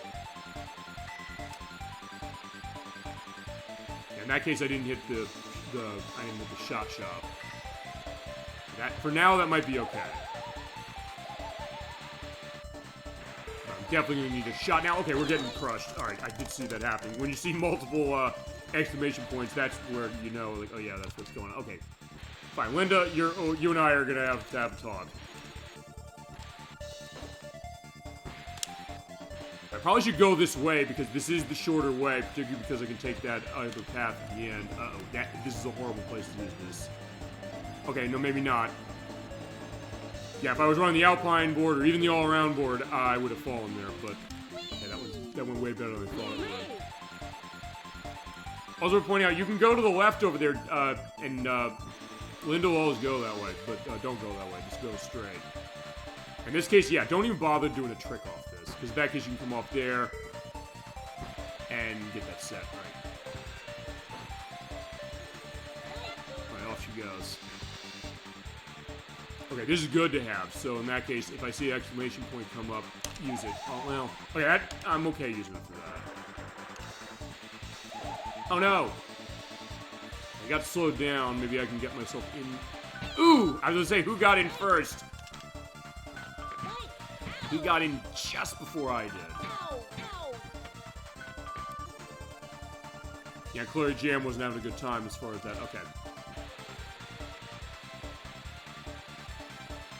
Parachute's good, but it's also something where, okay, I only have one shot with it, so I need to get a refill, or hope I get a refill off it, because it's random, by the way, what you get on the shop, by the way. It's not like Diddy Kong Racing, where you get the same balloon, same color, you get a refill of what you're refilling running. Alright, the slapstick's fine. My favorites, honestly, are the slapstick and the parachute, as far as the shots. And also the pipe there, awesome. Ouch, no! I gotta stop doing that.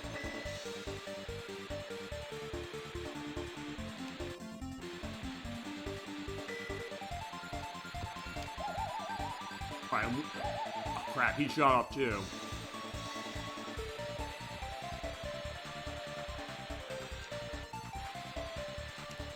Yeah, just keep going, go to the right as far as this. And there's Linda. I mean, it does look like I'm, you know, losing now because of the way the path is sort of going, but for now it doesn't matter.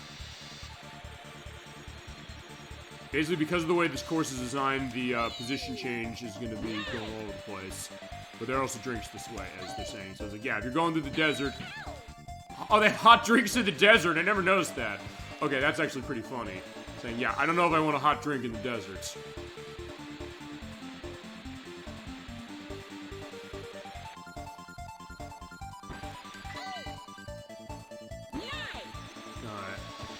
say, can I get something better than the bomb? And I absolutely can. Come on, give me a ghost. Or a fan, that'll work. Don't think that's gonna reach her, though. That's fine. Yeah, the timing on that was perfect in the sense of saying she got there, but just I was able to get there right as it opened for me to jump in. Yeah, she's still too far away to hit with this. Yeah, she didn't take that. I don't think she took either one of those. At least ghost her. Oh no!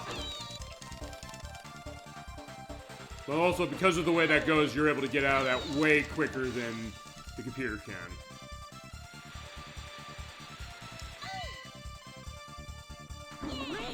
Yeah, we still have a shot. There we go, fan. Just don't hit the sides. I was gonna say, I had to say that, and you get that peak. Like, maybe that's what people were saying as far as the stuff with the voices, but I'm okay with it. I don't mind. I get the idea. It's like, I hit the side of the wall and it hurts. So it's like, yeah, and they're like 10, 11-year-old children. So, of course, it's gonna be something where they're not gonna like that. But again, they are resourceful. I mean, I guess they handle the pie pans easily hitting into the wall. Oh! So that would have been perfect used there. Alright.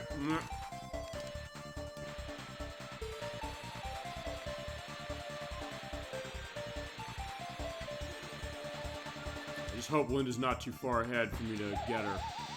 Or even if I don't get to first place, I'll take getting to second to start. She's there, but I don't know if I can get her from here.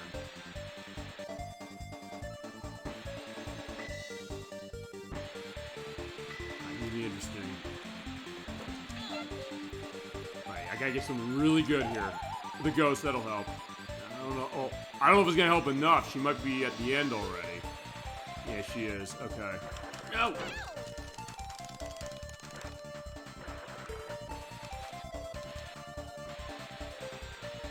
Alright, well, let's look at second. Alright, let's freeze you. Oh, I got slapsticked. Alright, so there you go. Alright, we can afford the next board, though, so let's go get it.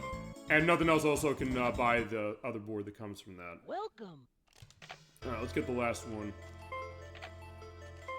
This? Yep. Thanks. Okay, now by buying that, so we're pointing out, I'm gonna leave. Come again. And now I'm gonna go back in.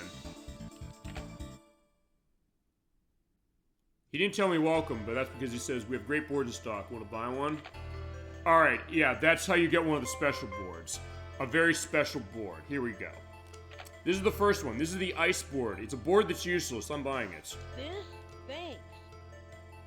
I'll show it later. Basically, the idea why they're saying it's totally worthless is because it is a board of ice. It's going to basically spin all around itself as you go.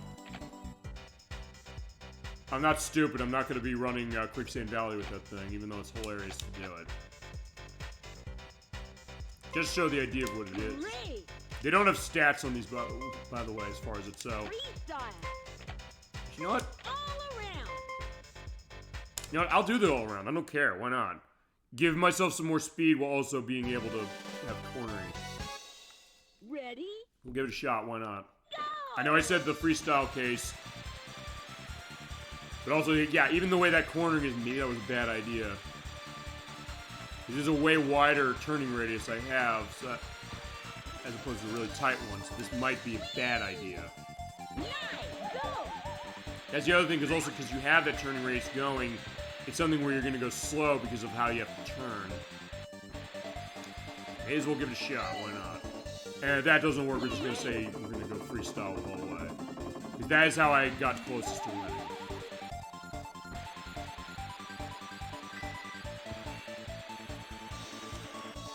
Yeah, because in that case, then when I corner through there, I basically have to jump out. I mean, this is a little bit of a risk I'm taking, but it might help. Oh, crap. Ouch! You blew me up with a bomb. Alright, for that, I'm gonna slap you. Also, for that intersection, you actually can shoot the enemies into one of the paths that you want them to take. So usually, it's only Linda that goes the right way. In this case, you can make it so that she's forced to go the left way, as far as how that goes. Okay. Alright, this is gonna be interesting.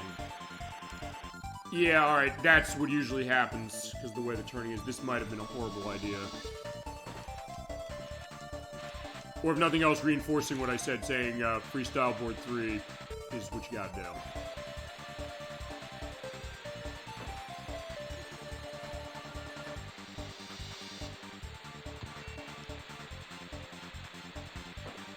Look how far Linda is ahead. That's gonna be a problem. Oh shit!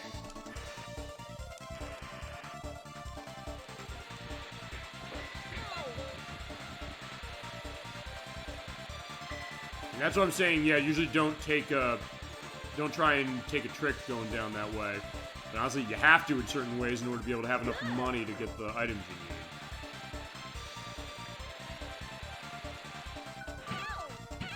need. Ow! Crap! Unfortunately, Linda's getting ahead.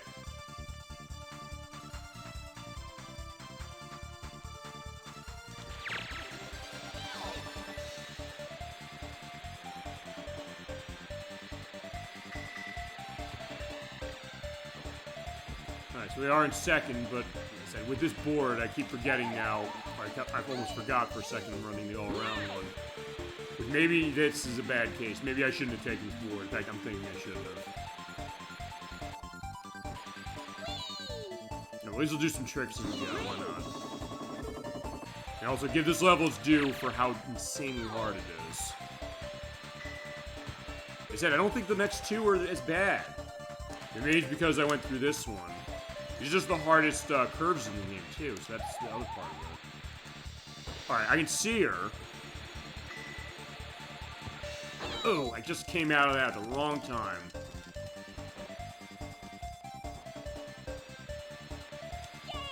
There you go. I was able to get that going.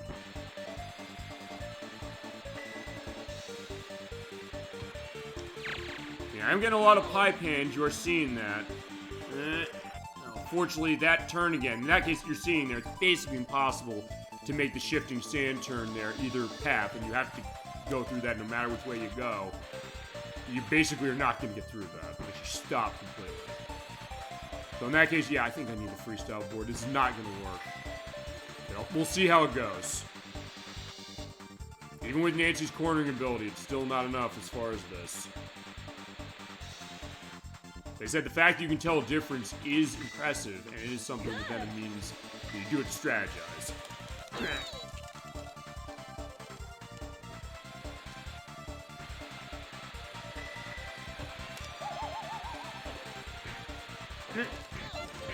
Ah, crap.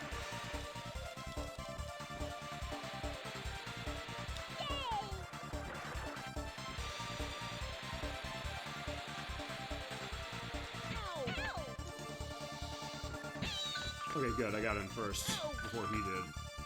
Alright, this is gonna be interesting if I can pull this out, but I don't think I can. Now if I can, it's back to the, it's back to freestyle. And I'm just never touching anything else. At least not for this course.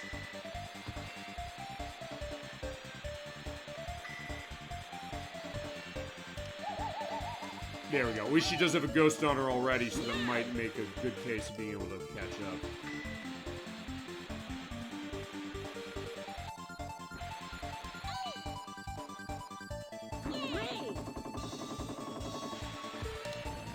There we go, there's Dan.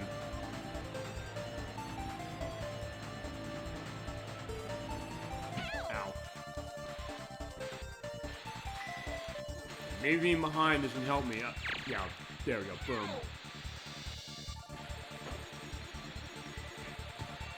So with her, I don't know if I can catch up to her. Alright, there she is, so maybe I can. Oh no! Slow her down a little, and actually that might be a good thing, just for this corner. Basically, I don't want to go too fast. Oh no. Still is going too fast.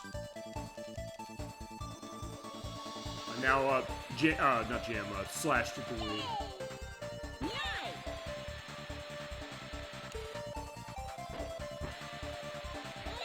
There we go. We'll send her flying. Alright, this is gonna be interesting to pull this out. In this case, yeah, not even gonna try doing a trick. Basically, what you want to do is you want to curve your way out to the right and basically go on that side there so you can get set. Alright, come on. That's a rock. Alright, yeah, I'm getting second. Well, that's better than I thought it would be. Alright, so, yeah, that actually turned out way better, but yeah, freestyle level 3 is what we need to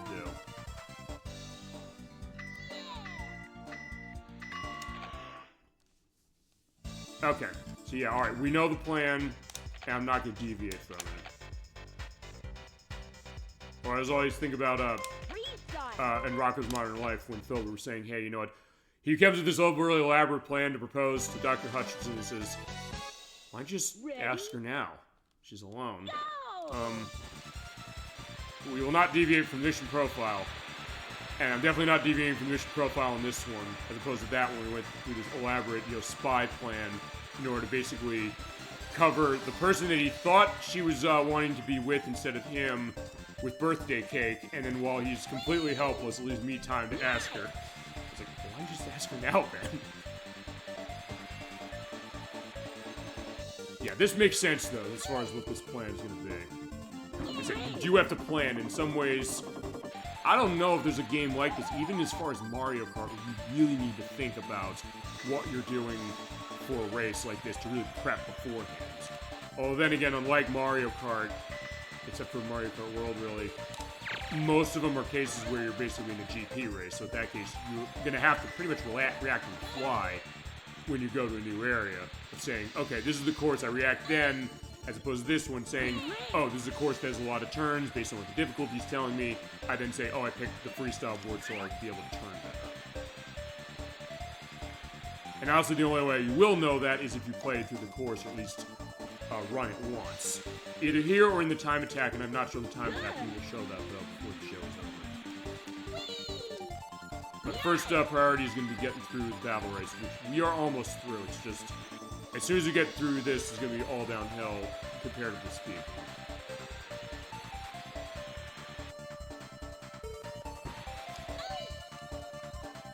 There he is.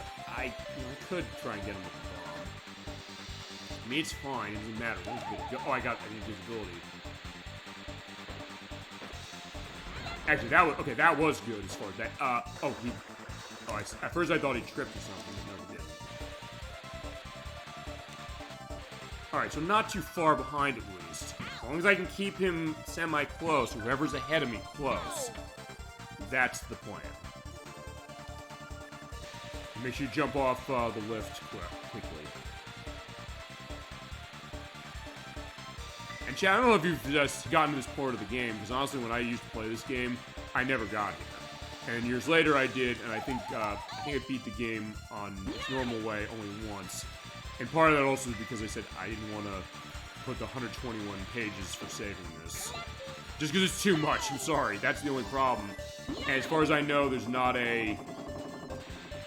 there is a higher capacity controller pack for this console that's from a third-party company, but I believe it is like how I think it's the way that some of the ones on the PlayStation and the Dreamcast do it, where they basically separate it out into oh crap! We all got blown up. Oh, she, I guess, went that way. Oh, no, she didn't go that way. She was going on her path. Where, for those that basically take one of the devices, so in this case the controller pack, they take one of them, they basically give it 4 quadrants to itself, so basically you're switching between controller packs for those, from what I understand.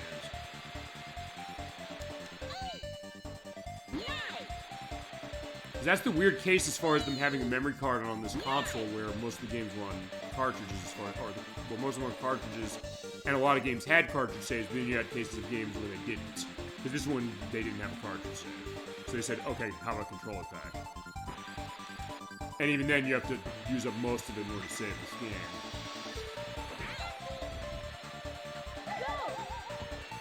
Yeah, that's one thing the sequel definitely improved on, because they said, alright, we're going to have a battery in the cartridge, so you can save your game that way. Also, the next game is a lot longer as far as how it goes, so... Oh! Did I get him? Oh no, I didn't. Crap. I don't think I did.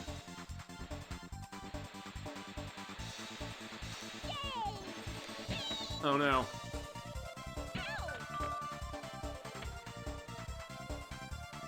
Alright. I hope I can pull this out.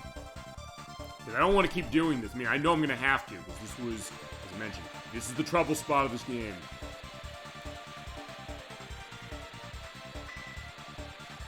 But yeah, we're not out of it yet. That's the good news of this game, which is that even if I'm in fourth like I am, if I'm clever, and yeah, somebody else got that off right as I got it set myself. So in that case, I didn't make much forward momentum.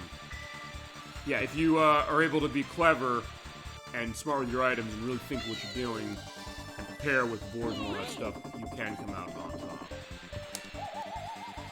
In this case, I'm basically just using my my items the first time I get them. Probably isn't a good idea. And as you saw there with the invisibility, if you hit a wall, it turns off automatically, so be careful of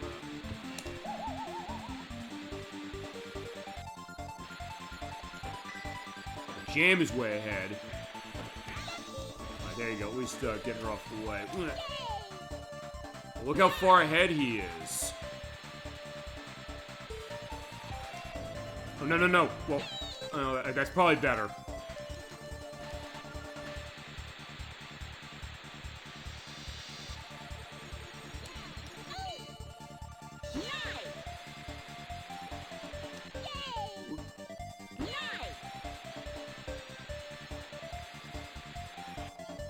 Yeah, I don't know. This is gonna be close.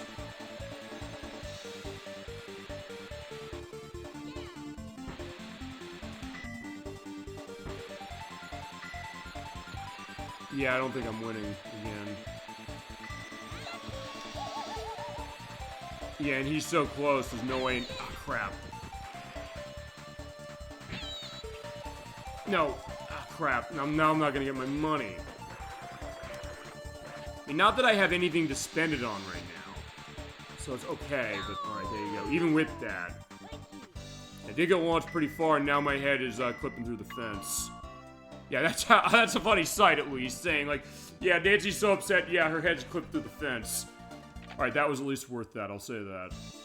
Alright, you know what, I'll tell you what we're gonna do. We are gonna show the time attack now, just because I want to have a little more variety. You know what, fuck it, let's show this level on time attack. Just cuz, why not? And for fun, you know what, I'll tell you what we're doing. We're gonna show the special board off, the ice board. Ready? Also, for a time attack, you get a you get a fan, a free fan. Here's the deal with the ice board. Seeing it turns really quickly, it means that you're gonna go into different stance on a dime, pretty much. As far as its other stats, yeah, there you go. See that? How it goes? Basically, even if you just move a little bit, it's gonna be hard to control this. But hey, if nothing else, it's gonna be fun to show.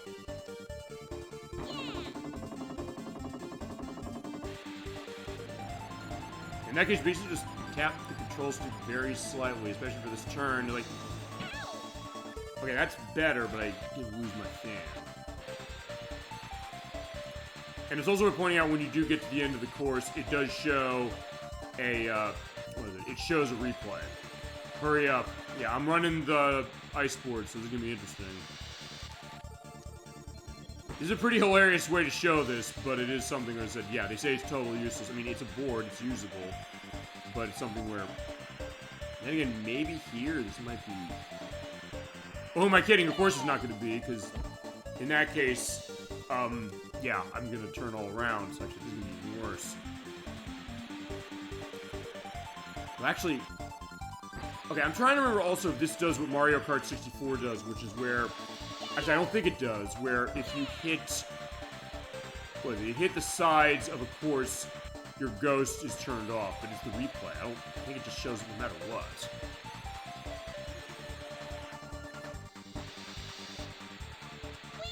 There we go. That's a site saying, oh, do a special trick on the ice board. I mean, I'm not getting the best lap time. Also, it's not melting in this hot sand. That, if nothing else, it is an interesting ice board, and that'll never melt. Also, we go in water. Yeah, I go under the water, number one. And also, it doesn't melt either. Okay, there we go. Alright, that's interesting. Actually, wait a second. I think I'm... Oh, no, those are my boots? I guess they're, like, sunk into the ice. I never actually noticed that. But there you go. So I got 5th place. Oh, here we go. Here's the replay. Let's take a look at us running the ice board.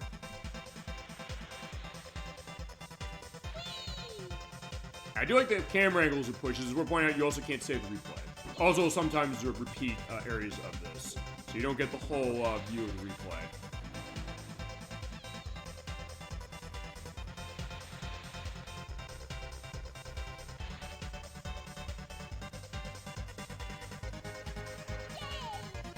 Oh, show me that. I didn't know it would hold that. Okay, so never mind. It's not going to impact anything. And the last thing it does show you, by the way, is getting close to the goal. So there we go. We got it. Okay, so that's a unique way to show the ice board. It's worth pointing out also the time attack. Do not get money off of that. Alright, so back at Quicksand Valley. Let's go. Chat, whilst I'm doing this, feel free to keep going into anything else you got on your mind. I'm trying to think of other things I've not talked about. Go! With this game, with anything. I don't know, I think I've mostly exhausted everything except the fact of going into the PlayStation game. There are extra characters in that. I'll mention that a little later because it goes with the hidden character in this game. But in order to unlock, you do need to beat this course and then the next one, and then you have to beat the final one and win.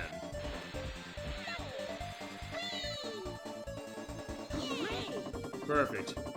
Yeah, get up, slash and try that again.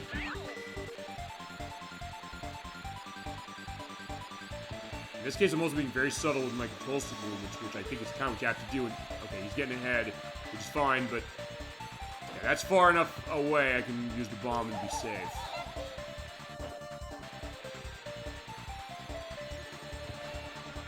That's ice, that's fine. Oh, she got slowed down, perfect. I mean, the ice is the one I think it takes the longest to recover from. Well, that and the parachute, so that's pretty good. There we go. Alright, yeah, so far so good.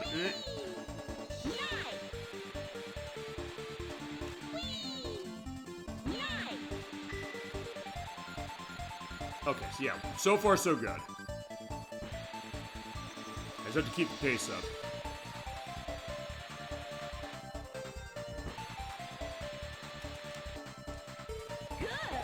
Oh no!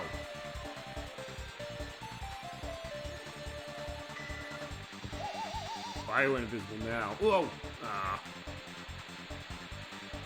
Okay, that's good. Perfect. Fantastic. Alright, that ended up working. If only this was the... Oh no! I was gonna say... Okay, good thing it's not the final lap. I was gonna say, yeah, now I don't wish it was. Yeah. 5 seconds ago, I wish that would have been the final lap. Now I don't. Yeah, because I'm dead last. Yeah, we're gonna do this though, I promise. We're not stopping until we do this.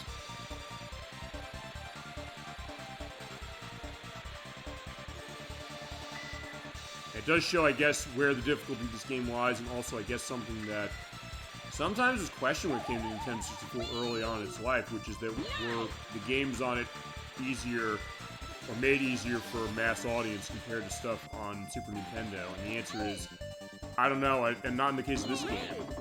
I think it more goes dependent upon the game you play, as far as which games are difficult in this console and which ones aren't, and also the different reasons as to why. I mean, honestly, at difficulty, this probably is... I probably would say this is a harder game than something like Mario Kart 64. There we go. Even though I'm going this way, this, I'm fine with it. Yeah, I'm holding this until I see that exclamation point. If I can avoid another pie pan, that'll be great. Because one's gonna come by, no question. Just a matter of time.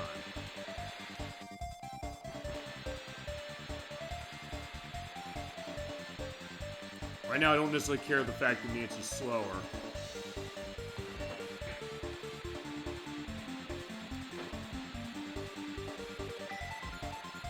That being said, I'm far enough behind, maybe I can take advantage of this. Oh no!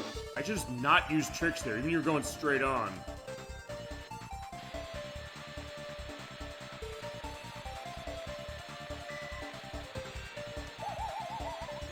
Also, yeah, we haven't seen the rat face at all, which is, as I said, the reason I went to the tutorial, because I said we might not see this thing at all. And so that tells me I might be proven right.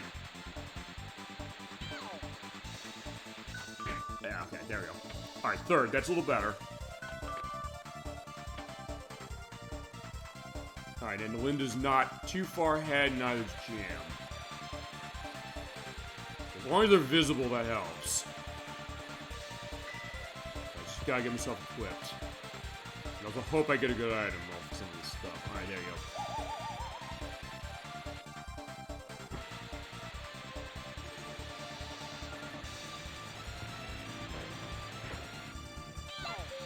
There we go.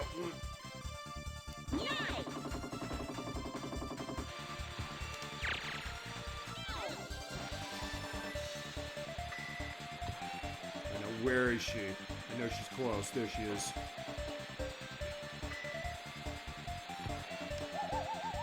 There we go. Ghosts.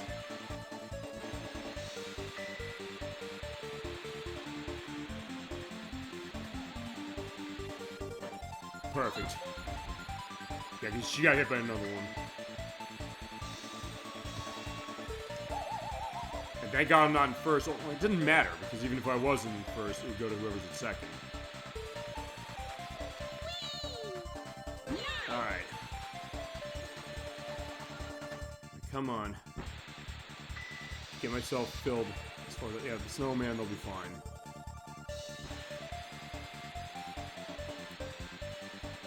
Right, there you go. Just curve it. Don't bother tricking. There we go. That was lucky.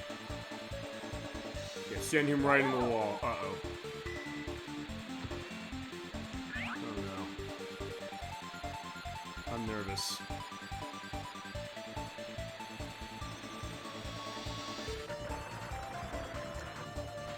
I hear a fan. Come on, come on, come on, come on, come on. Yeah, thank God I won. That was close. And I turned into a snowman. Whew, thank God we're done. That was really, really close. And that's usually what happens. This race can really come down to being like inches away. Oh my God. Alright, well the rest of the play is not going to be too bad, but it's a case where we do still have work cut for us a little bit. But now that Quicksand Valley is done, that is a massive weight off my back. Awesome. Alright, so Nancy's getting the silver pass. There we go. Okay, and those are just her boots. Never mind. I was thinking, hey, are they fused into the ice board when you use that? But alright, there you go.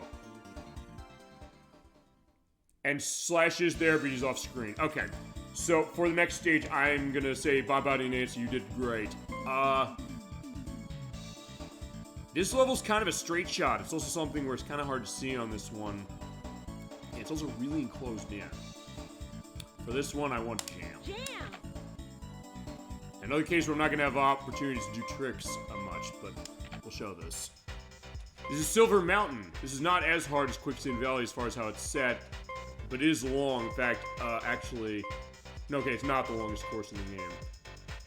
Still, the longest course of the game is Big Snowman, and the last course is not long, but you have to run 9 laps across it, which is what makes that a little difficult too. Yeah, but in this case, we're going down the way. We're going to see Bigfoot, maybe, as well as a dog sled, a tree, a snowboarder, aside from us, and an RV. And we're going down into town.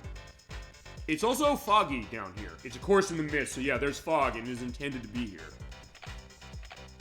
Because it is a preview to get to Turok Dinosaur Hunter, but especially for this one, yeah, you do want the all-around. I'm going to run level 3 on this. I do love the music here, in particular, and the atmosphere it creates. I'm back to snow, by the way. Go! Especially the piano here, and especially the way, like, some of the guitar sounds are going to come up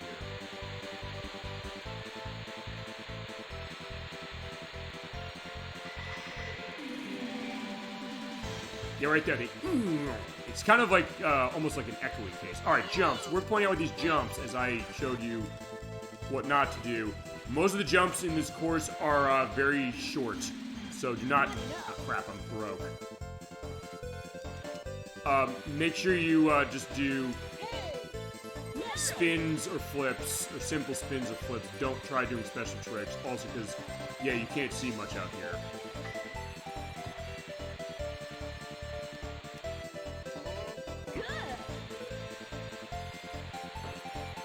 And also, it's kind of almost like, I don't know, a bobsled course or like a luge or something like that, in the sense that it's a very tight fit as far as how it goes.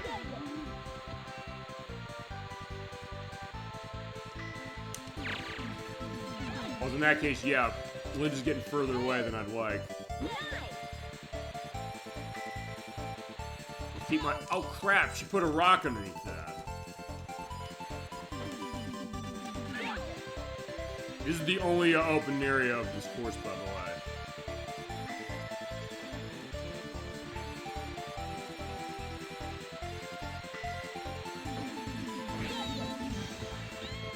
Alright, also that's a fall point, so yeah, in that case you knock their asses off the mountain.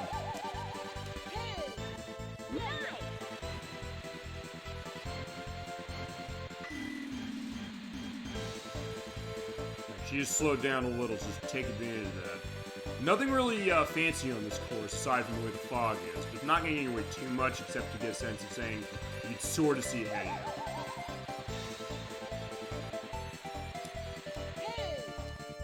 you. Alright, there's Tommy. I'm sorry, Tommy, you gotta go. Oh, crap. Oh, who'd you hit? I guess you hit somebody.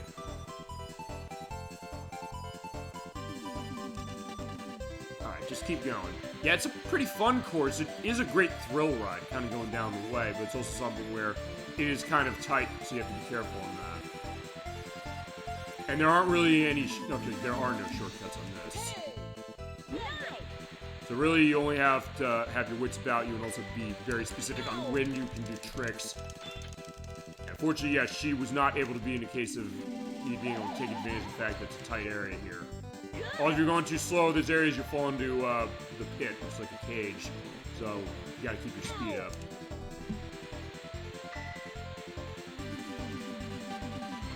Fortunately, yeah, I'm far behind.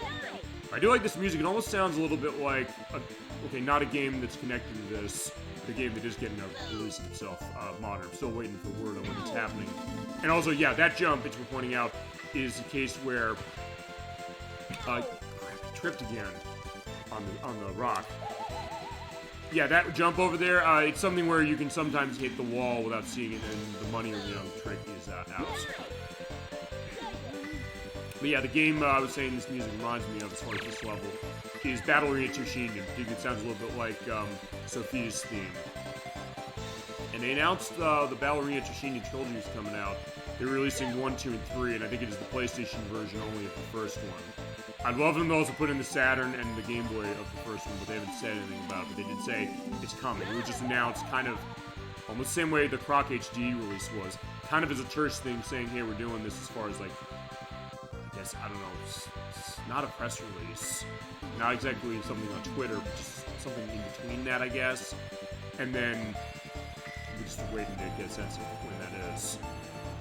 I do love the music in that game as well, and I do want to show that. And I have it on Game Boy, and I have it on PlayStation. I don't know, I kind of, again with the pipe hand at the lifter line. Ouch. I'm trying to do that to get my distance going quicker than I hit in the wall. Yeah, for that game, I kind of want to show all three of them, honestly. Because the Saturn version is not a good version. I've played it, but it's also something where it does have unique story things. It actually tells the story way better than the PlayStation game does. And the Game Boy version is better than either one. I think it's a 3D fighting game as far as how it was indicated, but then the Game Boy version that's in 2D is the best one. The answer is yeah, it is. Nothing against the other two necessarily, but the Game Boy game is amazing. Talk about underrated games. That's a fantastic one. So as I said, for the purpose of the show, I kind of want to get the Saturn version as well. Maybe that collection will do the job for me. I guess we'll see. I'm hoping. So yeah, for the people out there, as far as who's making that happen, yeah. Okay, I just was able to get that. Thank God. Oh, there we go. I did get the rat face. Now I need to get third at least, otherwise I'm losing that money. Okay, I'm glad I did. Okay, now I at least want to get third. If I can get third, I'm okay with that because I don't want to lose that money. And also, I guess going to the Valerie at Yoshinin really quickly since it's on my mind. I wonder which version are they going to take? Because they have re-released that game once before. They re-released the first one on the PlayStation Classics device. But I don't know if they'll take the US version of that mail. They take the Japanese version. They actually change some of the music. Actually, they changed Sophia's theme. It opens up with some moaning on the soundtrack, which they took out for the US version. But I don't know if they'd have that version to bring it back in. Or have both versions, why not?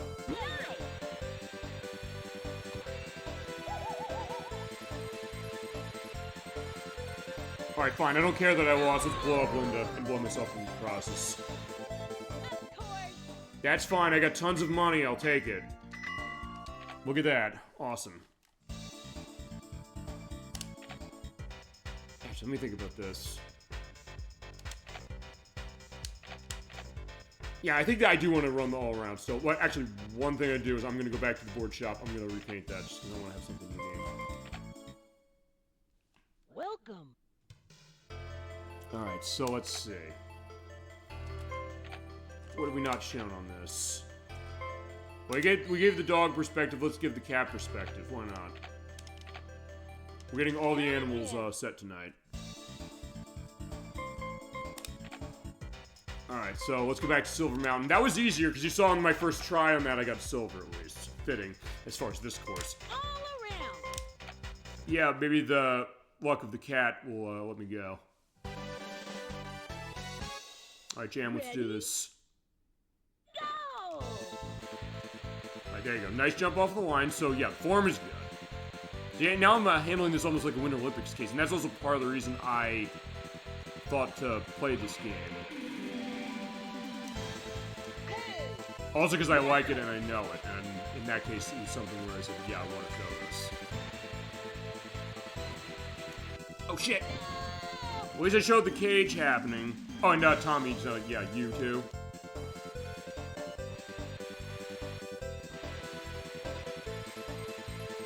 Yeah, I'm afraid that, Melinda's gonna get too far ahead. Now, so for this, I was gonna say it would be a good place to use the, what is it, the bomb, but in that case it's over the way. Alright. Okay, good. Nancy got him with the hand. Fantastic. Uh-oh.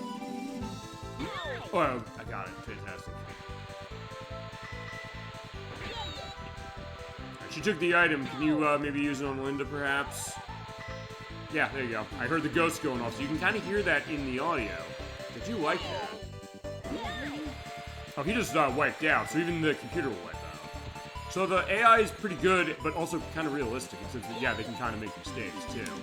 And it doesn't necessarily feel like, oh yeah, it's a fluke, or that the game is necessarily throwing you a bone, necessarily, for it. Okay. Yeah, that's good to have. But honestly, above anything else, I think the items are going to help me more. Right, there she is. Oh no! Of all the times for me to lose my fan. Also, you know, go over here, you do see some of the other skiers jumping across the way. I thought for a while that it basically is you're kind of crossing over and you see other players jumping over there, but that's not the case. Oh god, that's still learning down. Ouch. Oh no, she used her invisibility to get away from it. Alright.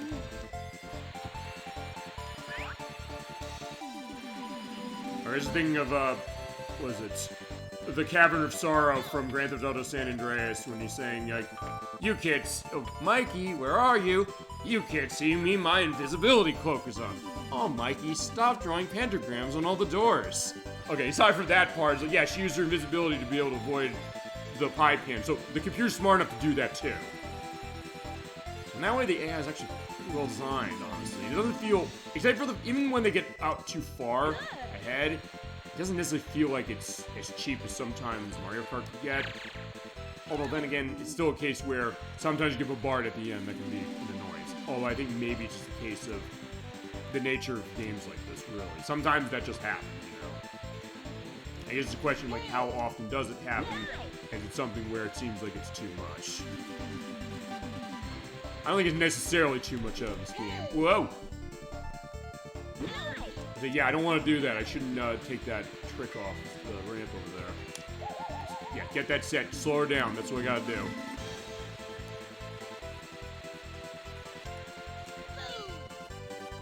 There we go. Yeah, that was risky because I just barely landed that. Rock. There are at least a lot of rocks here, so because it's... Oh, wow! I thought I jumped over that, but it just got me.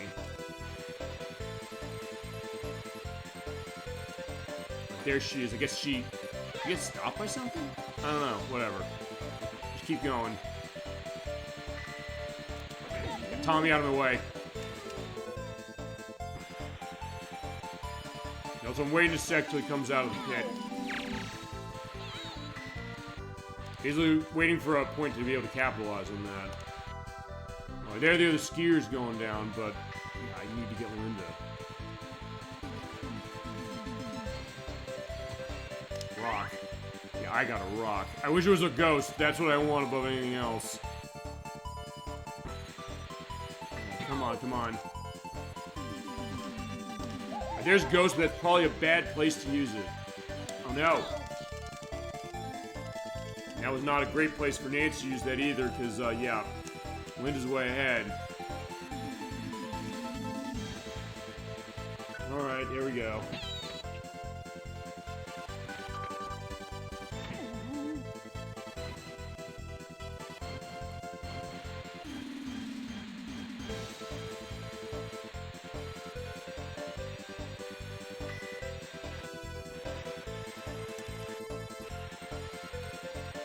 Uh-oh. Oh, yeah, she's way ahead as far as that. I don't think I'm gonna win. This, yeah, I mean, I said this is easier than Quicksand Valley, and it is, but it's still a case where it's not gonna be easy. Also, yeah, she's so far ahead, I don't know if we can catch up.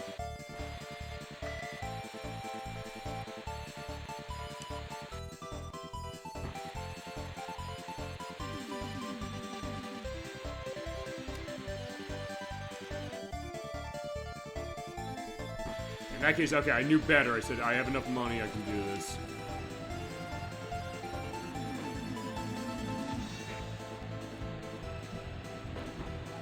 Oh no, she went invisible. Which is fine, she's not my threat. I don't care about Nancy right now. And she went invisible and she doesn't have another thing for that. Knock her out of the way. If I can just... Oh, crap. Oh no, I'm going off the side. Oh.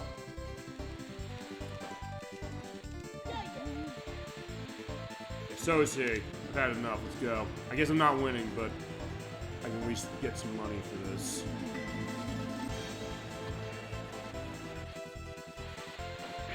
Yeah, knock her away. Jesus Christ, I didn't know she was already at the end. Alright, so yeah, there you go. That was a blowout. But you are seeing now, because she already won, I put that onto Nancy, and she got ghosted. Yeah, stop it. I'll take second again. And just for the purpose that, let's send you in the sky. Oh, and I got crushed. Okay, look at that, we both did. Yeah, of course we got crushed. Alright. Let's go once more on the Silver Mountain. All around. Let's keep doing it.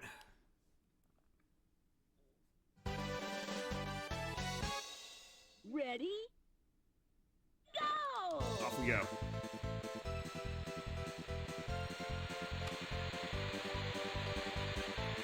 Okay.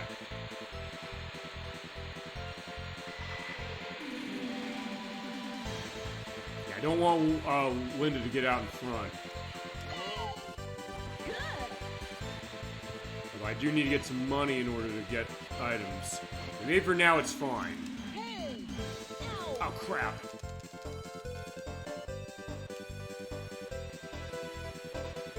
I'm also wondering that maybe it'd be easier just to restart the race. But no, like, I can't. You gotta do this. I can do this, it's just gonna take some time.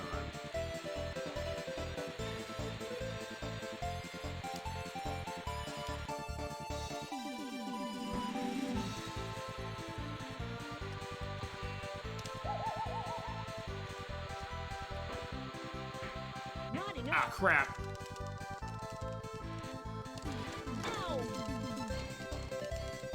Crap, I think the thing is that Linda's so good at avoiding the pie pans. And I'm so low on money.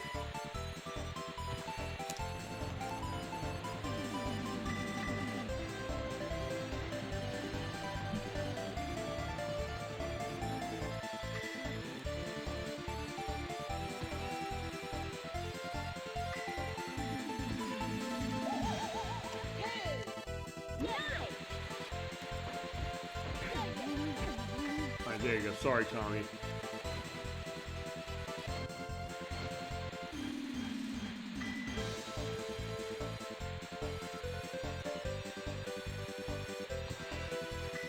I'm just gonna wait till the next lap before I turn this on. She can't escape from the ghost, or she got one ghost. I'll turn the other one on. Fine, I'll turn on 3, so how about that? So she's gonna be going slow if I can get myself up there quickly enough to capitalize on it. Because I'm not the only one to put one on her. I put 2 on her, actually, now they're off. Okay, so, yeah, I gotta move.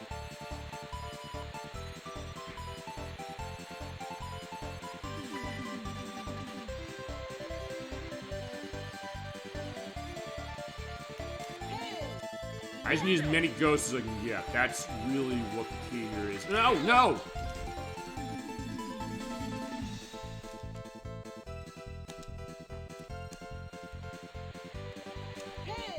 No! You know what? I am going to restart at this point. I don't think there's any pointing going on right now, so let's try once more. Ready? Go! Okay, there we go. Yeah, alright. I think at this point, yeah, that was about halfway through the race. Yeah, I can't do this. But make sure, yeah, get enough money as I go, because actually they don't give you a whole lot of jump points to start. And even that one's like, yeah, can I make that? Yes, I can. Bomb is okay here, but there's rock. That's not going to be maybe as good.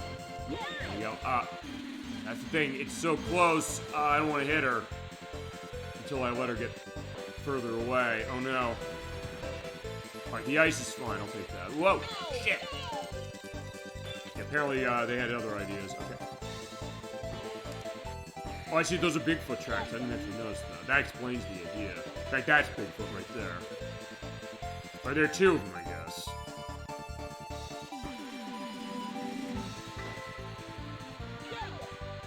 There you go. Now, if I only get to Linda, that'll help get me. Or if I get to her, then I'll stop her in her tracks. And that'll help too.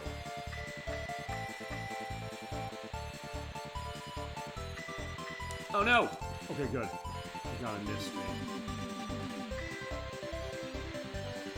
Oh, shit. See, now above anything else, I'm more mad about the other players as far as it just because they're getting in the way of Linda. Linda's the one who's running away with this whole thing. There we go, we did crush him, yeah.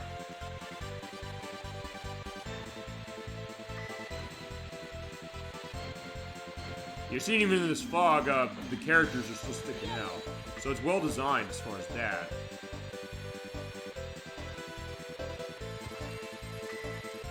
That's fine. That's not going to be dependent on Linda or anything about her. It's just going. Ow!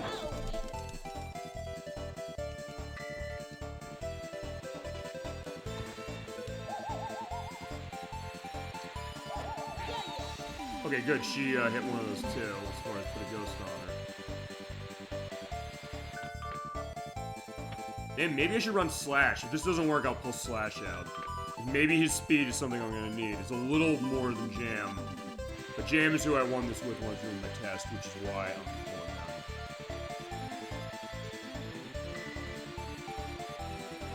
them. Alright, we do need to get Linda. This is Operation Get Linda. That's the name of this course. Let's go. There's something for there. Give me a ghost. It's a rock. That's not gonna help me. Whoa. There's Tommy.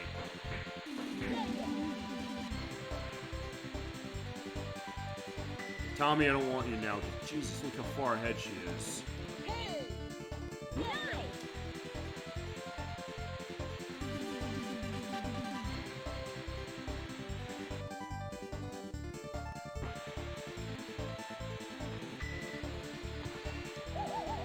There's a ghost, but good lord, she's so far ahead again. That's the story here. She's so far ahead. I should probably do like a Crescendo 64 like count of how many times I say she's so far ahead.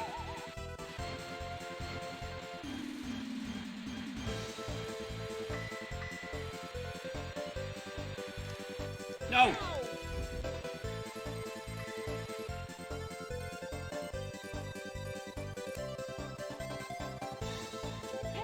There we go, I need to get that jump there. He's like, yeah, that stopped me dead in my tracks, which is not good. Maybe me being behind is good, because it means I can at least get a pie pan out. Oh. Oh, alright, he fell. Okay, that's the thing that happened. I was like, wait, why did it seem like he was jumping off of that? Right, because if you fall in the pit, that turns off the hit. Yeah, you don't get hit by the pie pan down there. But then he came back up.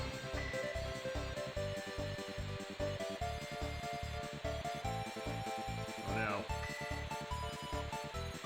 Ow. It's not going well. I'm not going to quit this one, but I think if this fails, I'm going to call out Slash. I think that's how we're going to have to go.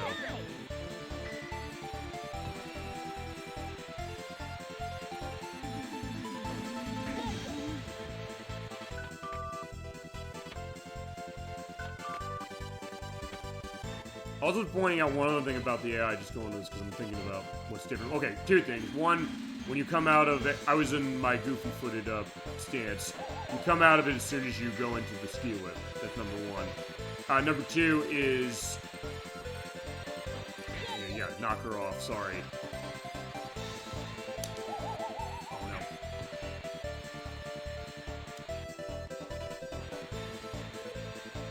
Yeah, the thing about the AI about this game when it comes to the item pickups, when they use the pie pan, it's not at random. They usually will, they will do it after they hit an item shop for it, so it's not something that seems like, oh yeah, they'll just randomly hit you.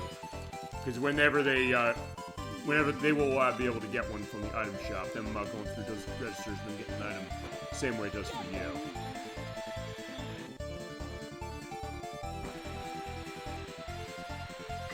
I don't know.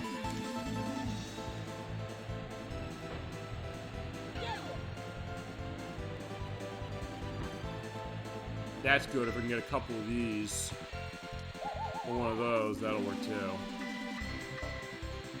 Knowing how it's going, somebody's gonna hit me with an item, and it's gonna screw up my plan. This is gonna be, if I pull this out, it's gonna be a miracle. But we're not done yet. I mean, I think we. Oh crap.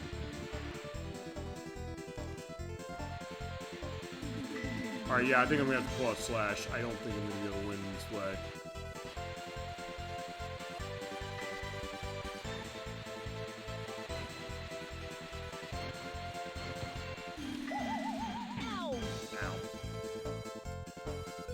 Yeah, so, resigned as far as this. Yeah.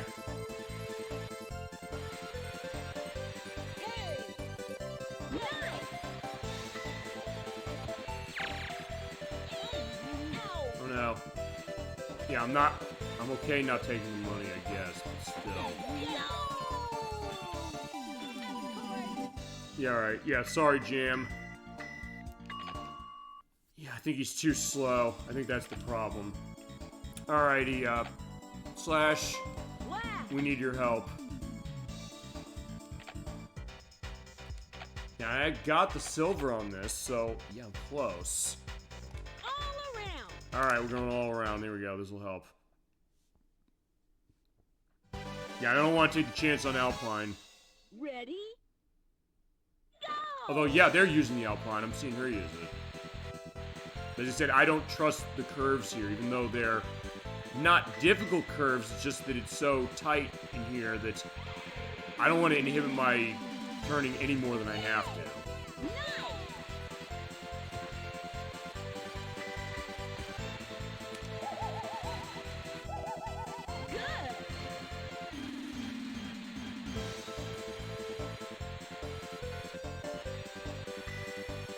Also, this might be fitting the idea of, you know, Slash beating Linda. That might be what we need. Go canonical with this franchise. They hate each other, so in that case, maybe do that.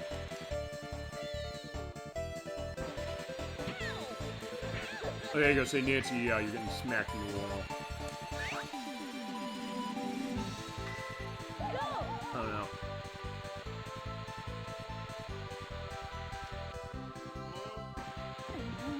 Okay, good. He wiped out.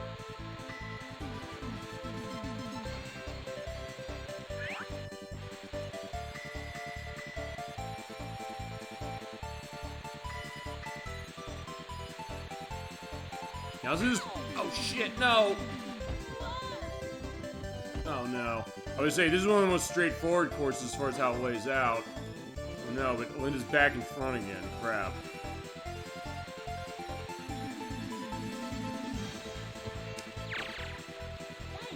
There you go, got her. Oh, no! I was like, well, who hit me? I was like, oh, yeah, Nancy did, okay.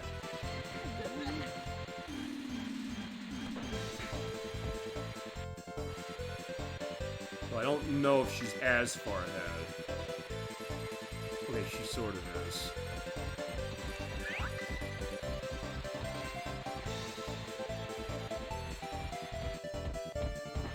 Oh. Oh. I'm missing the jump over.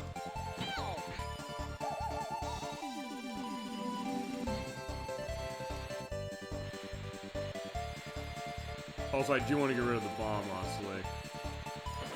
Then in that case, just launch them all off before I go in there, because I don't get hurt. Just keep going. Good launch out, so in that case, I'm at least in the city of Nancy.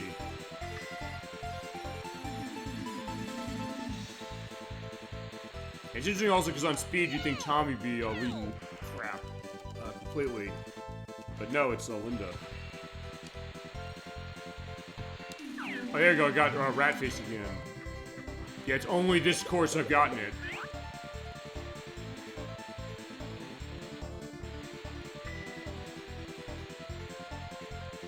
Maybe that helps because it means she can't buy items. At least to start. Although it's worth pointing out this, the AI will never use a Ratface on you. At least not on this one. Snowboard Kids 2 would change that.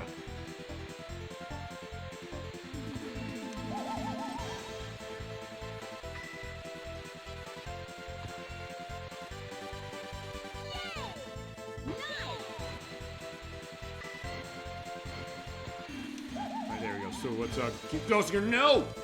Crap.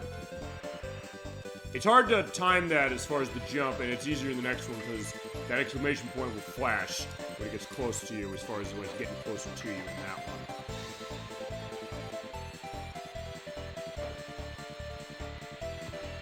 one. It does seem like Linda's not that far ahead. In fact, I just saw her. She's over there. Shit. Tommy, not now. Don't hit me with the hand. We need to get her. She's the main threat here. Keep your eye on the prize.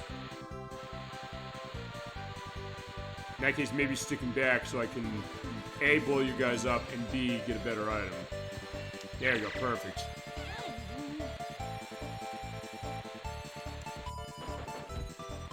Crap! But I did get her.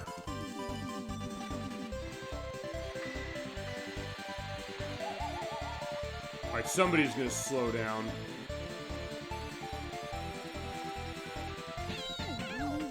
Yeah, I'm going in first. There you go. Awesome. Oh, there you go.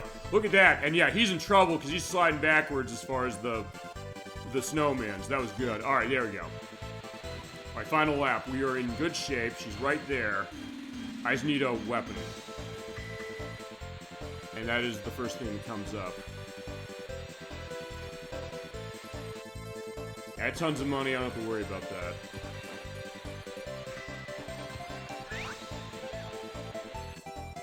Oh, whoa, that was lucky. Shit. I thought I was going to fall into that and die. She's still going fast. Well, she is faster than I am. I need another item to get rid of her. I can't let her get ahead of me again. Or way ahead. There's Tommy. He's like, stop it, Tommy. I need to take care of her. Let me do it. There we go. Crap. No! Okay, well... It's fine, I guess, but... No, come on. There you go, better. Good, I got them all. Alright, she's all... I almost have her. She's there. I know where the next item is, and I can get her from here. There's a straight shot. Come on, come on, come on. No! Okay, that'll get her. Slow her ass down and then blow her away. Fantastic. Okay.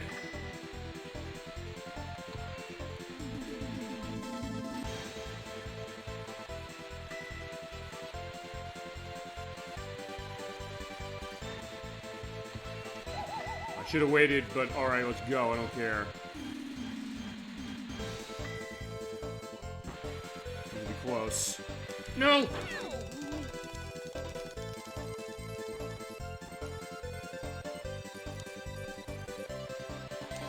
No! No! Shit!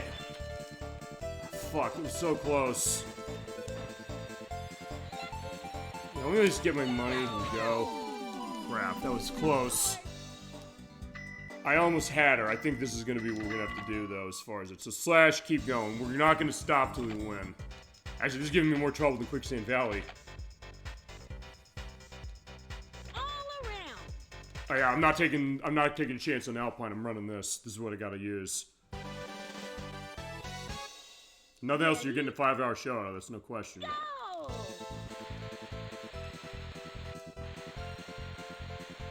And at that point, basically what I'm going to do is I will be going through just using the codes to show the hidden boards that are not the ice one.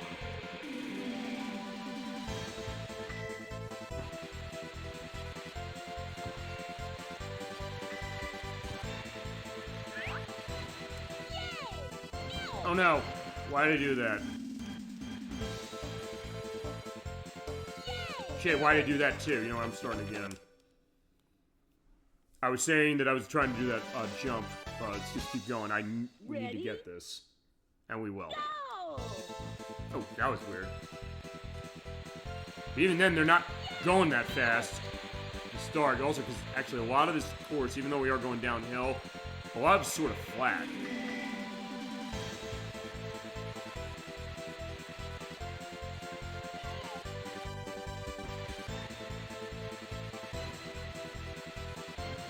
Oh, none of them got that. Alright, there you go. Let's crush it down. Boom.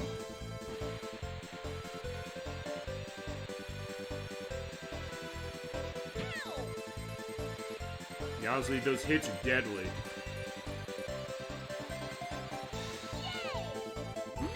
There we go. Yeah, just keep my money coming in, or keep it coming in enough. Except here, I don't care about this.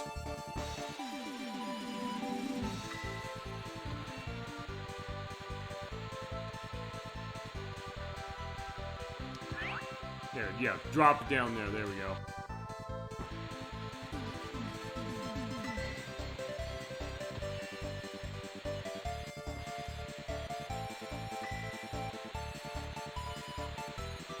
I do need to make more money. I'm running out. Yeah. Let her get a little further ahead, then blow her up.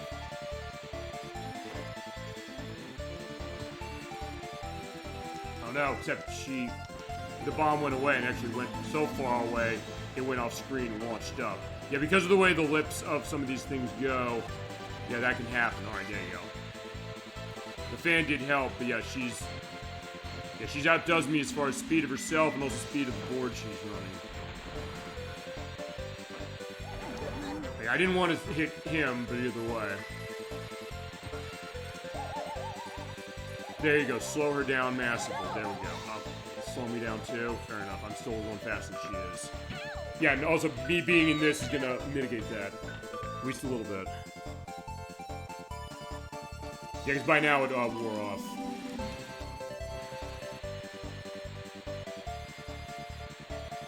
Not running much on money, but it's either way, I don't care. Not too much. I just need enough to be able to get items as I need them.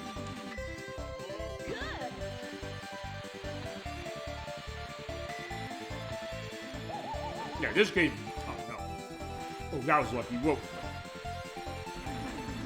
Crap. I thought I could have got. No. That was, okay, that's the. I was gonna say, yeah, because it wasn't appearing over his head, which is how I knew it was aimed for me. Alright, so now Tommy's in the lead. Yeah, I'll take that as far as just a difference.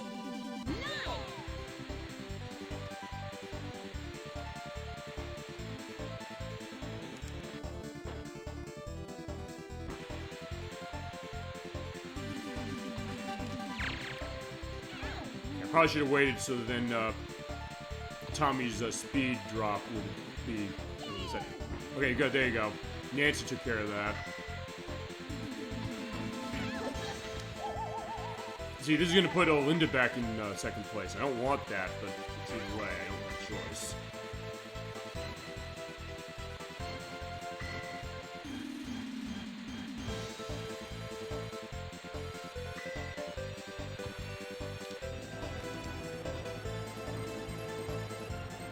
Fan will help. Yeah. I love when I see that. There we go. Uh-oh. Thank God that missed.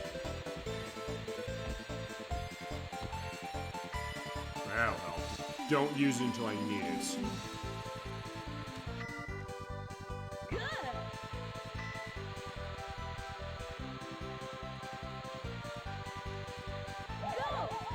That's fine. I don't care. Perfect.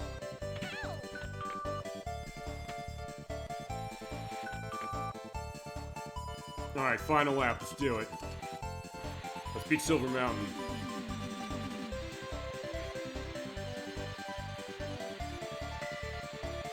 Just don't use that until I see an exclamation point on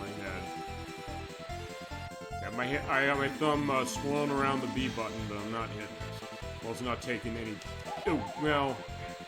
That's fine, I don't care. It means that I'm not gonna get hit by it. Ah, shit, I got hit by that, though. Linda's in last, that's a change. And I got her.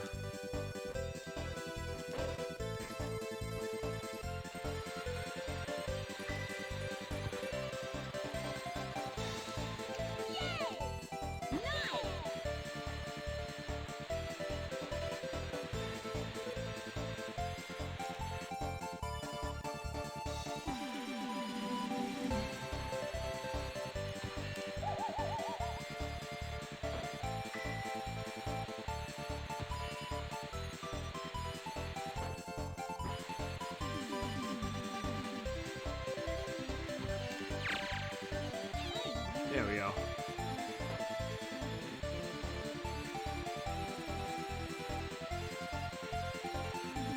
There's Tommy. There's Nancy. I'm gonna hand her up the mountain. Or at least in the... Oh yeah, it did get her up the mountain. Shit, there goes Linda again.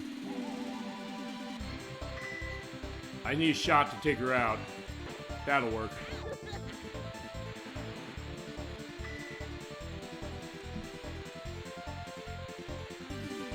Please give me a... not a rock. Well, that's not good either. I was saying I wanted an invisibility. No! Shit!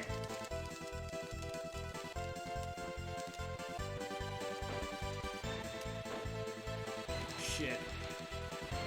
That was close. I was trying to get the bomb around her. Alright, that was too close. That was so close. Alright, let's go. I mean, if nothing else, I'm actually getting enough money that I might be able to buy one of the special boards doing this, honestly. I'll always get halfway towards it. But I'm still not going to show it that way because it's not going to be quite enough. But I'll indicate how to unlock it, I'll show off the hidden character of the last level, and then that will basically be the end. Well, that and the board. Oh, right, and the special new chip. We didn't do that.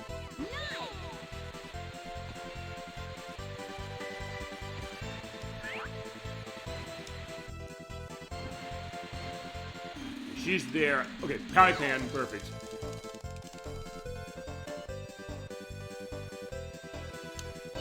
There we go. Yeah, that cooking in the jump, that helps.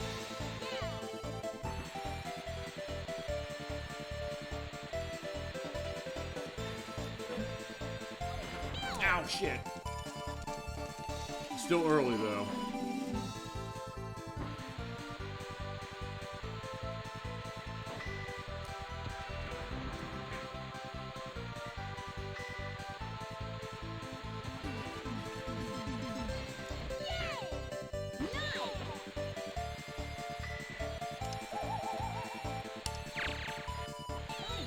That'll work.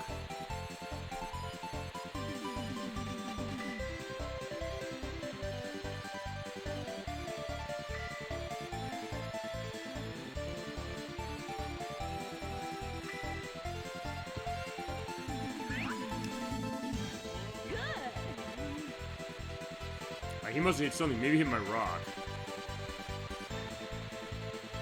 I think the rock, I don't think, yeah, you don't get the voice saying, hey, you know, the laugh voice in him say that, oh yeah, I get hit by something. I think that only goes on shots anyway. I don't think it goes on items. Oh no, the bombs.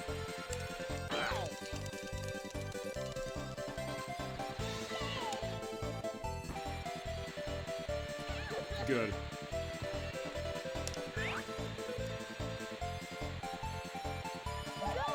It's fine. I tried to see if I could shoot off the bomb, so if they were close, I'd be invisible going into that and they wouldn't. But, yeah, it didn't work. Now, let's go.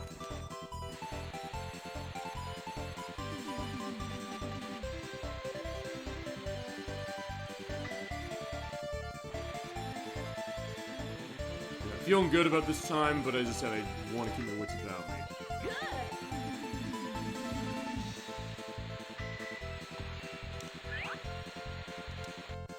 That's fine, that'll work.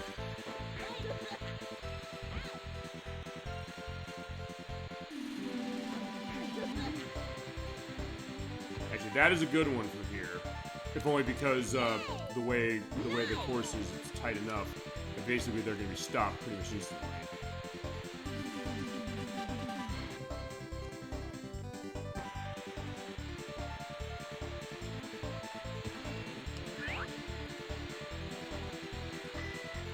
There you go.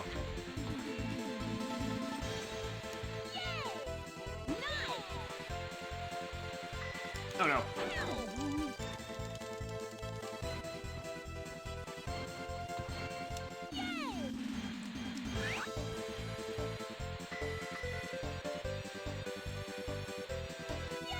Yeah, I may as well take advantage of any case where I have a straightaway to charge the jump up. Ah, crap.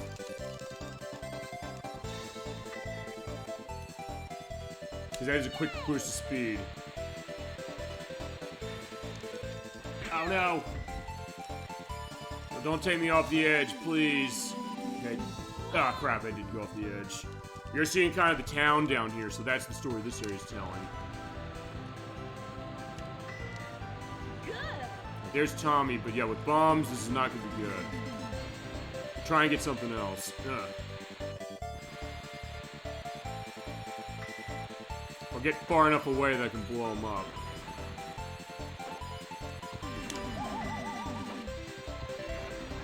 The slapstick will work. A little. Ow. this case, the pipe, oh, not the pipe pan, the fan, I keep saying that. There, you knock his ass off. That probably is better here, just because, not for speed boost, but just for getting back up to speed quick. Because that's what I really need. Alright.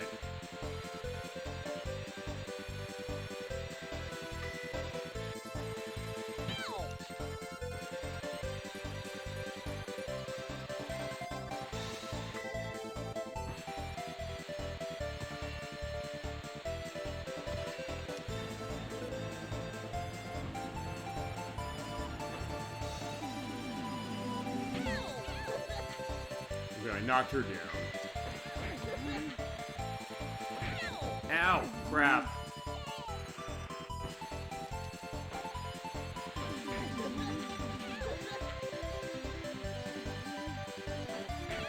Yeah, knock her away, I don't care. But, again, yeah, look how far ahead.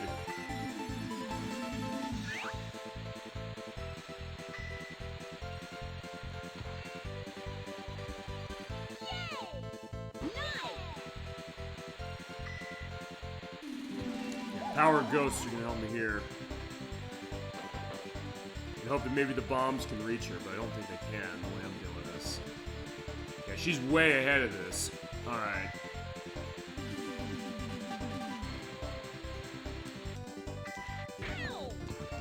Yeah, I'm definitely not winning doing that. Crap. Maybe I do need to use the Alpine board. I hate to say it. Or, you know what? Maybe I'll take Linda out here. Maybe it's a sign saying play as Linda and win this course. And you know what? I'm gonna take that advice because we're almost at the end of it anyway. So yeah, we're gonna go and talk to Linda. You know what, Linda? Linda. Maybe you can help. Let's try it with her. Why not? All around. And I'll run all around again. Yeah, I'll try a different character. That might be worth doing. Go.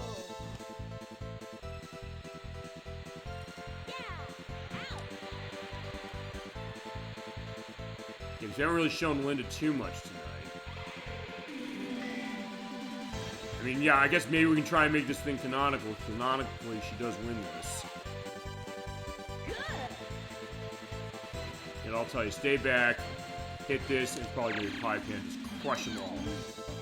Oh no, I got myself tossed in the hall. But so did they.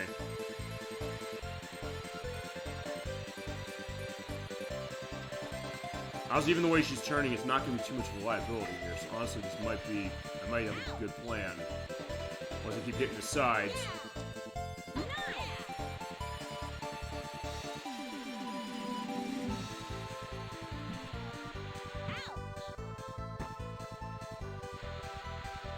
Well, this is going to be a case where now Tommy's going to be ahead.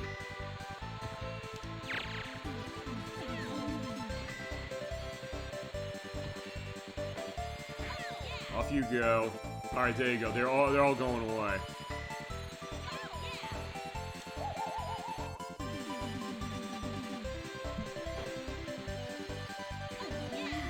Right, off you go. Fantastic. Maybe this is the idea. Say like, hey, they're telling me come here with Linda. That's the thought. And honestly, the way the turning here is, even though it is tight here, it's not really impacting me too much. There we go.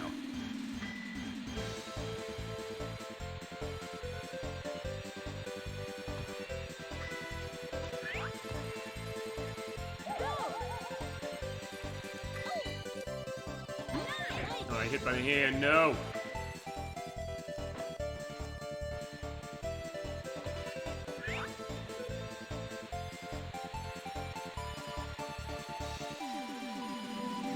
Nancy's ahead, maybe that's a good sign, because that means that she's going slower, so I might be able to easily pass her.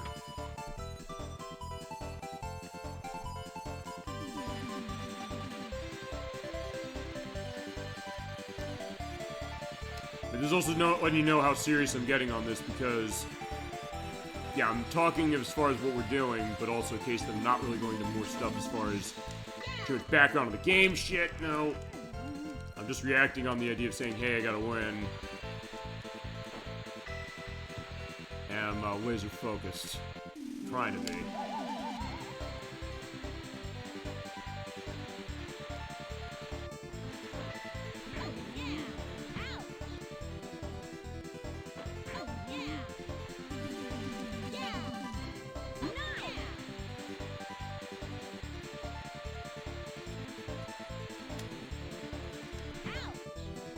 Yeah, I guess it is hurting a little bit as far as the way that my steering is, but still not too bad.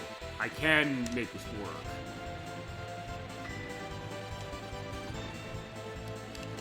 As long as I don't lose my my fan like that. That's the problem. No.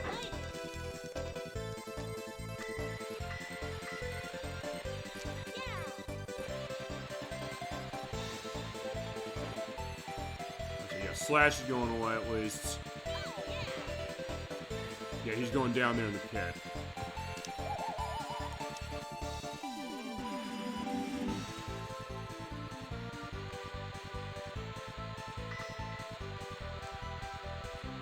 Here, Tommy's on my tail. I can hear the sort of echo on the board going through the snow.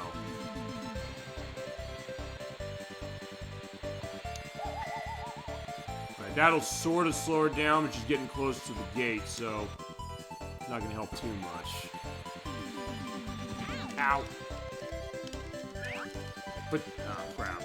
Wait, no. I'm trying to know who takes it at the end, as far as the item shop. Alright.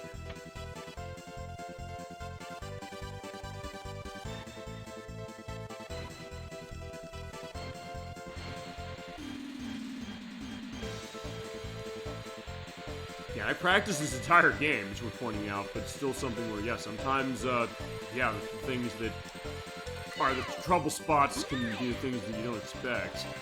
I mean, I knew Quicksand Valley I was going to have trouble with that, which I did, but even then, compared to this, it was nothing. Ow. God, I gotta restart. I don't think I can do this. But I think I can make this work with Linda. I'm gonna try to. Made this go canonical as far as now.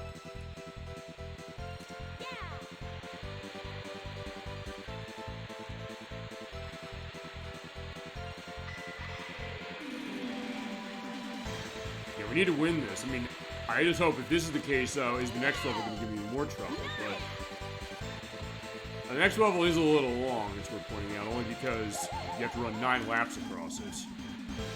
It's the shortest course in the game, but they mitigate that because of that. And actually, the AI on that one's really difficult, because that's where getting the hidden character. But I guess if it gets really bad, I might say, because, you know, it's worth pointing out, when we beat this, we're going to get the credits. But also, when we beat that level, you get the credits again.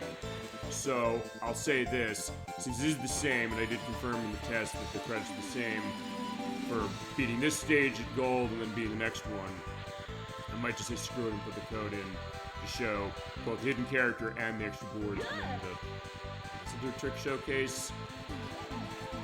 Yeah, I feel like I didn't talk about that much, even though it's something I did really mention to. Yeah, we'll see where it goes. Oh no! Blown up.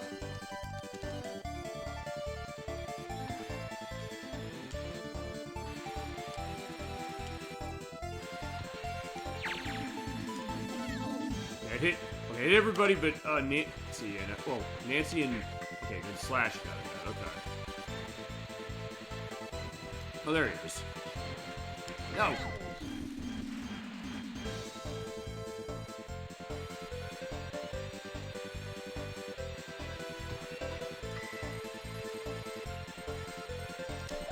There we go, perfect.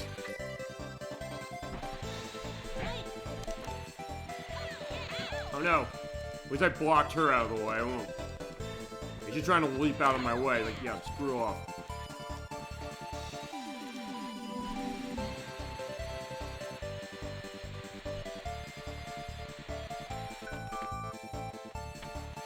doing my pie pan, but I'm waiting.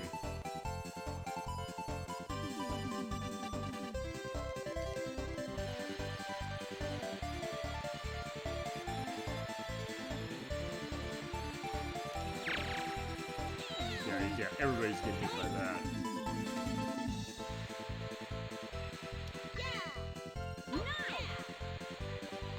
Give me a weapon and an item.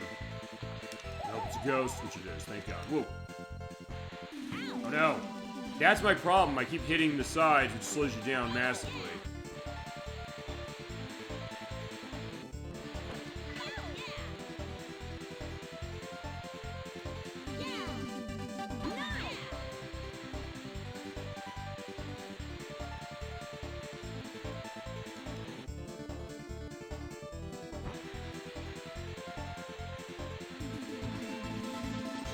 Rock's not...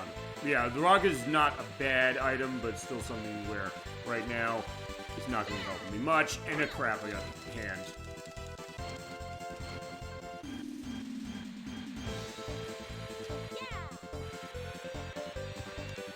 Awesome.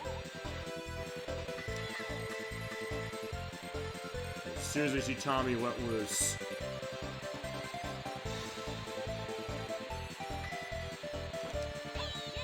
Get rid of her. That's not bad. Actually, that's pretty good to have.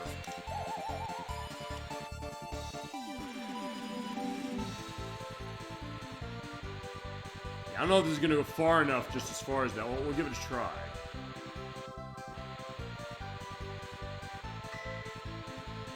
I think Tommy's further ahead than it looked. Yeah, he is.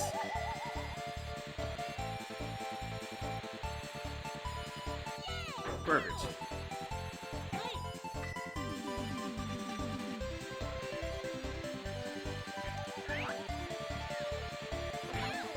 Oh, he's there. Okay, so he got ghosted.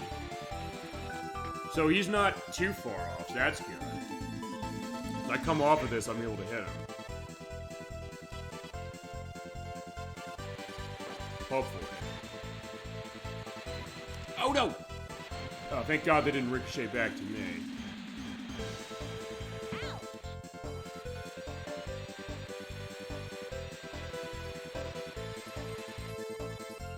No!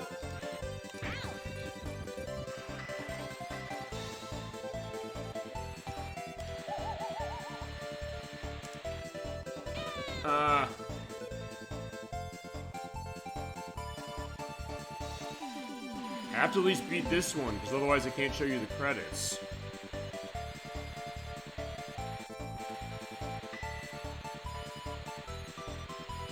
I didn't see when Slash got ahead of me, but alright, that has to stop. It looks like both Nancy and Tommy are up there.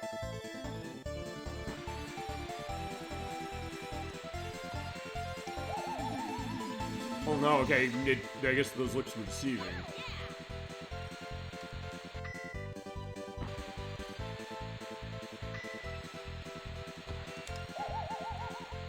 Oh yeah, Tommy, we're coming for you.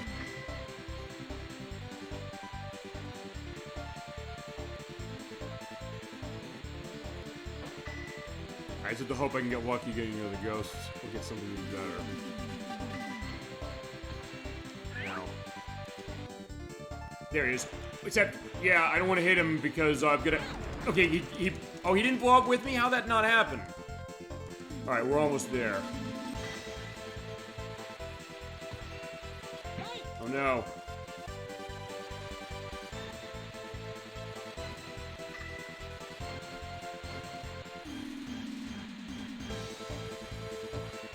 Perfect. Good, I got them both.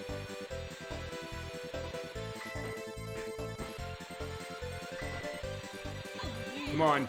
There you go. Come on, come on. Thank God we did it. About time. And I did have Linda to do it. Perfect. I guess the game was telling me to use Linda. Finally. Jesus Christ. Okay. We're done, as far as that part of it. There's Ninja Land. That's next, but before we do that, let's take our victory. Of course. Yeah, we got the gold pass, and canonically, yeah, she wins the tournament. So there you go. Good job. So we always keep him canonical with that. Good lord, that was way harder than I thought it was going to be. But alright, here we go. We're getting the credits. And I'll try to go through, for the purposes, I will go through, Ninja Land first. Yeah, and by the way, Lani Minella is the first name that comes up in the credits. This is also as close as we're getting to story and a little bit of preview of the next game. And also talk about the other voice actor we didn't hear, because I may as well mention we're going to get a new character here next. I'll mention that in a sec and mention that name. But as far as how this is going, Tommy and Slash are supposed to be best friends, but apparently Slash says, I want a burger, give me that.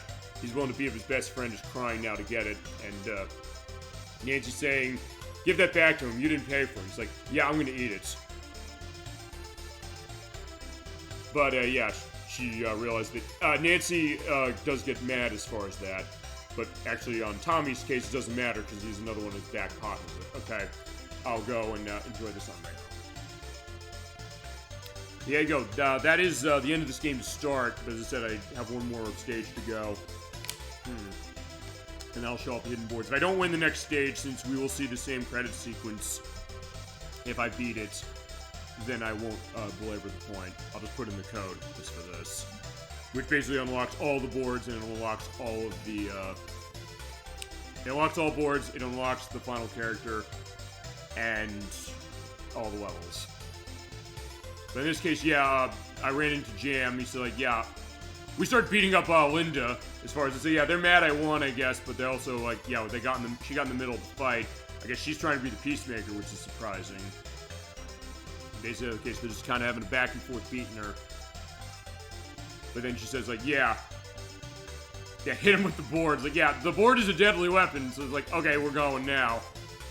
I do love this, and it is something that the next game does. It basically will show the story being told through cinematics like this with the in-game engine. It's really, really nice. I do wish this game did it, but as I mentioned, the PlayStation 1 version sort of does it because it has hidden endings or extra endings for each specific character. And in the case of that game, we're pointing this out, there are new characters in it, specifically Nicole Couch, who is the new rival of Linda, who only appears in that game, as well as Pamela Rasteri, Ruby Green, and Kaede, who is related to Shinobin. We'll see Shinobin in just a second, who is kind of a bit of a ninja, as far as how it is, a ninja kid.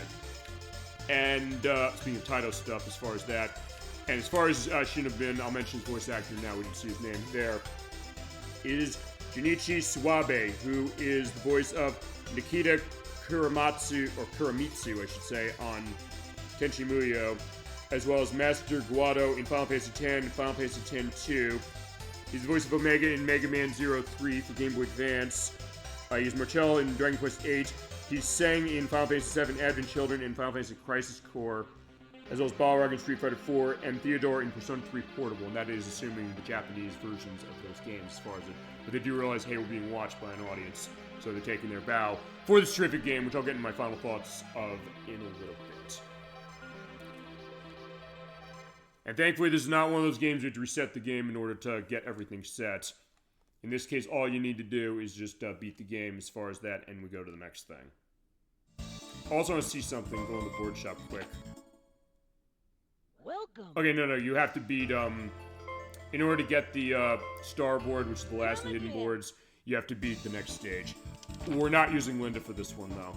Linda, you did good, but, going back to Slash.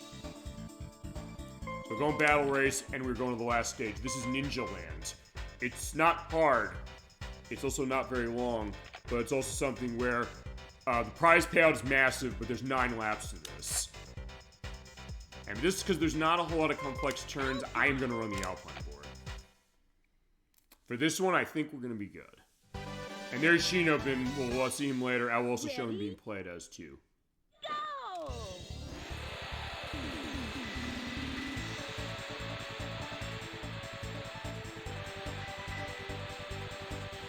Okay, so, yeah, somebody's using that early, but alright, that was Nancy. Alright, let's go.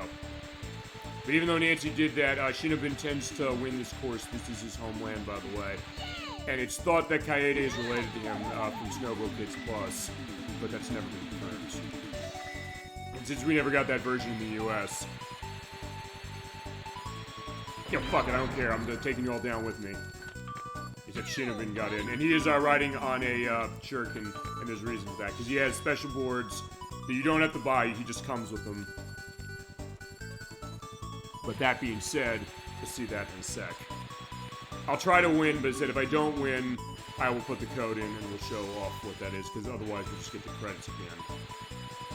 Which is fine, but as I said, I think at this point, because it took so long on Silver Mountain, I think I gotta get moving along. And the points are the same anyway. And honestly, because this course does not have complex turns, you can run the Alpine board and not be too worried on the consequences of that. But the thing with Shinobin is that he does often use the invisibility, which I guess is fitting for the case of him being a ninja. But as far as AI, Shinobin, he does use that a lot.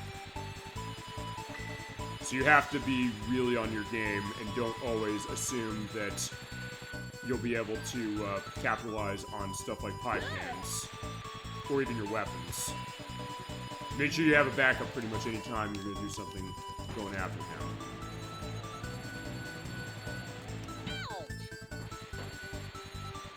It does use the same music as Rookie Mountain on the PlayStation versions we're pointing out. This piece of music is only on this stage.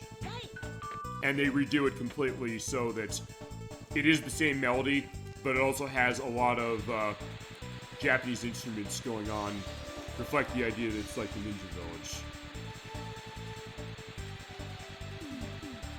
With the nice cherry blossoms and everything around, and the nice Shinto temple as well. It does look really nice. And after being stuck in the fog for as long as we were for Silver Mountain, it's so nice to see some color again. Whoa!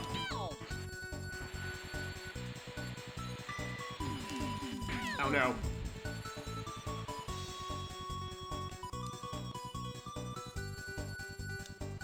Yeah, in that case I was saying I'm gonna wait just to charge my jump up to get through.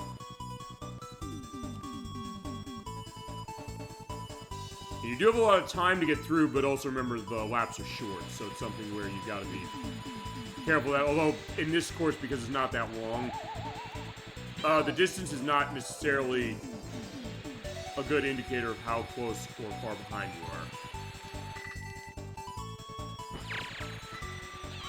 Yeah, and you saw it there, yeah, they didn't do a damn thing to Shinobin because he ran his invisibility. And it's not like it's a permanent item for him, it's just a case where it seems like he gets it much more. But he can't escape the ghosts, so if you have ghosts, use them. Alright, off we go. Yeah, I would pay anything as far as having Linda in the lead again.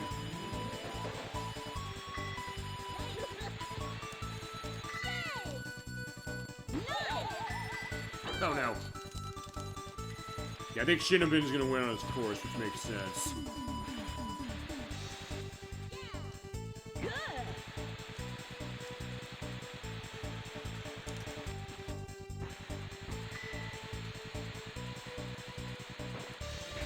Oh no.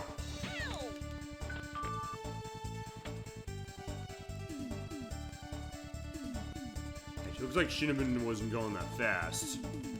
Alright, but now he is. As far as Shinobin's stats are pretty great because he's 2.5 on everything.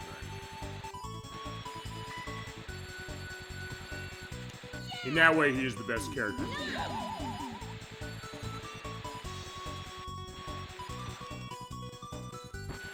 Yeah, I'll tell you what I'm gonna do. I'm gonna actually wait until he gets off the... oh shit, now I'm not gonna do that, I guess. Alright, there you go. She just kept hitting her head into that wall, but I was able to get through. I also love the touch of the fact you're coming up in the baskets on the ski lift.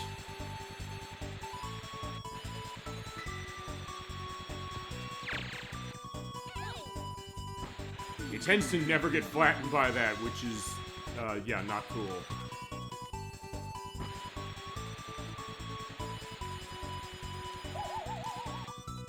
But he is close. I am seeing him over there.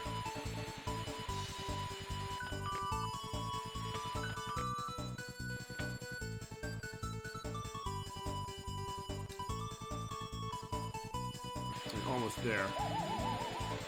If I can slow him down a little, if I can do that. Now look at him. Yeah, use that to slow him down a second time, so in that case, maybe he can't hit me or something. Oh no!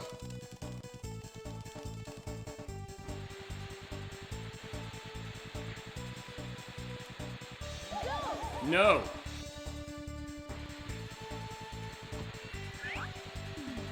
Okay, it didn't matter. I guess I won anyway. Perfect. Alright, so I will show off actually winning this one. And on my first try. Fantastic. Alright. That was really close, though. Okay, that was actually the best outcome I could have hoped for. Okay.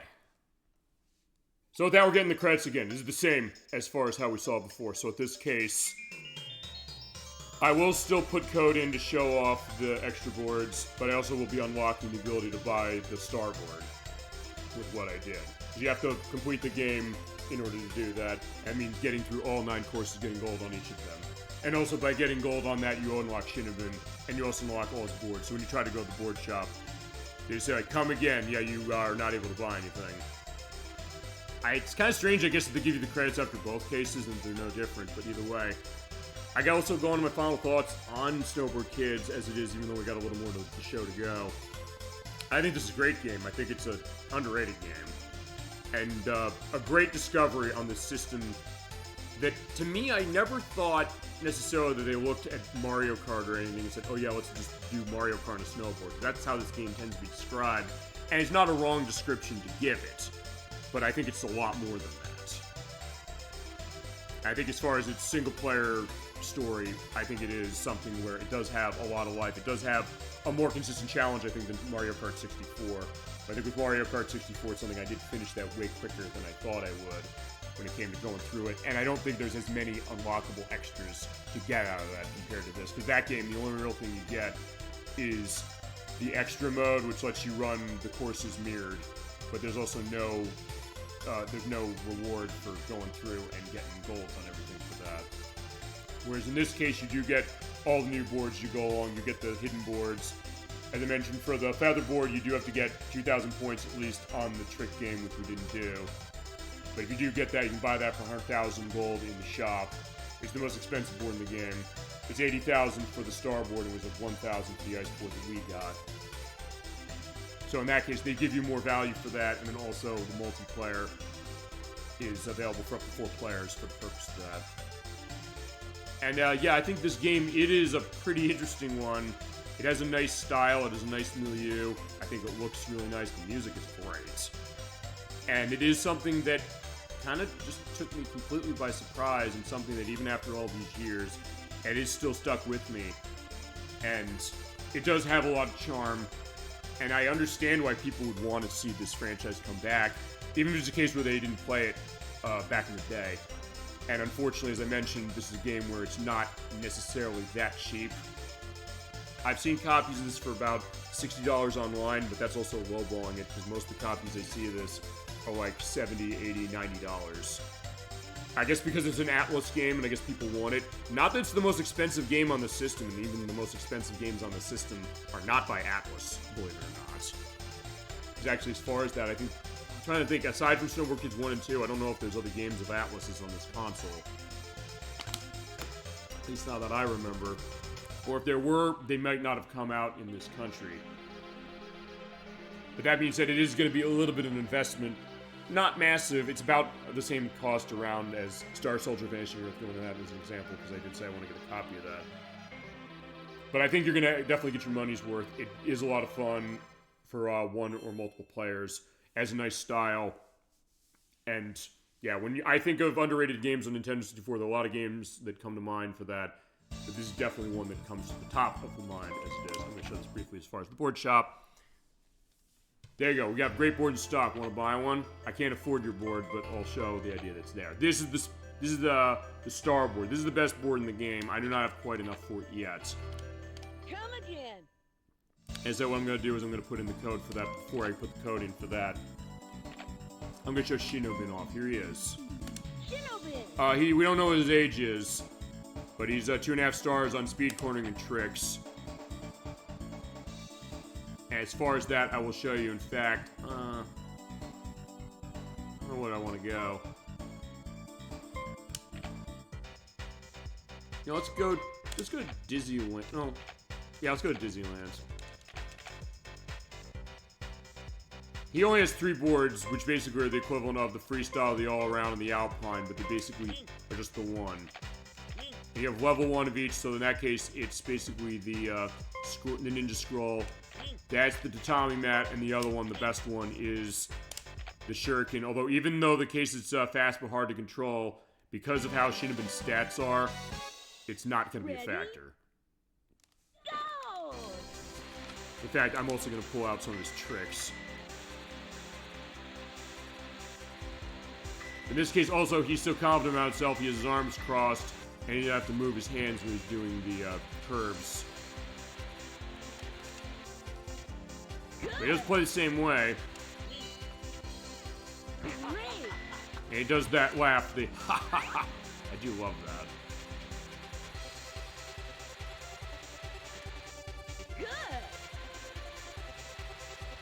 Alright, there you go. This is a nice reward, although after this, there's basically not much else to it. But at this point, then you basically want to probably go for high scores or run the multiplayer as far as that. And since let's also point out the multiplayer does not allow multiple characters to be played by the same player, it's worth pointing that out. That I don't know necessarily if I'd say as far as balance, because honestly I've not played this game that much with other people. But and honestly, the times I have, it's not something where I think most of the people actually either knew he's in the game or were able to unlock him, or that they even bothered using him. Not that he's a bad character or anything like that. It's still just a case of thinking they're so used to all the other characters.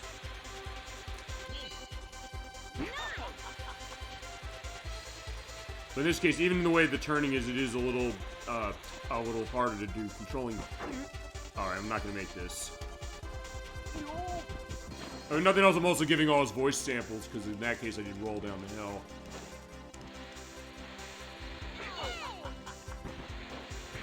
But really, he doesn't have a whole lot of unique voice samples. He only has 3, as opposed to the other characters where... No, actually, no, he has 4, I should say. Whereas the other characters have more.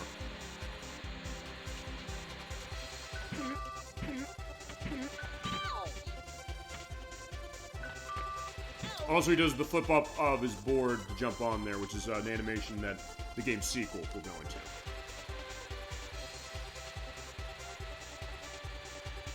But as far as Shinobin, the only other appearance of him is in Snowbo Kids Plus for PlayStation. He's not in any of the other ones. And the DS game, of what I have understood, it's not a case where it has all of the same characters, and it's also something where in that one they are grown up, or they're kind of teenagers as far as that. So they definitely look a lot different. And also that DS game, that debatably might be the most expensive one. And over the years it's gone up in price because it hasn't gotten a re-release. And I don't have a way to show it currently, as far as natively.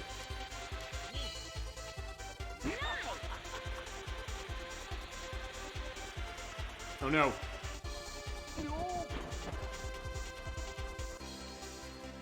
I would say, yeah, and shouldn't have been drowned, but no, he's fine.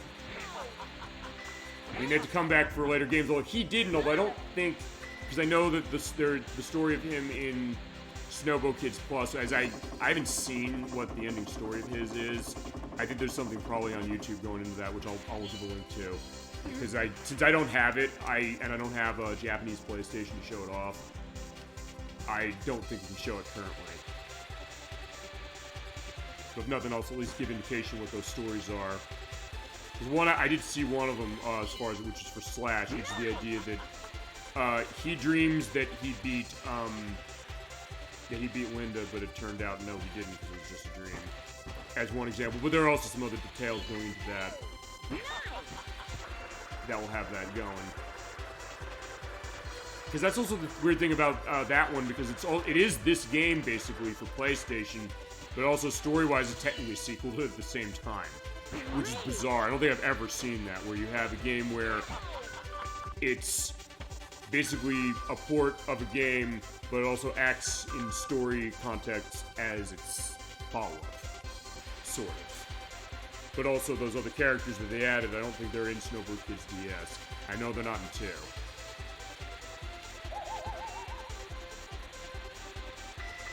So maybe that's the idea, Snowboard Kids. Well, like she mentioned, the project going on with that, which was Snowboard Kids 3, that fans were making.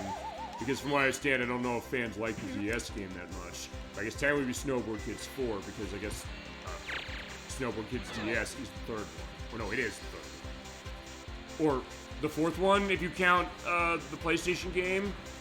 I mean, it's the third one to the US, as far as how it goes.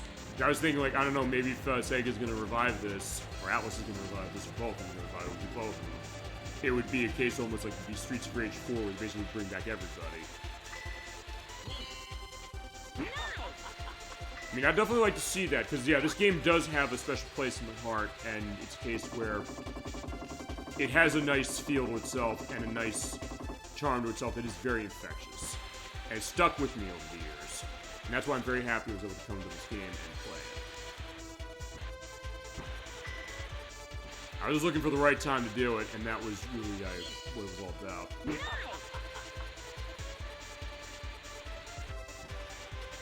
And now I'm done with this. Instead, I'll reset, I'll put the code in, and then we'll show off the other boards, and that'll be the end of the show. Ooh, except I got panned. Honestly, Shinobin is not going to be too much of a big deal.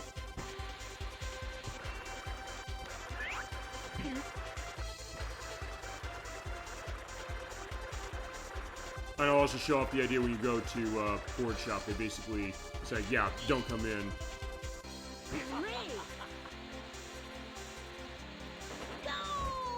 There we go. Alright, so yeah, that is the way of the ninja, and that is the way of Shinobin, but they call him Sinobin here. Actually, is it Sinobin as far as his name? They say Shinobin. Yeah, Shinobin board's not available. And then... Shinobin. Okay, they say Shinobin. It says Sinobin as far as his name. Okay, I never noticed that. Come again. He says come again as far as how that is. He can't, because, yeah, we don't sell your board, sorry. And... Okay, so in this case, what I'm going to do is I'm going to reset the game, and I'm going to put in the code. Let me just see where I have the code written down, because I did take it. It's a little bit of a weird one to put in. It's... Okay, right here. So, in this case, I'm going to reset the console. That's going to get rid of everything we had tonight as far as this. Now, what you do is at the title screen, you have to hit... Let's see. Down and up on the control stick, down and up on the D-pad... C down, C up, LRZ, left on the D-pad, C right, up on the control stick, B, right on the D-pad, C left, and start. So let's do it.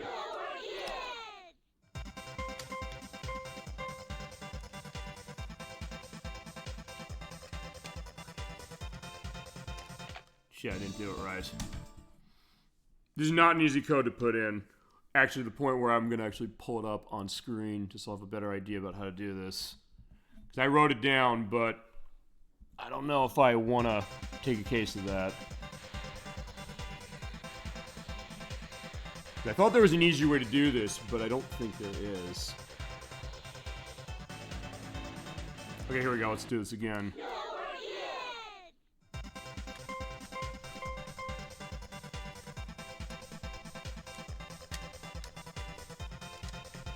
There we go. And if you hear Slash say, yeah, that means you did it right. Okay. Now what this code does is it gives you all the cups. You don't have any money because you don't need it. And it gives you all the passes like we got. You have Shinobin unlocked right away. And then you have all the characters set. We're going to run with Nancy.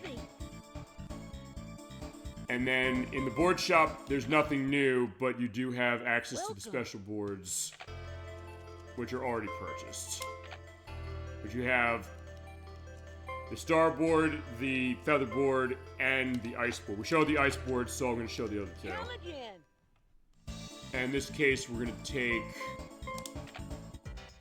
We'll go to Big Snowman.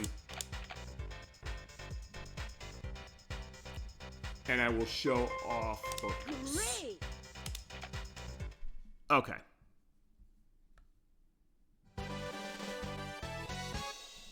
Ready? Fantastic. Let's go.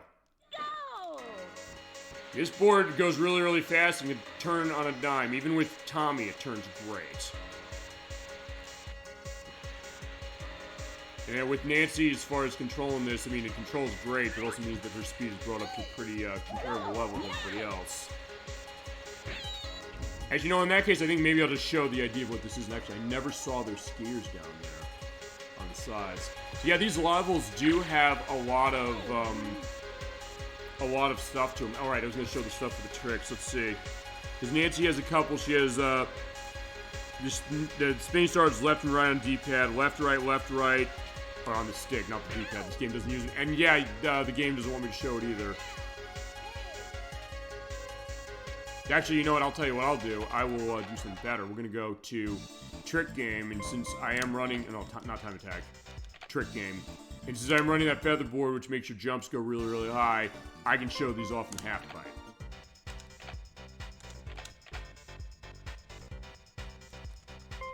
Great! Yeah, special board for tricks. Let's go. Ready? I'll show each of her tricks, and actually this might be the way to show everybody else's.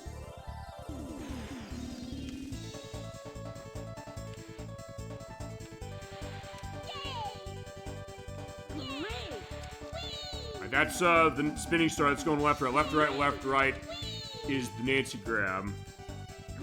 Left, right, up, down is that, which I missed, but that's fine. That's the Nancy groove. With the left, right, up, down, yeah, it is. Yeah, like that. That will show it's nice.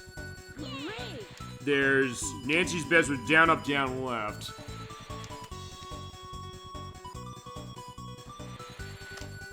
I'm not doing it right. Down, up, down, left. There we go. There is the Nancy Twister that is left, leave the stick neutral, up, leave the stick neutral, right, leave the stick neutral, and down. And honestly, the way this is going to go, I don't think I can do that in the time they give me, so I'll show the Nancy cross, which is up, left, leave the stick neutral in the center, and then hit up. Up right. I don't think I've ever done this one before. Up left. There we go, that's it. Now maybe I'll try it here. So hold on, what was that move again? Yeah, some of these get it's left, up, right, down, but basically I just have to left, up, right, down. Oh shit, I did it, but I tripped.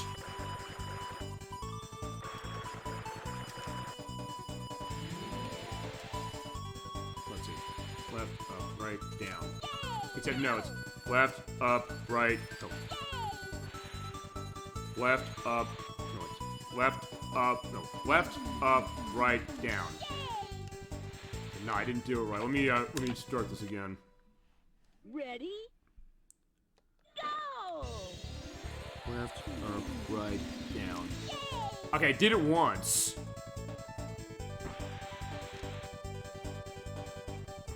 Let's try again. I did it too early. Again. Right, I'll do it one more time. And I might just show off hers and I'll mention all the other characters too.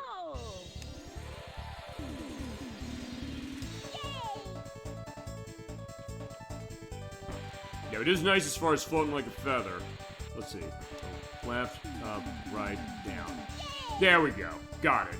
But good God, that takes a lot of airtime to get in.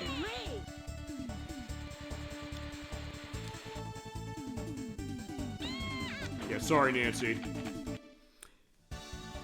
Yeah, as far as everybody else, you know what, I'll just link to the video that I found, because some of these tricks seem to be pretty complicated. Some of them require you to do a rotation of the control stick, which is actually really hard to do, as far as these. And Nancy does have the most special moves at 6.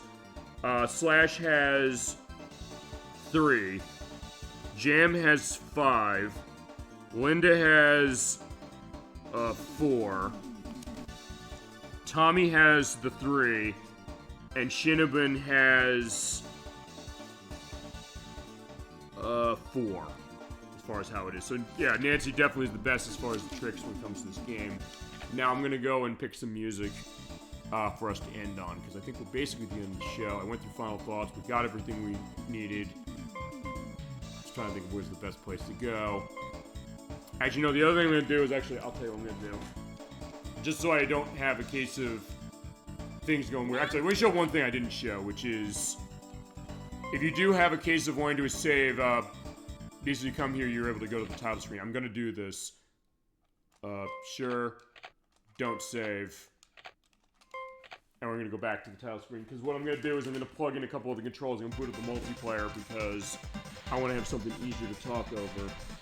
And I hope this is a game on this console that does recognize multiple controllers plugged in after the game is on. If not, I'll just turn it off quickly and turn it back on. Just because I want something to talk over, and I guess if nothing, I'll show off the way the framing of the multiplayer works.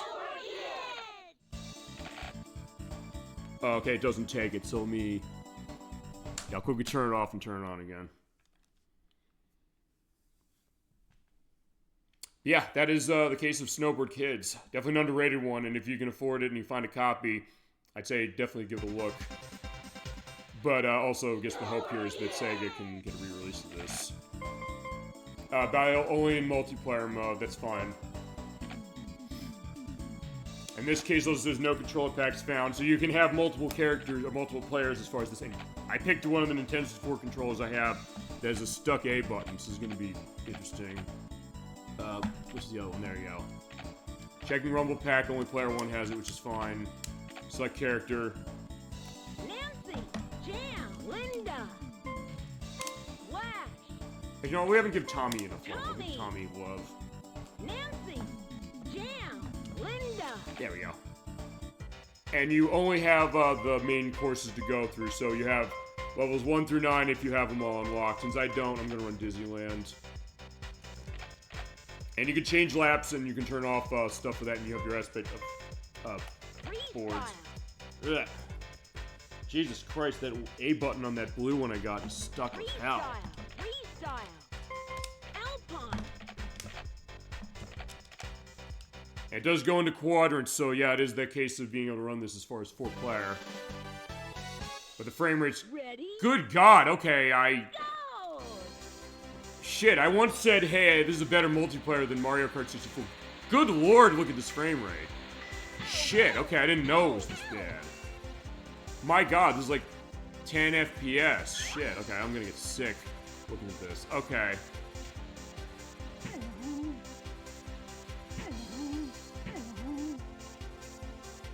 Also, this is hanging around the area. I'm gonna go get myself somewhere I can go talk as far as that. Yeah, you can play this in 4-player mode, but maybe it's not recommended.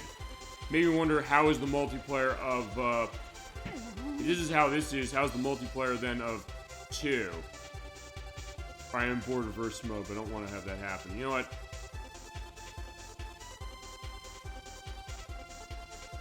I kind of just park them in a corner. Where can I go to park them in a corner? Or maybe restart it and just let them all go. And then I'll go into the last orders of business for tonight. Ready?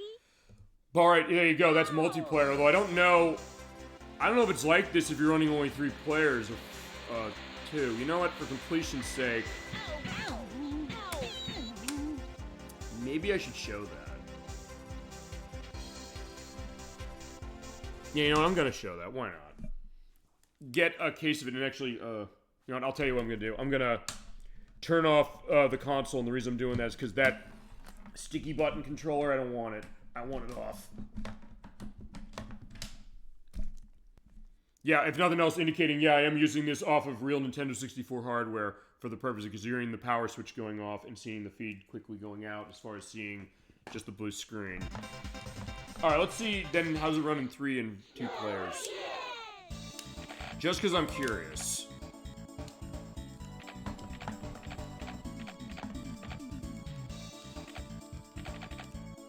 Now, I don't know if I've actually played this game with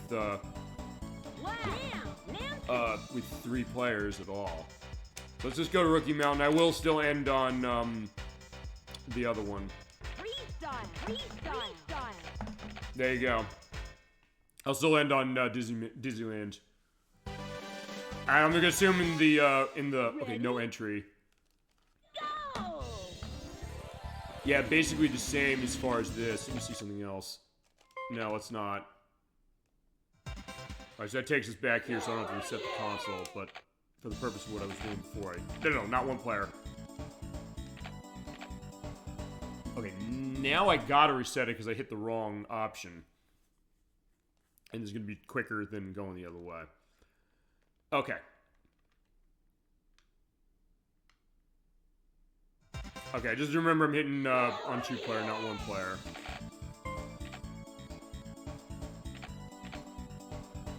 Also see what happens when it comes to the way the frame rate goes this way. Alright, there we go. So let's go back to Disneyland, and this is going to be the end of the show. I'm just curious if this is going to be running any better, because yeah, I guess this is a case where... Freestyle. You know, let's get her going saying the same things at once. All around. Alpine. I do love the fact you can basically have them going on. Freestyle. Also, in the purpose of the multiplayer, you can't run custom skins on the boards. That is, unless you're running from a file that's stuff saved. Okay. Go! Actually, you know what? I am going to run the 4-player again, but I'm going to pull another controller out for that. And the reason I'm doing that is because otherwise I'm going to have the other players running. Alright, so one more, and then we'll get down to business as far as finishing the show. Alright. So I will run with 4-player just because in that case, then I don't have any computer players to worry about. But it doesn't seem like it's running any better. So yeah, frame rate's pretty pokey, so this does run a 4-player, but if low frame rates are something you don't like, yeah, it might be a case where maybe it's not pleasant coming back to this. Now, Linda. There we go. Alright, so back to Disneyland we go. Good case as far as the after hours amusement park, just like our show. Because we are at the end of the show. And I'm also going to try and get activation on all these at once. Freestyle. There you go, listen to that. That's hilarious. Okay. And I'm just going to let them go because they'll have a nice park in the area as far as how it's going to go. Park in the park, how about that? Go! Jesus Christ, I still can't get over the fact this frame rate. It's hilarious. But I guess then the N64 is not always known for smooth frame rates. You know, maybe Mario Kart 64 is better as far as frame rate, but they'll hang out. They'll have a good time. All right, there you go. So there is our gang as far as Snowboard Kids. All right, I had a good time playing this game, ladies and gentlemen, and thank you so much for watching. As far as our next return to this franchise, that's going to be with Snowboard Kids 2, which worth pointing out also one thing, and this is something where I honestly was dreading getting to this point. Because if you've seen the show before and watched over the past couple of years, you may be aware that we were planning to do Snowboard Kids 2 before doing this one. Well, I do have to explain that a little bit, and it's not pleasant, because it's a case where Nocturne was the one who was going to be handling that. She couldn't do it because we had cases of, well, she didn't own the game at the time, so I said, hey, borrow my copy, but it's also a case where she didn't really prep for the game as far as it, and we were kind of getting a sense of, we want to get this set before the anniversary of the game for that. But she wasn't ready for it, and I was like, okay, if we're not ready for it, that's fine, but it's a case of saying, like, yeah, you did have this. It's a case where we were going to get set for this, which you did not. It was also a case, I must say, this is back at the time where, I hate to have to mention this, I really do. This is when Protorova was still involved with the show, before I banned him. It was a case where, because of one of the Lunar parts, where she was not involved because he was in a case of saying, he had a case of getting a different venue, potentially, as far as recording that. It freaked her out enough, specifically, where she actually did not return any of my calls or messages for a couple of months.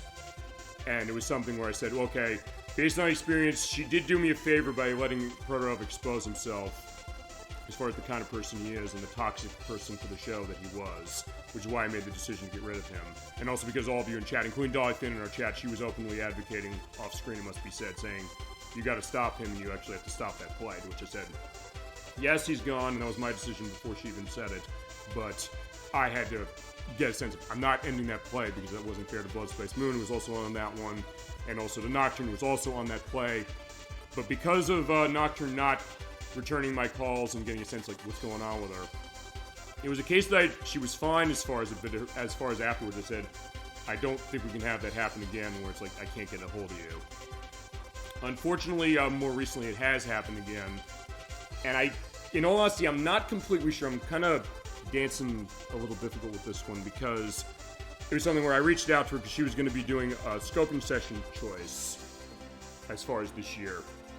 I said, hey, what's your availability like, and also what is the case of what you want to do? She said, okay, I'll have to think of it, which she did. But it's also something I reached out to her a couple of months ago. I said, hey, do you have an idea? I have some openings here, here, here, and here, because we want to prep for the show as far as plan it ahead of time, because I have to get the schedule going, and of course, since I am taking view requests and all that stuff, that has to be something that goes to it. Well, I haven't heard from him in a while, actually. Like 2 months, a while. I was initially a question saying, hey, is she doing okay? Which is something horrible that happened, that would have been one thing, and I definitely understand that, because remember, she was feeling sick when we did Mega Man 7. She said, she let me know, she said, okay, I'm not feeling well. I said, okay, great, how do you want to handle the show? She said, you do it, and I'll come and chat, which she did. So, fine by that. In this case, she did not let me know as far as what's going on, and I have seen her online as far as playing on Switch is concerned, so I do know she's alright. And I am going to gauge this a bit differently, because, well, I don't know how much of her involvement in the show I'm going to allow anymore. And at this point, I did say to Gemini96U, I said when we played Pikmin about a month ago, a little over a month ago now, that I'm letting you have the dibs of some games that she initially called dibs on, specifically Yoshi's Story and Super Mario World. That was the reason why. At this point, I'm saying I think her lack of activity as far as this, and her lack of response to that, I mean, unless it's something really bad that happened to her, maybe she's recovering or something, and she's like playing games every so often because of that, that's one thing, I'll understand that. But if it's not, I did say to her back at the time, I said, with all due respect, you can't go AOL like that again, otherwise I'm gonna have to take action on that. And I think I'm unfortunately at that I have to take action on that. And I hate to have to talk about it, but it's something where I think it needs to be said, because it does go to this franchise, and it does go to our perspective of the next game. So for the time being, it's worth pointing out, this is a bit of a different case, because as far as, this is a banning of her from the show, and the answer is maybe a little bit. It's basically an I'm gonna take the dibs of stuff she called away for the time being. As far as her involvement in the show, I don't know how much more of it I'm going to allow as far as it, but it's also going to depend. If there is something wrong going on, I'm not made of stone. I'll be in a case of that. And also, her case is a little different, because unlike Protorova, who had a lot of on-air infractions, she's had them too, admittingly. But it's also something where usually that's not a case as far as her, so I'm thinking, well, I might be willing to kind of get a sense of what that is if it's a case where she's willing to, you know, let me know what's going on. But I said I can't have her scoping session choice for that. And right now I'm basically going to be pulling away some of the dibs. So as far as her future appearances on the show, don't count on them for now, or maybe more going on. And I hate to have had to get to this point, because I know she does like coming on the show as far as that. But as I said, it's something where you have to let me know. You have to show some respect to me as far as it. Otherwise, it's not going to work out. And she has been indicated to this.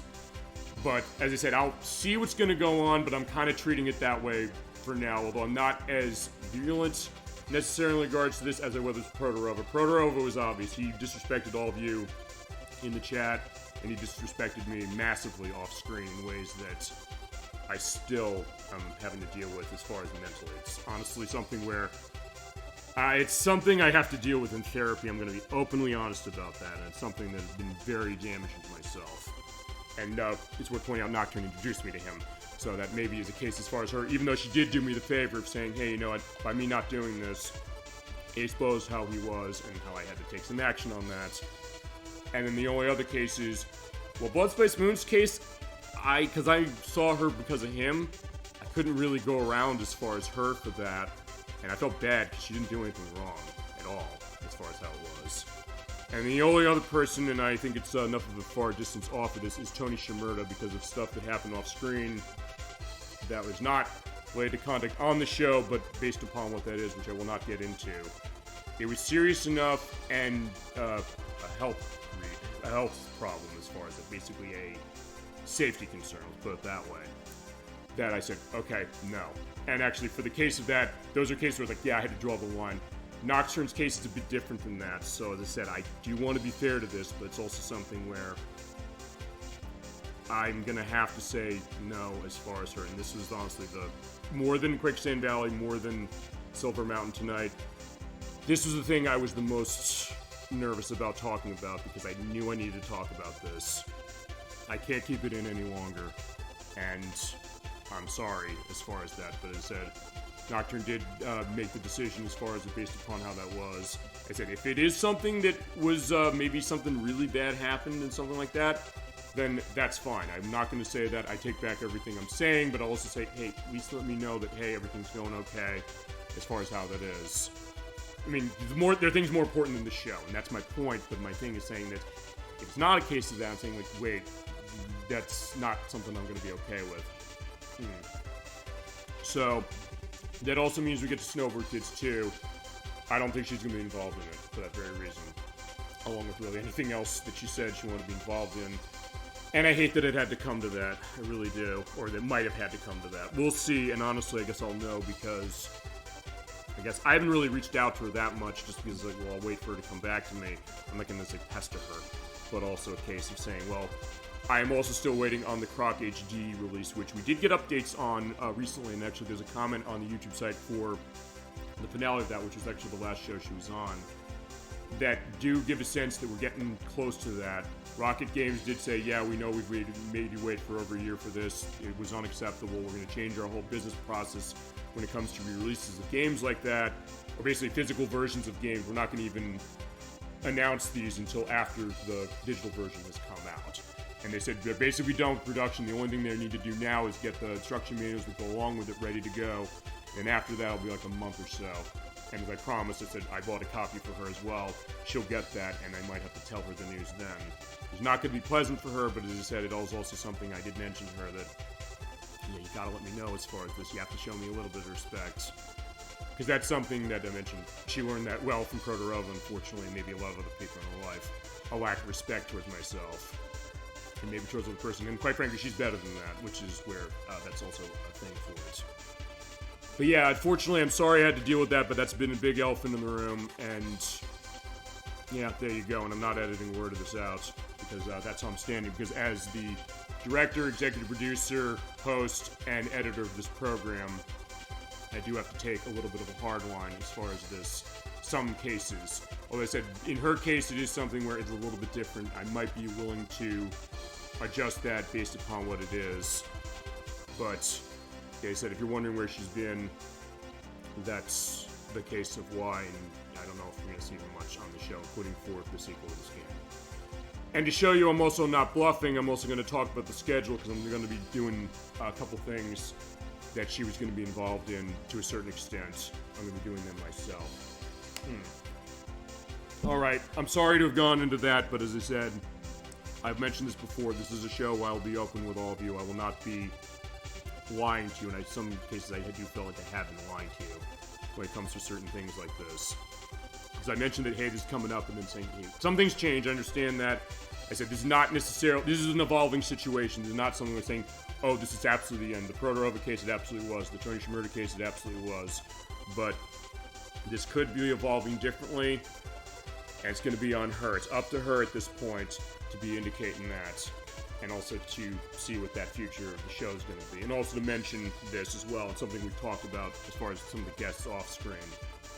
a case where for some of those games that we played with some of those people I've banned off the show, and I don't know if Nocturne is necessarily a case where I'm going to be doing this, or is it even a ban necessarily. It is for now, but as I said, it's also something where it's liquid enough as far as how it could change. We'll see. I hope it doesn't have to come to that point, but basically at this point we kind of are at the start of this point. For some of those cases, especially those games that Protorovo is involved in, we are considering, in fact, I'm not considering, I will be redoing some of those games to wipe the stink off them. Particular GoldenEye. I'm going to be doing that next year for its 30th anniversary. I'm going to do that myself, so that we don't have anything going on with that. As I said, it's also something like, hey, you know, I do have to give some kind of code of conduct on the show when it comes to guests, and also in case that I do talk to people as far as what the schedule's like. And look, if something is going on, you're busy in your life, I understand. Trust me, I've been insanely busy with my life for quite a bit of time. Or even last week, I'll say, even though we weren't on, May was a blessing in disguise as far as that, because honestly, I think I could have used the time off. I know, Dolphin, you said when we met up that you could use the time off. We were able to have a nice time off as far as just doing stuff, getting ready for other games she wants to do. But, as I said, that's something where that helped. I understand that. I'm not going to be saying, oh, this is necessarily the end of this, but I said I have to tell you what's going on and explain that when it comes to that scoping session you had, we're not going to have that. I'm going to pick something else out for the purpose of that. I don't know what. And as far as the other games for dibs at first, I'm going to be pulling those away for the time being. But it also is going to be a certain case where I'm going to be picking things where I would have been controlling them anyway, but also I will be doing them myself. So with that, let's talk about the schedule, because we are back on schedule as far as it. As I mentioned, so we're not on for Looney Tunes B-Ball last week. We will be doing that whenever I have an opening and whenever Dolphin, you and I are able to figure the idea of, you know, what is it, going into when you're going to be available, when we'll both be available to meet up, as far as how that is, and figure what that is. So we'll figure that out. The earliest I have is probably I have openings in June, and I have one opening in May, but I don't know if it's something where her schedule and my schedule is necessarily going to fit into that. I would think if we're going to get to this, it probably is going to be in July at the earliest, but I don't know. When we are going to come back to that game, I will be the first to let you know, but right now I do not know. Of what I do know, I will go into that because there have been some updates for things, including what I just had to talk about. Yeah, you can hear my voice. That's something where it's very heavy case for me to talk about, and it's something where I feel like I owe all to you. Lectors, you especially, because I know there are a couple cases where there's a period where she was not on the show for a while after her first 2 appearances, and you said, did I do something as far as that? And I said, no, you didn't, and you definitely didn't. But it's also something I said, well, I want to protect our guests as far as saying, like, hey, you know what, I want you to be able to show what you have, but it's also something, it's going to be a bit of a two-way street as far as how that's going, and same with her. So in that case, that's how I'm having to handle this. But as I said, I sometimes feel like I've been lying to all of you, and I don't want to do that. I mean, I'm not going to necessarily tell you my entire life story, because safety concerns and all that, but I said, I want this to be a different show. I don't want this to be a case where I'm going to be, you know, just completely acting as if it's not a person behind this, you know. I'm going to be honest with all of you, and I said, if I have to talk about tough, difficult things, I will do it. And also, all of you have kind of helped me be able to do that. You know, like first when we played Kingdom Hearts, I know you mentioned the cases as far as your family and some of the painful aspects that go to the fact of the loss of your aunt when it came to that game. And I was taken aback when you said, I feel like I might be bringing the room down, am I? I said, no. I mean, certain cases of stuff like that, maybe I didn't know myself what was the best way to broach that. What was that like? In a way, I think the lectors really ripped the Band-Aid off in the best way possible. Kind of making me understand, what do I want to do with this show, and also the idea that this is going to be a different kind of show. It's not going to be a show that millions of people watch. That is not the intention, just because I said, we have creative control. We can do what we want as far as what we're showing, as far as it staying within the standards that we need to, as far as, you know, not showing things that Twitch won't allow, or YouTube won't allow, sure. But we're going to figure that out, because I think this has been a journey, and it's something that's enriched my life so much. All of you have definitely done that. I thank you so much, everybody in our chat, Twin Gemini 96, and Dollyfin, and Electors. Even to a certain extent, I'll admit this, I'll say to Nocturne and to Tony Shimurda and to Protorova. Even Protorova did say to me initially, hey, maybe you should do streaming. He got his rocks off by basically treating me like utter garbage in regards to that, and basically putting all of you down by saying he wouldn't want to watch most of the games we showed, which that's an attack on all of you. It's like, I'm not going to do that. I want you to be able to show the games showing. It's enriching my life as far as being able to find new things. In the 40 years I've been alive, as far as this, and hopefully 40 more, of just being able to learn more from all of you about gaming and maybe about life. And I can't thank you all enough for that. But in that case, even as far as the case of that, I mean, I guess it goes to, we're coming up to Easter in a couple weeks, so I guess it's the idea of what do they say as far as Psalm 23 is concerned. The idea is, yeah, although fine, I guess it's the idea of, I set a table before my enemies, my head anointed with oil, my cup runneth over. But just that idea of saying, hey, you know what, that being that idea of, the idea that I do appreciate what this has become. And I will even acknowledge the idea of, like, people who've wronged me, being able to get me to this point as far as how it is, me being able to be as open with this as I have been. I can't thank all of you enough for that. And I said, I feel in that case, I owe this to you as far as being open to you and showing this idea, and showing this commitment, because we're not stopping the show. Me being off last week was a great case of being able to relax, but also because I miss being on the show. I miss seeing everybody and talking to you and telling you about my experience, but also hearing all of yours. I love that so much, and I can't thank you enough. And with that, let's talk schedule as far as what's looking like. So, next week, we're continuing and concluding our sports month with World Series Baseball. This is for the Sega Genesis. We are playing this on next Friday, or next Saturday, I should say, that being March 28th. With spring now having sprung, it might not feel that way depending on who you are, but it is spring. It's definitely nicer as far as how it is outside where I am. I said, yeah, let's go to the baseball stadium. I'm going to be showing you a baseball game for Sega Genesis, one of my earliest cases of it. Game I still have in box. It's a really interesting one, along with Sports Talk, as far as announcing, which also is the name of its predecessor, Sports Talk Baseball. We're playing its sequel, that being World Series Baseball, which came out in 1994 for the Sega Genesis, from Blue Sky Software, who made Desert Demolition, we played last year, and also made the Vector Man games. This is a really interesting one. Even if you're not huge into baseball as far as how it is, it's got some really interesting things to itself. It's also something that if you love baseball, I think you're going to really like it. And it also taps into a market that I don't think we've shown enough on this show. I mentioned the sports game thing, but also looking at sports games on the Sega Genesis. Because the Sega Genesis was kind of a haven if you were a sports game fan. And with a lot of sports games, there are cases where usually they made enough of them as far as certain cases where they don't cost much. So if you want to get a bunch of classic gaming on a budget, you want to pick up some sports games, and I would say World Series Baseball is definitely one of the best ones you can get on the Sega Genesis. Maybe the best. Between that and Sports Talk Baseball, which I do want to show, but we're showing this one first, is the one I grew up with. I actually do have my brother inherit Knox's copy of this game still. Still hanging on to it, and it is quite interesting, and we're going to be going to the baseball park next week at 7 p.m. Eastern Standard Time, so get your peanuts and Cracker Jacks ready, and we're going to have a great time. Then the week after that, we have one of 2 April Fool's Day shows. This will be on April 4th. Is April 4th? Yeah, it is April 4th. It's going to be for Digimon Racing for the Game Boy Advance. This is from Bandai and Kryptonite Games. This is a case where it's been brought up by our chat, and they kind of were laughing as far as it's saying, like, a Digimon kart racing game. Almost like thinking, like, how could this be? Is this something that's actually any good? And I took that as a challenge a little bit, but also a case of people saying they love Digimon. We haven't shown Digimon on the show yet. And I do have a game that I know Reese the Worthendosh wanted to see, that being Digimon All-Star Rumble for the PlayStation 3. But I said for this one, I said, let's find out. Let's see if this game is really something special. And you know what? It might be better than you think. Maybe almost like Snowboard Kids in the case of saying, where did this game come from? And I'm thinking, how could like a wacky snowboarding game in the case of this one work, but how could kart racing with Digimon work? Would it really capture the spirit of the franchise? Would it just be a case where you have the franchise's characters slapped on a familiar kart racing game?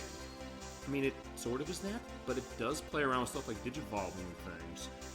And there's some interesting tech going on with that. So honestly, it's something where I don't know if I'd say it's a bad game. I'd say it's actually kind of interesting and kind of good. I'm going to do unlocks as far as what we got as far as it, so we can show everything off on it. And we'll have a love in on Digimon and take a look at this game and you think, like, could this be maybe good? I don't know, I think maybe it is. I mean, if you don't think so, come by and tell us, like, yeah, I think this game sucks.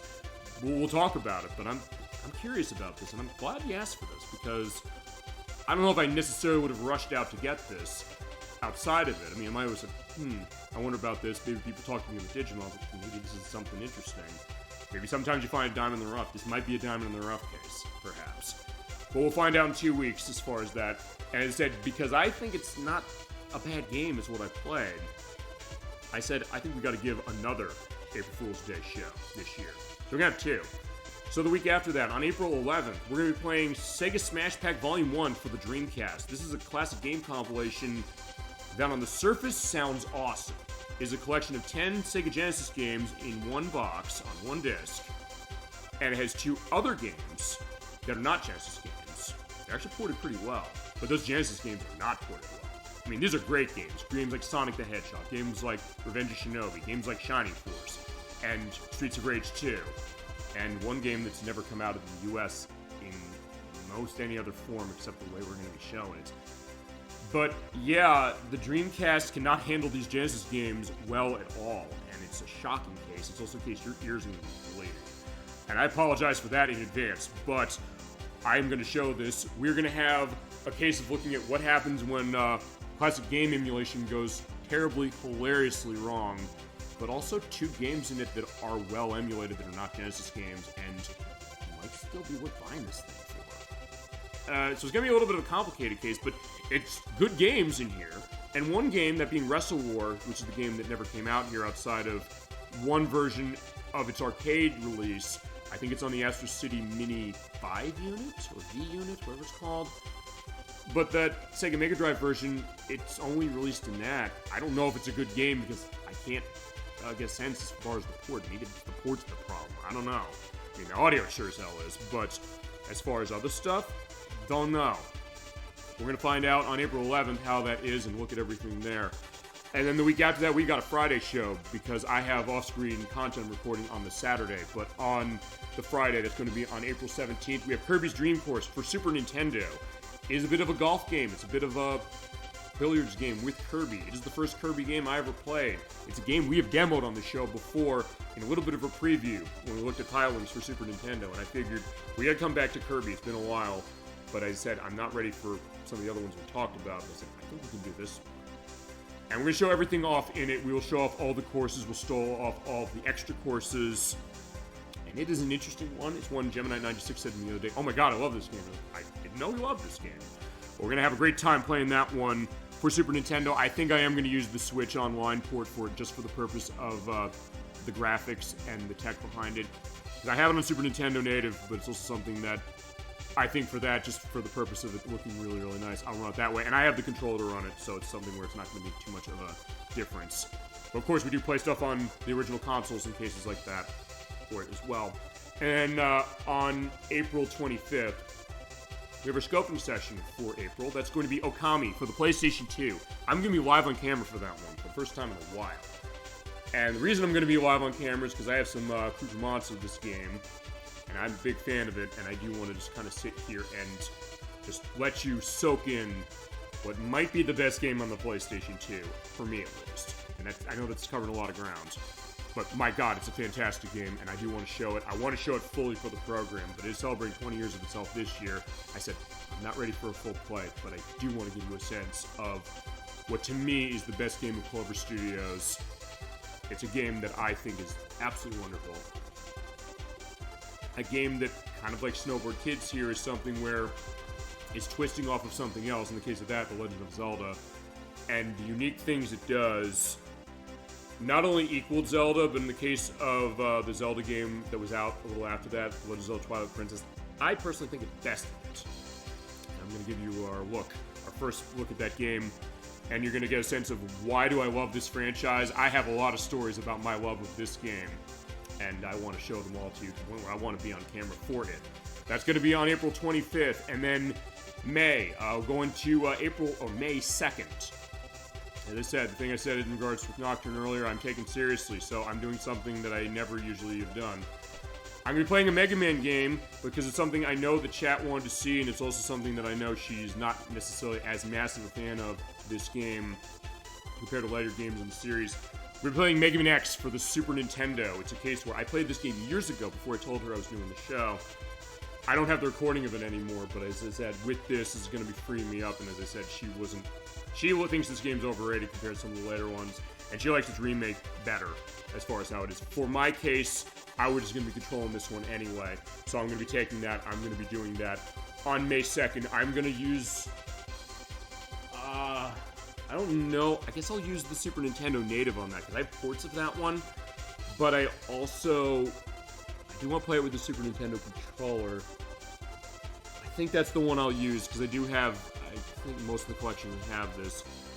Because I have the Mega Man X collection on the PlayStation 2, which has some differences here and there. I have the Mega Man Legacy collection, the Mega Man X Legacy collection, one that has it. But I do have that native on Super Nintendo. I think I might run it there for the purpose of that. Yeah, I think I will. And then week after that, as far as May, because we have most of May locked up, generally speaking.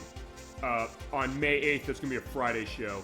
We're going to be playing Sonic the Fighters again. That's the case. I'm doing a second chance on that because when I did that game years and years ago, about 5 years ago this month, it was the first game I used the Samsung G-Track Pro mic that I used for the show. But with my newer tech, I gotta check my other mic as far as the one that Inherent Knock gave me. It was a case where it worked really well, but I had audio problems on my old laptop as far as when I was running the show. So I gotta see how it runs on that. Maybe I can start using that one instead of this one, or maybe it's a case where it'll balance out. I don't know, but the point is, when we did Sonic the Fighters the first time, I didn't have the mic set as far as how the volume was, so the game volume was either too loud or too quiet, as far as my voice was either too loud or too quiet. It's how my old tech was going, where it was, changing the game volume when I was talking. So I said, I think we should do this game again. It is celebrating 30 years this year, so I said, let's do that. On top of the fact that Sonic the Hedgehog is celebrating 35 years of itself this year, so I said, let's play it again. I'm going to use the Xbox Live Arcade version for it, the same way I used last time, but what I'm also going to do is, I'm going to also turn into a little bit of an AM2 game night. Because it's AM2 who made that. So what I'm going to do is I'm going to show off previews of other AM2 fighting games to start. Some we've shown on the show. In fact, most of them we've shown on the show before. Starting with Fighting Vipers and Virtua Fighter 2. I'll be using their Xbox 360 versions as well. But I'm running all those through Xbox Series X. So I'll be pulling out, as far as a little more, I'll be pulling out Pirate Yakuza, Like a Dragon Pirate Yakuza in Hawaii, which has other fighting games of AM2s in there, including Virtua Fighter 3 and Virtua Fighter 3 TB, and it also has other AM2 games on top of that. It also has Fighting Vipers 2. We've shown that on the show, but also when we've shown some of those other cases, particularly with Fighting Vipers 2, and also with Sonic the Fighters the second time when I showed that, it was when we did Daytona USA. I had audio problems on the mic, and it was a case where I was like, oh shit, that's, I felt horrible when that happened, so I said, I think we can justify doing that again. And that game, it also has Daytona USA 2 Battle on the Edge, and the Daytona USA 2 Power Edition, and the Ocean Hunter. I did play far enough in that game in order to get to the arcade where those all are, and I figured, let's take a look at that. Let's turn a little bit of a mini showcase as far as some of that stuff. So I do all my Sega stuff, and I think it's worth kind of going into that, and also doing some of these games right that we had audio problems with on top. So I say, we can come back to games we've done already for purposes of that, or as I said, in cases of guests moving forward, like I didn't like the experiences, so I have to do something about that. And then as far as other stuff from May, week after that, I don't know what we got. It's open for now. I'll have to figure what we got. But I do have a little bit of an announcement. We're going to have our scoping session that month. It's going to be actually on Memorial Day weekend. I'm going to be moving up our compilation program to the week after that. We're pushing it out a week after on May 30th. That will be for Midway Treasures 3 on GameCube and the Nintendo 64 Midway ports that I have to buttress that. But on May 23rd, Gemini96 in our chat, he's coming in for a scoping session that we talked as far as he said when we played Pikmin, he wanted to do this one, and we are doing it. Tetris Effect Connected. We're running the Switch version, we're running through Switch 2. It's an amazing, amazing version of Tetris from Resonare, the people who made Space Channel 5 and Rez and Lumines and Medios. And it's a game that we demoed that on our puzzle showcase.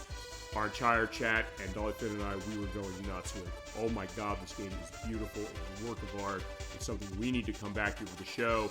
A game we almost got to the point of saying we had to push ourselves away from this, saying we're doing a showcase of other games, we can't just be playing this one game all night. But we're going to give it some time, because I don't know what's the best way to cover this. But Gemini96, I think he'll help me find the answer, and I know we're going to have a great time looking at Tetris Effect Connected as far as our next scoping session after Okami. And then month after that, as far as June, I'm still in talks with a couple things. I asked Edwack and Nikki, because I'm going to do a scoping session for Phoenix Wright Ace Attorney, because I was asked for that game a while ago, and I do want to fulfill that. But it is a bit of time, not super long, but a case where it's going to take a couple parts. But I said, let's preview it. I said to Edwack and Nikki, they love this franchise, especially Nikki. She is joked often that that's a case where she's like an unofficial lawyer because of that game. So I said, do you want to be in for this one show? We're going to do demoing this. They're figuring out. We'll see if that happens in June. If not, I'll figure something. And I know for AG42, I have Mass Effect. I'm doing a scoping session on that because I know we want to see it. And that's going to be a big undertaking, but I want to show that game too. I'll figure what that's looking like, but for June, the two things I do know. On June 20th, we'll be playing Cool Spot for Sega Genesis. Definitely one of the best mascot games you can think of. And also a case of, yeah, Spot from 7-Up. That's a good game, a really good game, and perfect summer game, because it's going to be the start of summer, kicking off summer right, and then the week after that, we will not be on, but on our YouTube site, we will have an exclusive show that we're recording actually in April, on April 18th. That's the reason we're not going to have a show that day, because I have Crusader 64, Gemini... No, I don't have Gemini 96 coming in, unless you want to. But I have Crusader 64, Chasm 22, and AG42 coming in. They're going to be helping me with the setup of my account for a scoping session we're going to do later this year for Final Fantasy XIV. Yes, Super Bowl Game Saturday is finally playing a massively multiplayer online RPG. A game that they've been living and breathing for quite a bit of time, although in the case of Crusader 64 and Chasm 22, Pokemon Pocopia is kind of taking them away. They're going nuts on that game. That's a case where I think I'm going to have to get that game soon enough. Because it's looking really, really good and people are loving it. And who knew that would basically be the game that's selling the Switch 2 to people in a massive way. But point is, we are going to look at Final Fantasy XIV for one of those. Totally blind in my case. I'm going to use the Xbox Series X version, but they're coming in. They're going to record the setup of my Square account for this. And it also means that I can edit, so I can edit out sensitive information. But also just kind of going into their experiences and getting a sense of what this is going to look like. Because they openly said, the first boss of this game is the interface and the setup process. And I said, I know those three men, they won't leave me wrong. They can definitely help me on that one. I said, I think you all need to have your voice on this game if you want. And they said, yes, we want to. We're agreeing on a date as far as us recording that. That's going to be on April 18th when we record it. But you will see it on our YouTube site on June 26th or 7th. I don't know when I'm going to put it. But because we're not going to be on that week because too many games are that week. So in that case, we'll be off. And then outside of that, everything else is pretty open as far as July and August and ahead of that. I do know that Chasm 22 is going to start Suikoden for the PlayStation at some point. We're running the Suikoden HD version. Don't know when that's going to go. And I got some other stuff as far as things we have going on. And Gemini 96, I know Bloodborne, we're starting that in October. But if anything changes, just let me know. That's the thing. Just let me know as far as how it is. I'll understand that. I'll be in case of that. And then we have other stuff coming up. We'll come back to Looney Tunes B-Ball to actually do it for the show. And then other things, including our showcase in November, which you always have. And then the last couple of scoping session shows. The last two we're going to have are going to be... Okay, I know what the last scoping show is, but I know the two of the last shows we're going to have in the year are going to be the annual Tetris show in December. This will be for Tetris Attack for Super Nintendo. We are celebrating 30 years of that game. You better believe it. And it's going to be second chance because we played that game already for the show. And then one of the other ones is Time to Figure This. Montague K is coming to the show because we're going to be scoping, sessioning a game I know he adores. And a game I know he's wanted to be involved in as far as this. I promised this years ago, and I said, I gotta figure this. He also needed to be ready for it because he's been busy as anything. But we figured it, we discussed it, and we got it coming. The Elder Scrolls 4 Oblivion. We're gonna be looking probably at both versions as far as a little bit of a preview.